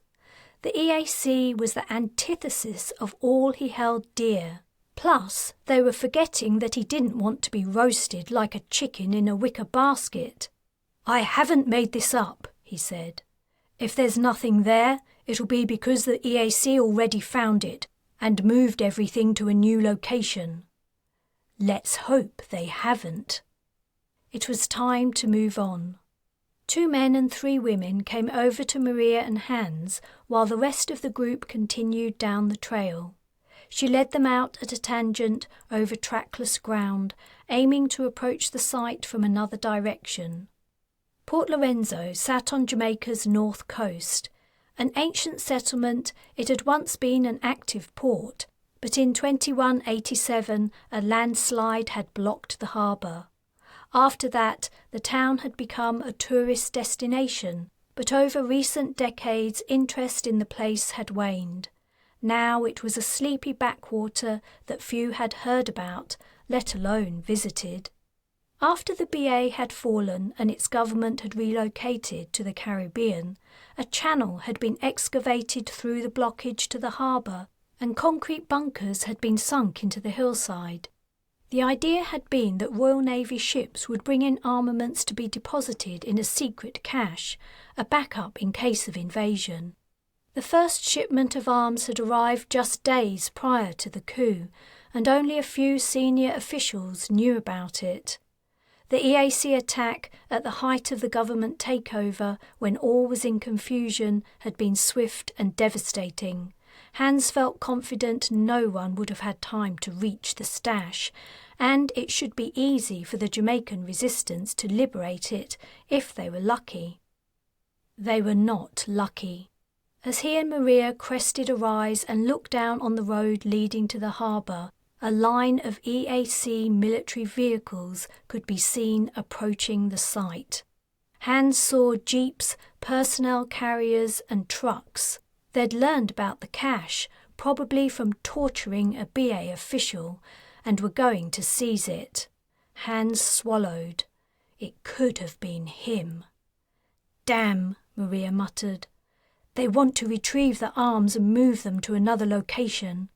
Hans had come to the same conclusion. "Don't give up yet. We might still be able to get them."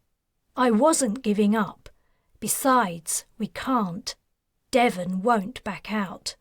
We desperately need weapons. I'm going to speak to him." Crouching so she wouldn't be seen by anyone looking up from below, Maria moved away from Hans and began communicating with the other resistance leader via two-way radio. Other members of her team came up beside him to peer downward. Maria returned. "We have to move fast. Devon's group already reached the road. The vehicles just passed them. It's up to us to make them stop. Then Devon will attack from behind." "How are we going to do that?" "I don't know. I hope to think of something by the time we get there." She announced to the rest they were moving in. There was no easy way to get down to the road. They were forced to push through the undergrowth. Hans was quickly pierced by thorns and covered in scratches. He could also barely keep up with Maria's team. He still hadn't fully recovered from his incarceration. Through gaps in the bushes, he saw the grey line of the road not far ahead. What was Maria planning? Was she just going to run out and try to attack a convoy of armed soldiers inside armoured vehicles with her 200-year-old gun? Perhaps she was. He put on a spurt of speed and caught up to her. Grabbing her shoulder, he hissed, "Wait a minute, I have an idea." She stopped, panting. Something had cut her forehead above her eye. A trickle of blood ran down the side of her face. "What?" she asked. "Hold this." He handed over the beamer. "Stay here and watch me. You'll understand and see the right time to make your move." He could hear the crunch of tyres on dirt road and feel the vibrations of heavy vehicles approaching. In case he didn't look sufficiently dishevelled already, he rubbed his hands through his hair, roughening it. Then, motioning the others to stay back, he climbed the steep bank that led to the road surface. The first vehicle in the line was only tens of metres away. He stumbled out onto the road.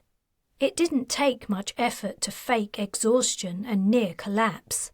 After raising an arm weakly, he fell to the ground. The first vehicle rumbled onward and only stopped a couple of metres from his head. 2 EAC soldiers climbed out. One aimed a pulse rifle at Hans. The other, a woman, was dressed in an officer's uniform. Rising feebly to his knees, Hans said, "I've been hiding in the jungle for weeks, but I can't stand it any more. If I stay here any longer, I'll die. I surrender. Please take me to your Dwyer." The commander lifted her upper lip in disgust. Turning to her subordinate, she gave the order to kill him. "No!" exclaimed Hans. "Dwyer all will want to see me. I used to be very important in the BA government." "Who are you?" "My name is Hans Jonter. I used to be head of the Secret Intelligence Service." The woman was silent, her gaze fixed on him. Where was Maria? He'd stopped the convoy. Now she and Devon were supposed to attack it. Wasn't it obvious the moment was passing? Or had the Jamaicans decided to give up on the plan as too dangerous? Were they going to abandon him? Was he going to be taken to the maniacal leader of the EAC to be barbecued? Put him in the back. The soldier pushed the muzzle of his rifle into Hans's chest and told him to stand up. A deafening bang rang out, and the officer's forehead collapsed into bone fragments, blood and brain matter. Before her body had hit the ground, the soldier's torso lit up with pulse fire. He dropped to one side, his rifle falling from his loosening grip. Hans grabbed it. Resistance fighters burst from the undergrowth, both from behind Hans and farther down the road, at the end of the convoy. Pulse fire flew from the first vehicle. Hans fired at the soldier leaning out, but missed. Another bang came from behind him. Blood spurted from the man's leg, and he crumpled. Maria ran past Hans, firing again, but this time with the beamer she held in her other hand. She hit the EAC soldier in the chest. Hans's ears were ringing, and his heart thumped. Time seemed to slow.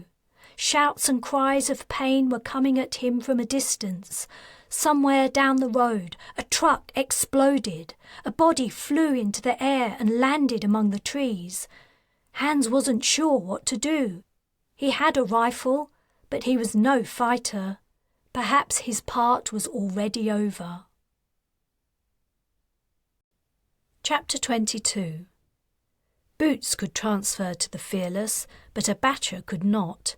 Colburn was standing firm. Taylan didn't know why, though she suspected the Brigadier was simply rehashing her former habit of being a Grade A bitch. She hugged a Batcher goodbye outside the shuttle bay. "Take it easy, little chick," he said. Her throat tightened and she couldn't reply. It was the first time he'd called her that since rescuing her when she'd lain dying in Dwyer Orr's mansion in Jamaica. After she'd finished basic and earned everyone else's resentment by being too good at everything, he had been the only Marine who would give her the time of day. Later, as a fellow insomniac, their friendship had grown over countless late-night games of Xiangqi. Boots meowed in the duffel bag at her feet. She had her kit bag over her shoulders, but the cat needed a conveyance all of his own due to his unreliable toilet habits. "You'd better not miss the shuttle," said a Batcher. "Wright won't like it." "Ugh, I don't care what he thinks. I thought he was okay, but he's turned all stuck up again. He's back to being Major by the book." "That's exactly why Colburn likes him." "Exactly." She sighed. "I'd better go." "Yeah, you'd better." The thing that was keeping her from running to catch the shuttle was her memory of the Battle of the Brez. That was what people were calling it, though the BA fleet hadn't come within striking distance of the colony ship. The personnel of entire ships had been wiped out in an instant, including those aboard the Daisy, where she'd begun her service. She hadn't been close to those men and women, but they'd been her comrades in arms. What if the same thing were to happen to a Batcher and the Valiant? They were only a week from Earth and the BA counter-offensive. Was this the last time she would see her friend? She hugged him again. "Whoa, not so tight," he said. "We aren't sparring now." Summoning her willpower, she released him and picked up the bag containing Boots. Without looking back, she walked through the shuttle bay doors.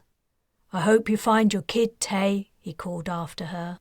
She'd never told him about her missing children, and he had never asked her why she wore a child's necklace or what was in the vids she watched over and over again. She lost it. Rubbing her sleeve furiously over her eyes, she crossed the bay to the shuttle. The hatch was closing. "Hey!" she yelled. "Wait for me!" She began to run. Half an hour later, as she left the Fearless's shuttle bay carrying her kit bag and Boots, Major Wright approached her. "I realised I didn't explain the situation properly earlier, Ellis," he said. "You should know, the Fearless is a Royal Navy ship. As the Space Fleet's flagship, she'll be captained by Admiral Kim as soon as she arrives, in about an hour. You and I are the only Marines aboard, but we'll be taking our orders from her, the same as the rest of the ship's personnel. Understood? Understood, sir, she replied. Why did he always have to be so damned formal? Good. Have you developed a plan for bringing Merlin into line? Couldn't he give her 5 minutes to settle in? Just because she was awake, it didn't mean she was on duty. Yes, she replied, lifting the duffel bag.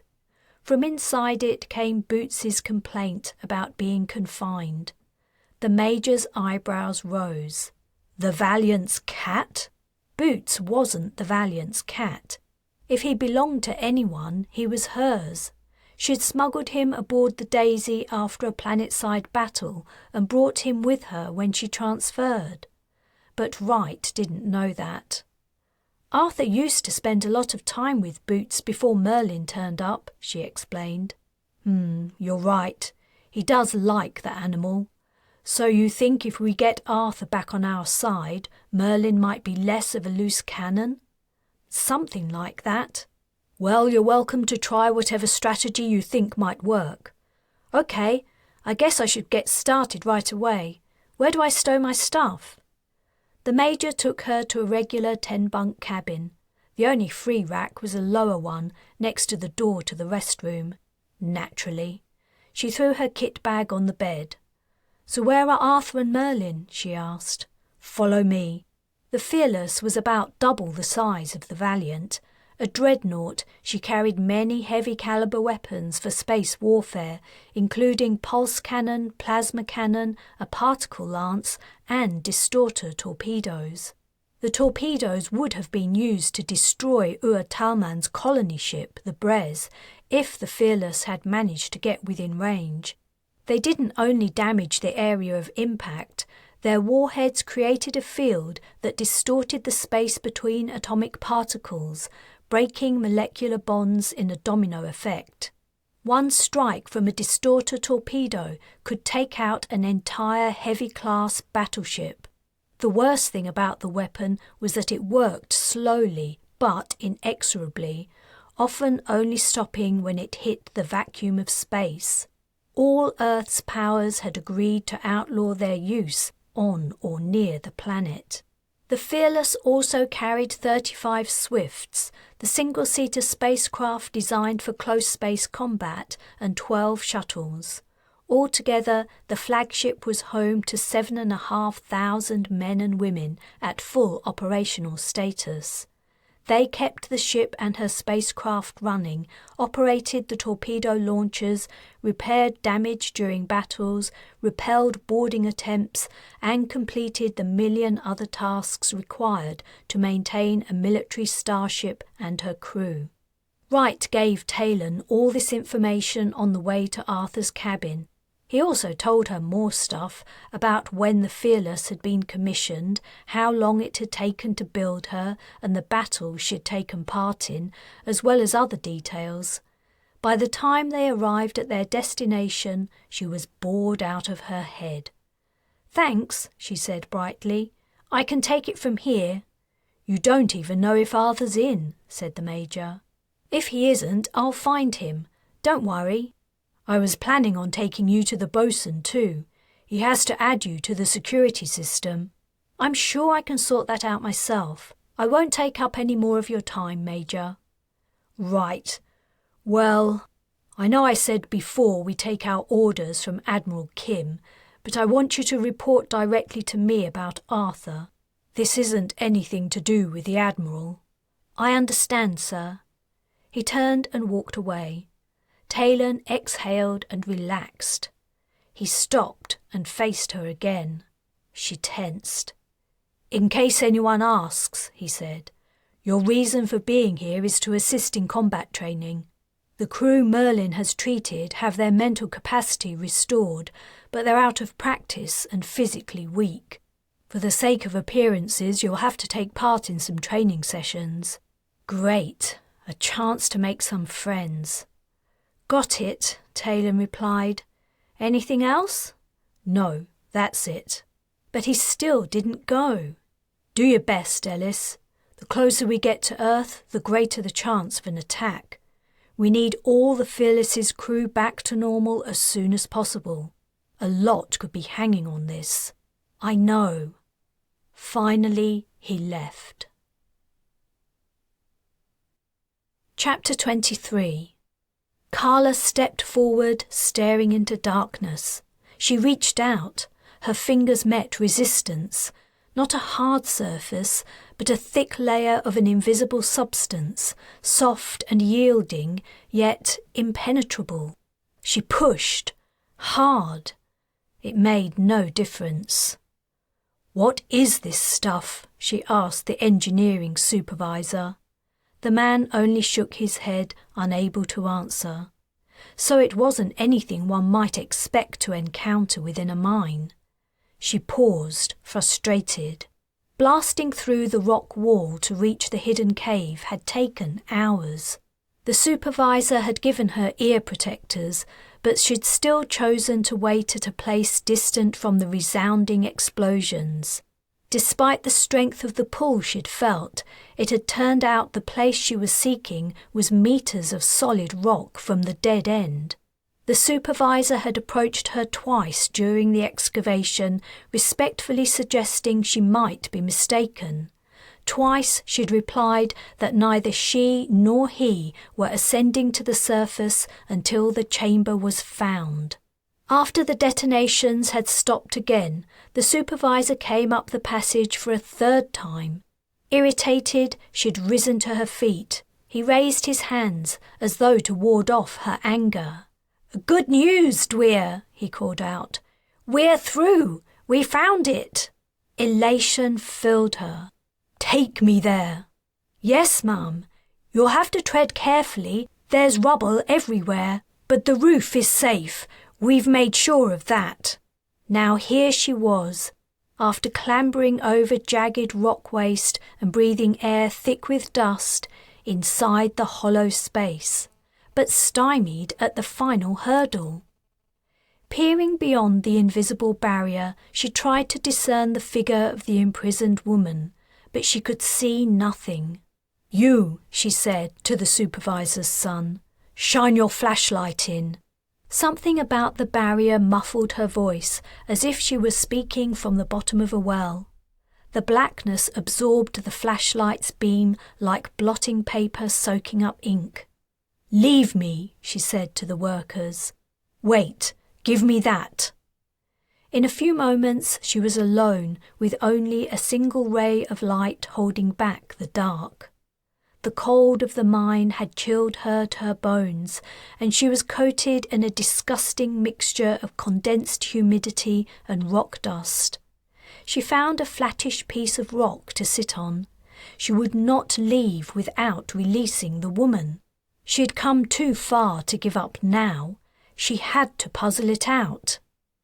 If John had been here with his jars of strange ingredients, she would have made him mix another batch of formula. Then she could have asked the woman directly what to do. But John and his alchemical laboratory were hundreds of kilometres away. A sharp edge on the stone she was sitting on was digging painfully into her buttocks. She began to get up again and leaned on the transparent barrier to keep her balance. This time her hand seemed to sink deeper in. She paused, crouching in a position halfway between sitting and standing. Had she hit on the solution? She stood up fully. Keeping the flashlight focused on her other hand, she slowly and gently inserted the tips of her fingers into the transparent surface. Maintaining the very slight pressure, she continued to push. This time, her hand didn't meet increasing resistance. This time, it continued to move inward. Struggling to keep her excitement under control and not push too hard, she slid her hand farther into the barrier. She could feel something. Not something, some things. The tips of her fingers had made contact with several points. They were not overly sharp, and they were moving. She sucked in a breath. Fingernails. Suddenly, a hand gripped hers, and she was wrenched forward. A boom rang out, deafening her. At the same time, air whooshed over her. The barrier seemed to have disappeared. The darkness beyond it retracted and condensed. Carla saw rocky surfaces in the beam from the flashlight, and, in front of her, a woman. The woman. She looked different from how Carla remembered her. She was smaller and slighter, though her ageless appearance was the same. She also looked more fragile and human. The two women assessed each other, not speaking. Carla hadn't been sure what she'd been expecting after achieving her goal, but it was not this. After her strange and wonderful encounters, everything she'd learned and all that she'd applied to her running of the EAC, she'd been expecting something more momentous. They were just two women looking at each other among the dust and rubble of a dark, cold mine. After all she'd done to find her, she'd also expected some gratitude. She'd released the woman from her long imprisonment. A thank you wouldn't go amiss. It was the ultimate anticlimax. "What is your name?" the woman asked. "I am the Dwyer," Carla replied haughtily. "Dwyer Carla Orr." "Dwyer," the woman mused. "I haven't heard that title in a long time. Yes, I recognize you now." She looked Carla up and down. "A little dirty, but you'll do."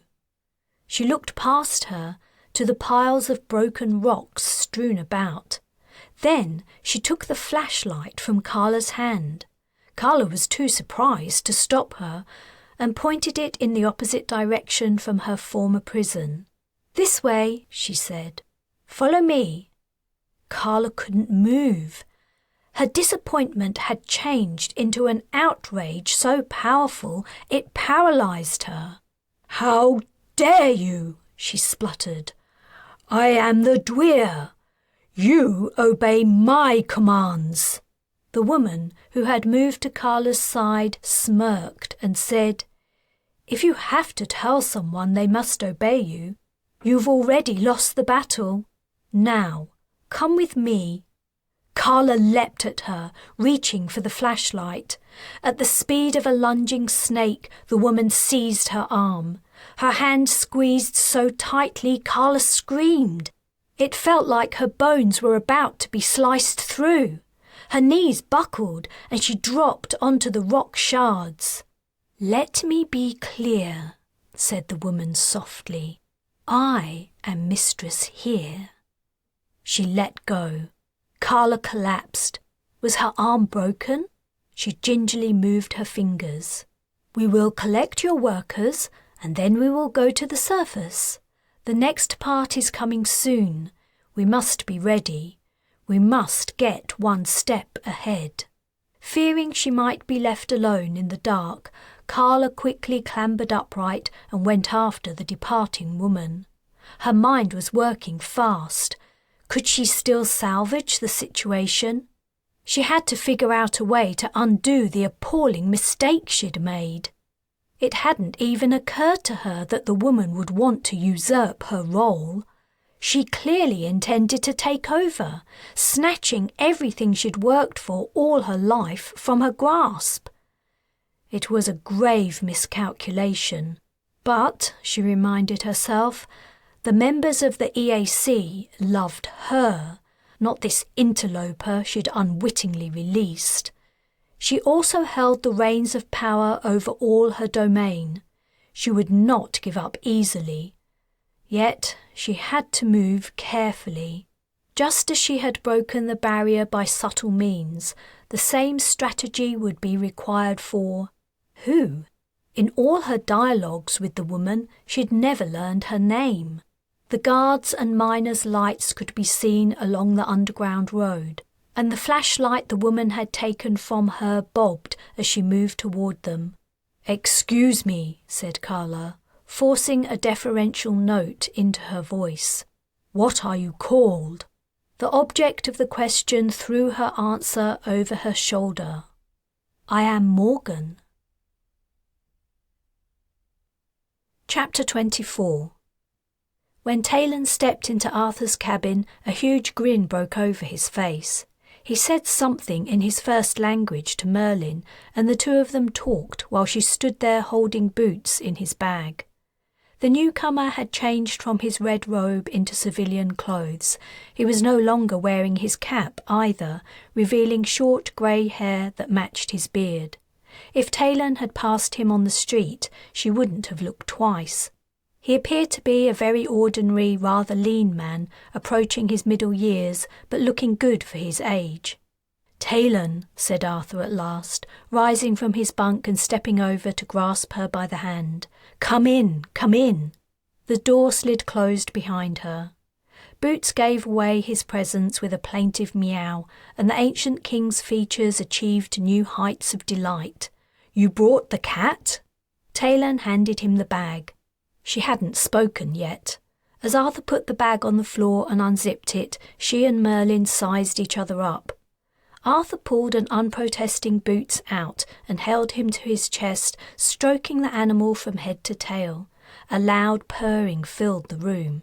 Still, Taylan hadn't spoken. As if suddenly noticing the awkward silence, Arthur said, "Taylan, this is my old good friend, Merlin." "Hello, Merlin." "He's survived all these years too," Arthur went on.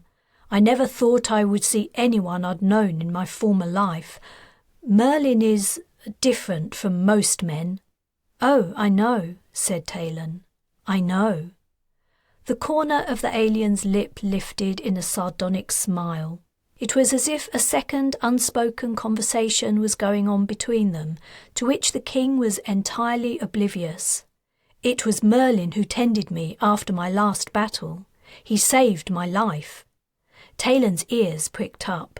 She asked the alien, "Was it you who preserved Arthur in the cave, so if the BI fell he could live again and help us?" "It was I," he replied. "The land of your forefathers was split along different lines in those days, but the principle is correct." A giant piece of the puzzle regarding Arthur slid into place in Taylan's mind. When she had argued with Wright about the mummy he'd found in the cave, he had said it was impossible for a human being to have remained alive so long. But here was the explanation. Merlin had kept him alive via some alien technology. It also explained the alien's legendary status as a wizard. He could do things that were impossible for humans then and now. Arthur spoke to Merlin in his own language, and another conversation started up. Taylan was irritated. It was rude of them to talk together knowing she couldn't understand. She resented being excluded from the dialogue, and she resented her special connection to the king being usurped by this interloper. She was about to make a remark when Arthur said, "I was telling Merlin you're an excellent fighter at staves. He doesn't believe me. Shall we give him a demonstration?" "What? Now? Why not?" "I thought Merlin was supposed to be treating the people who still need his help." She addressed the comment directly at him, not Arthur. "I've finished for today," Merlin said. "The process is very taxing. There's only so much I can do before I'm exhausted." He didn't look exhausted to Taylan. She shrugged. "If you like." Arthur put Boots down. The cat immediately ran to a bunk and sprang up onto it. He kneaded the pillow, getting ready to settle down for a nap. Taylan noticed Merlin seemed thoughtful as they exited the cabin, but how could she be sure his face actually reflected his feelings? What was going through the alien's mind? What was immediately clear to her was that Wright's comment about Merlin having Arthur under his spell was true. What the Major had tasked her with wasn't going to be easy to fulfill. It took her some minutes, but eventually she located staves in the equipment store. As had been the case on the Valiant, they were a neglected item, relegated to the bottom of a dusty pile of rarely used martial arts weapons. She and Arthur put on their protective gear and sparring helmets. Meanwhile, Merlin examined more dangerous weapons. The range of pulse rifles available were permanently fixed to only stun, in case a new recruit was a terrible shot, but they were the real thing. She wondered what the alien made of them. Was he assessing the level of military technology humanity had achieved during his long absence? "We're not quite at the all-enveloping black cloud stage, sorry." Taylan was in a better position than she'd been the last time she'd fought Arthur with staves. Then she'd been out of practice, but the fight had reacquainted her mind and muscle memory with the ancient art. As she fastened her helmet, she hoped she would do better this time around. They faced each other, each holding their staff horizontally across their chests. Arthur had about 15 centimetres of height on her, probably around 8 centimetres longer reach, and a lot more strength. Going by their specs, he already had her beat. But her dad had taught her how to use her opponent's advantages against them. Being tall made him less nimble and slower than her. Being heavy made him easier to overbalance, and carrying lots of muscle reduced his stamina. If she simply stayed out of his way long enough, he would tire before she did, and then she could move in to finish him. But Arthur was fit. One of his favourite things to do was to train. It would take hours to exhaust him, and that would be boring. Merlin had found himself a little stool to sit on as he watched. Arthur suddenly came at her, swiping his staff down. If she tried to counter it, he would force her to her knees. Instead, she leapt sideways. Inertia kept him going forward. She moved behind him and landed a blow on his back. His vest protected him, but the thunk was satisfying. Remembering his go-to move from their previous fight, she jumped. He'd turned, and his staff swept through the place where her legs had just been. He was side-on to her now, and unstable due to leaning in to strike low. She kicked his shoulder with the sole of her foot, unbalancing him just that little bit more. It was all that was required to make him stumble down. She brought up her staff, preparing to strike the back of his head, but he managed to draw back. His next strike caught her across her shin bone, though not painfully. The awkwardness of his position sapped his strength, but he occupied her long enough to give him time to rise. He was coming at her again. She ducked beneath him and simultaneously jabbed his stomach with the end of her staff. Again his protective vest saved him from the worst of the impact. She jumped backward, and then she jumped again. Once more his staff passed below her feet. Really, he was too predictable. They fought on. Arthur was beginning to pant, Taylan noticed, while she was barely out of breath, a good sign. Tiredness would slow him down. She got in another couple of blows across his broad back and one to his thigh, and he managed a side blow to her ribs that made her gasp. Mostly, however, she was too fast and agile for him, and she was careful to always avoid a trial of brute strength. Just as she was thinking she might win this time, sudden clapping distracted her. Reflexively she halted and turned her head in the direction of the noise. Pain exploded in her nose and upper lip. Arthur had hit her square in the face in the exact spot where her helmet gave her no protection. He gave a cry of dismay and his staff thunked onto the mat. "Taylan, I'm sorry." A river of blood seemed to be running down her face. He grabbed her and leaned in, inspecting the result of his handiwork. She couldn't do anything except try to breathe and endure the waves of agony. Her nose was broken. There was no question about that. She was only wondering if she still had her front teeth. "I apologise too," said a smooth voice at her side. Merlin had come over. "This is my fault. My clapping broke your concentration." "Yes, it is your fucking fault." But she couldn't tell him that. Her mouth wasn't working. And she had to admit to herself she shouldn't have allowed herself to be distracted. Now Merlin had his hands on her. He turned her to face him. "Well, well, well. So it is you. I never imagined it would be a female." She had no idea what he was talking about, and she didn't want to know. She muttered, extracting herself from his grasp. "What?" said Merlin, followed by, "Oh, I see. Sick bay. No need for that. Come here, I can—" He grabbed her again. "Get your hands on me!" "Taylan, you don't understand," said Arthur. "Merlin wants to help you." But she was already walking away from the pair. She needed to get her injury fixed. Dealing with the alien's hold on her friend would have to wait for another time. The gym intercom kicked into life. "Battle stations! Crew to battle stations! Enemy ships approaching!" Oh, brother.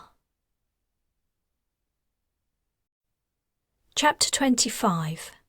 The celebration party after the successful attack on the EAC convoy was loud and, to Hans's eyes, almost frantic with happiness. The Jamaicans drank a home-fermented brew, powerful and heady. He tried some, but it turned his stomach. They sang and danced around the fire. Forest chickens were brought out in cages, smaller versions of the one Hans had suffered in for so long.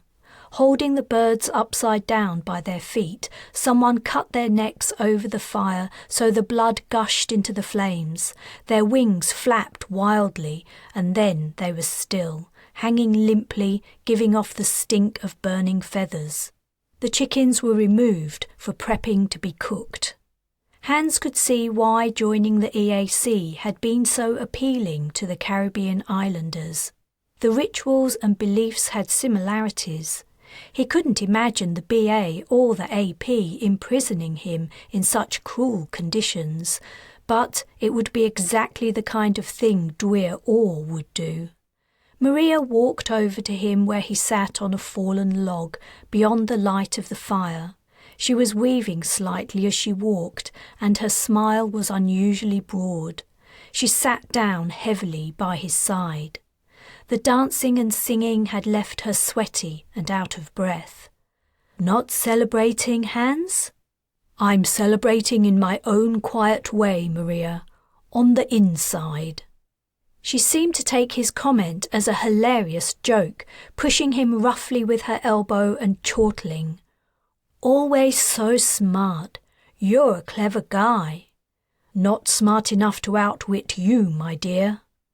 This was also apparently hilarious. After her laughter subsided, she said, "I got you good, didn't I?" "You certainly did." He decided to take advantage of her inebriated state. When sober, she was always cagey about giving him details on the resistance, as if she didn't fully trust him yet. Her caution was wise. Though he was allied with them, Maria had been right when she'd implied it would take him a long time to forget his ordeal at their hands. "What will happen to the weaponry and armaments we liberated?" he asked. They had only brought what they could carry back to the camp. Pulse rifles, rocket launchers and grenades had been hidden in the cave, but they'd left behind plenty of the same, plus heavier items. Gone to Kingston, Portmore and Spanish Town, and to St. George's and Bridgetown. So the resistance was maintaining a network across the islands, and they were travelling by sea. That made a lot of sense. Boats would be hard for the EAC to track, and the island fishermen would know the tides and currents like the backs of their hands, as well as all the hidden coves where one could sneak ashore at night. Maria's head suddenly flopped to the side and came to rest on Hans's shoulder. "I miss Josie," she said sadly. He put a comforting arm around her shoulders. "It must be hard to lose your twin." He felt her nod. "What would she have made of all this, I wonder?" he asked. She wouldn't like it, Maria replied, slightly slurring her words. The Dweir betrayed us. Yes, I expect she must be the main target for the resistance. Cut off the snake's head and the rest of the animal dies soon after. Except we can't. Why's that? She's gone back to the BI. She got burned, and she left the next day. She got burned, did she? Hans smiled grimly. After what she did to Hennessy and Montague, it was poetic justice. What a shame she didn't burn to death. Perhaps she would succumb to her wounds with time. The EAC's haste to eschew modern technology could be her downfall. That's 1 point scored for the resistance at least. Maria lifted her head from his shoulder and sank it into her hands. It wasn't us. It wasn't? Then who? I don't feel so great, she said, before turning to lean over the log and vomiting. Hans awkwardly patted her back. It seemed the right thing to do, but he was unused to caring for others. For most of his life, others had cared for him. A large figure strode toward them, silhouetted against the bright fire. Hans looked up at the man in alarm. Had he outstayed his welcome at the party? Was he suspected of taking advantage of Maria in her drunken state? Stopping directly in front of Hans, the man's hand shot out. Hans ducked, expecting a blow. But when he looked again, the hand remained before him, open. He laughed awkwardly at his mistake and shook it. The proffered paw gripped his tightly, squeezing his knuckles together. A deep guffaw sounded from above. He squinted upward. Devon was grinning down at him. "The man of the hour!" the Jamaican shouted, directing his comment to those partying behind him. Meanwhile, Maria had finished expelling the contents of her stomach and wound her arms around Hans's waist, resting her head on his shoulder once more. Devon's shout had brought Hans to the resistance fighters' general attention. They were making their way over from the fire and had soon gathered behind the leader in a half-circle. The attention made him squirm. These people had watched him come close to death and done nothing. Hell, they'd been the ones who had brought him near death. He would never feel safe in their company again. "Stand up," ordered Devon. Hans replied, "Sorry, but—" He looked at the top of Maria's head. Devon squatted down and cupped her face in one of his large hands, squeezing her cheeks and saying something in patois. Hans translated it as roughly, "Wake up, darling, you're sleeping too long." She didn't respond. Another man approached from the crowd, picked her up and hoisted her over his shoulder before walking unsteadily in the direction of the cave. Hans rose to his feet and put his hands in his pockets, hoping he could leave too. But Devon grabbed his shoulders, pulled him forward and turned to the watchers as if displaying hands to them. "This man," he yelled. "This man ran in front of the EAC trucks. This man risked his life for us, for Jamaica." It wasn't exactly what had happened. Devon hadn't been on the road at the time. He'd been out of sight, tens of meters away. Clearly the story had grown in the telling. But Hans wasn't going to quibble about details. He was thankful they didn't appear intent on putting him back in the cage. Devon's little speech brought hollers, whoops and whistles from the onlookers. "This man is our friend," he announced. Whacking Hans so hard on his back, he lurched forward. Shouts and cheers went up. Then, just as quickly as it had begun, his moment in the limelight was over. Devon strode into the crowd and they all went back to partying. He sat down on the log, pleased his flash of inspiration on the road to Port Lorenzo had led to a measure of acceptance among the fighters. He was also pleased to have discovered the resistance appeared to be quite well organised. These men and women were different from the people he was used to working with, but he was learning their triggers and desires. He was back in his element. The end. This has been The Fearless, Star Legend Book 2, written and narrated by J.J. Green, with help from Welsh language consultant Mike Paddock. For more J.J. Green books, visit jjgreenauthor.com.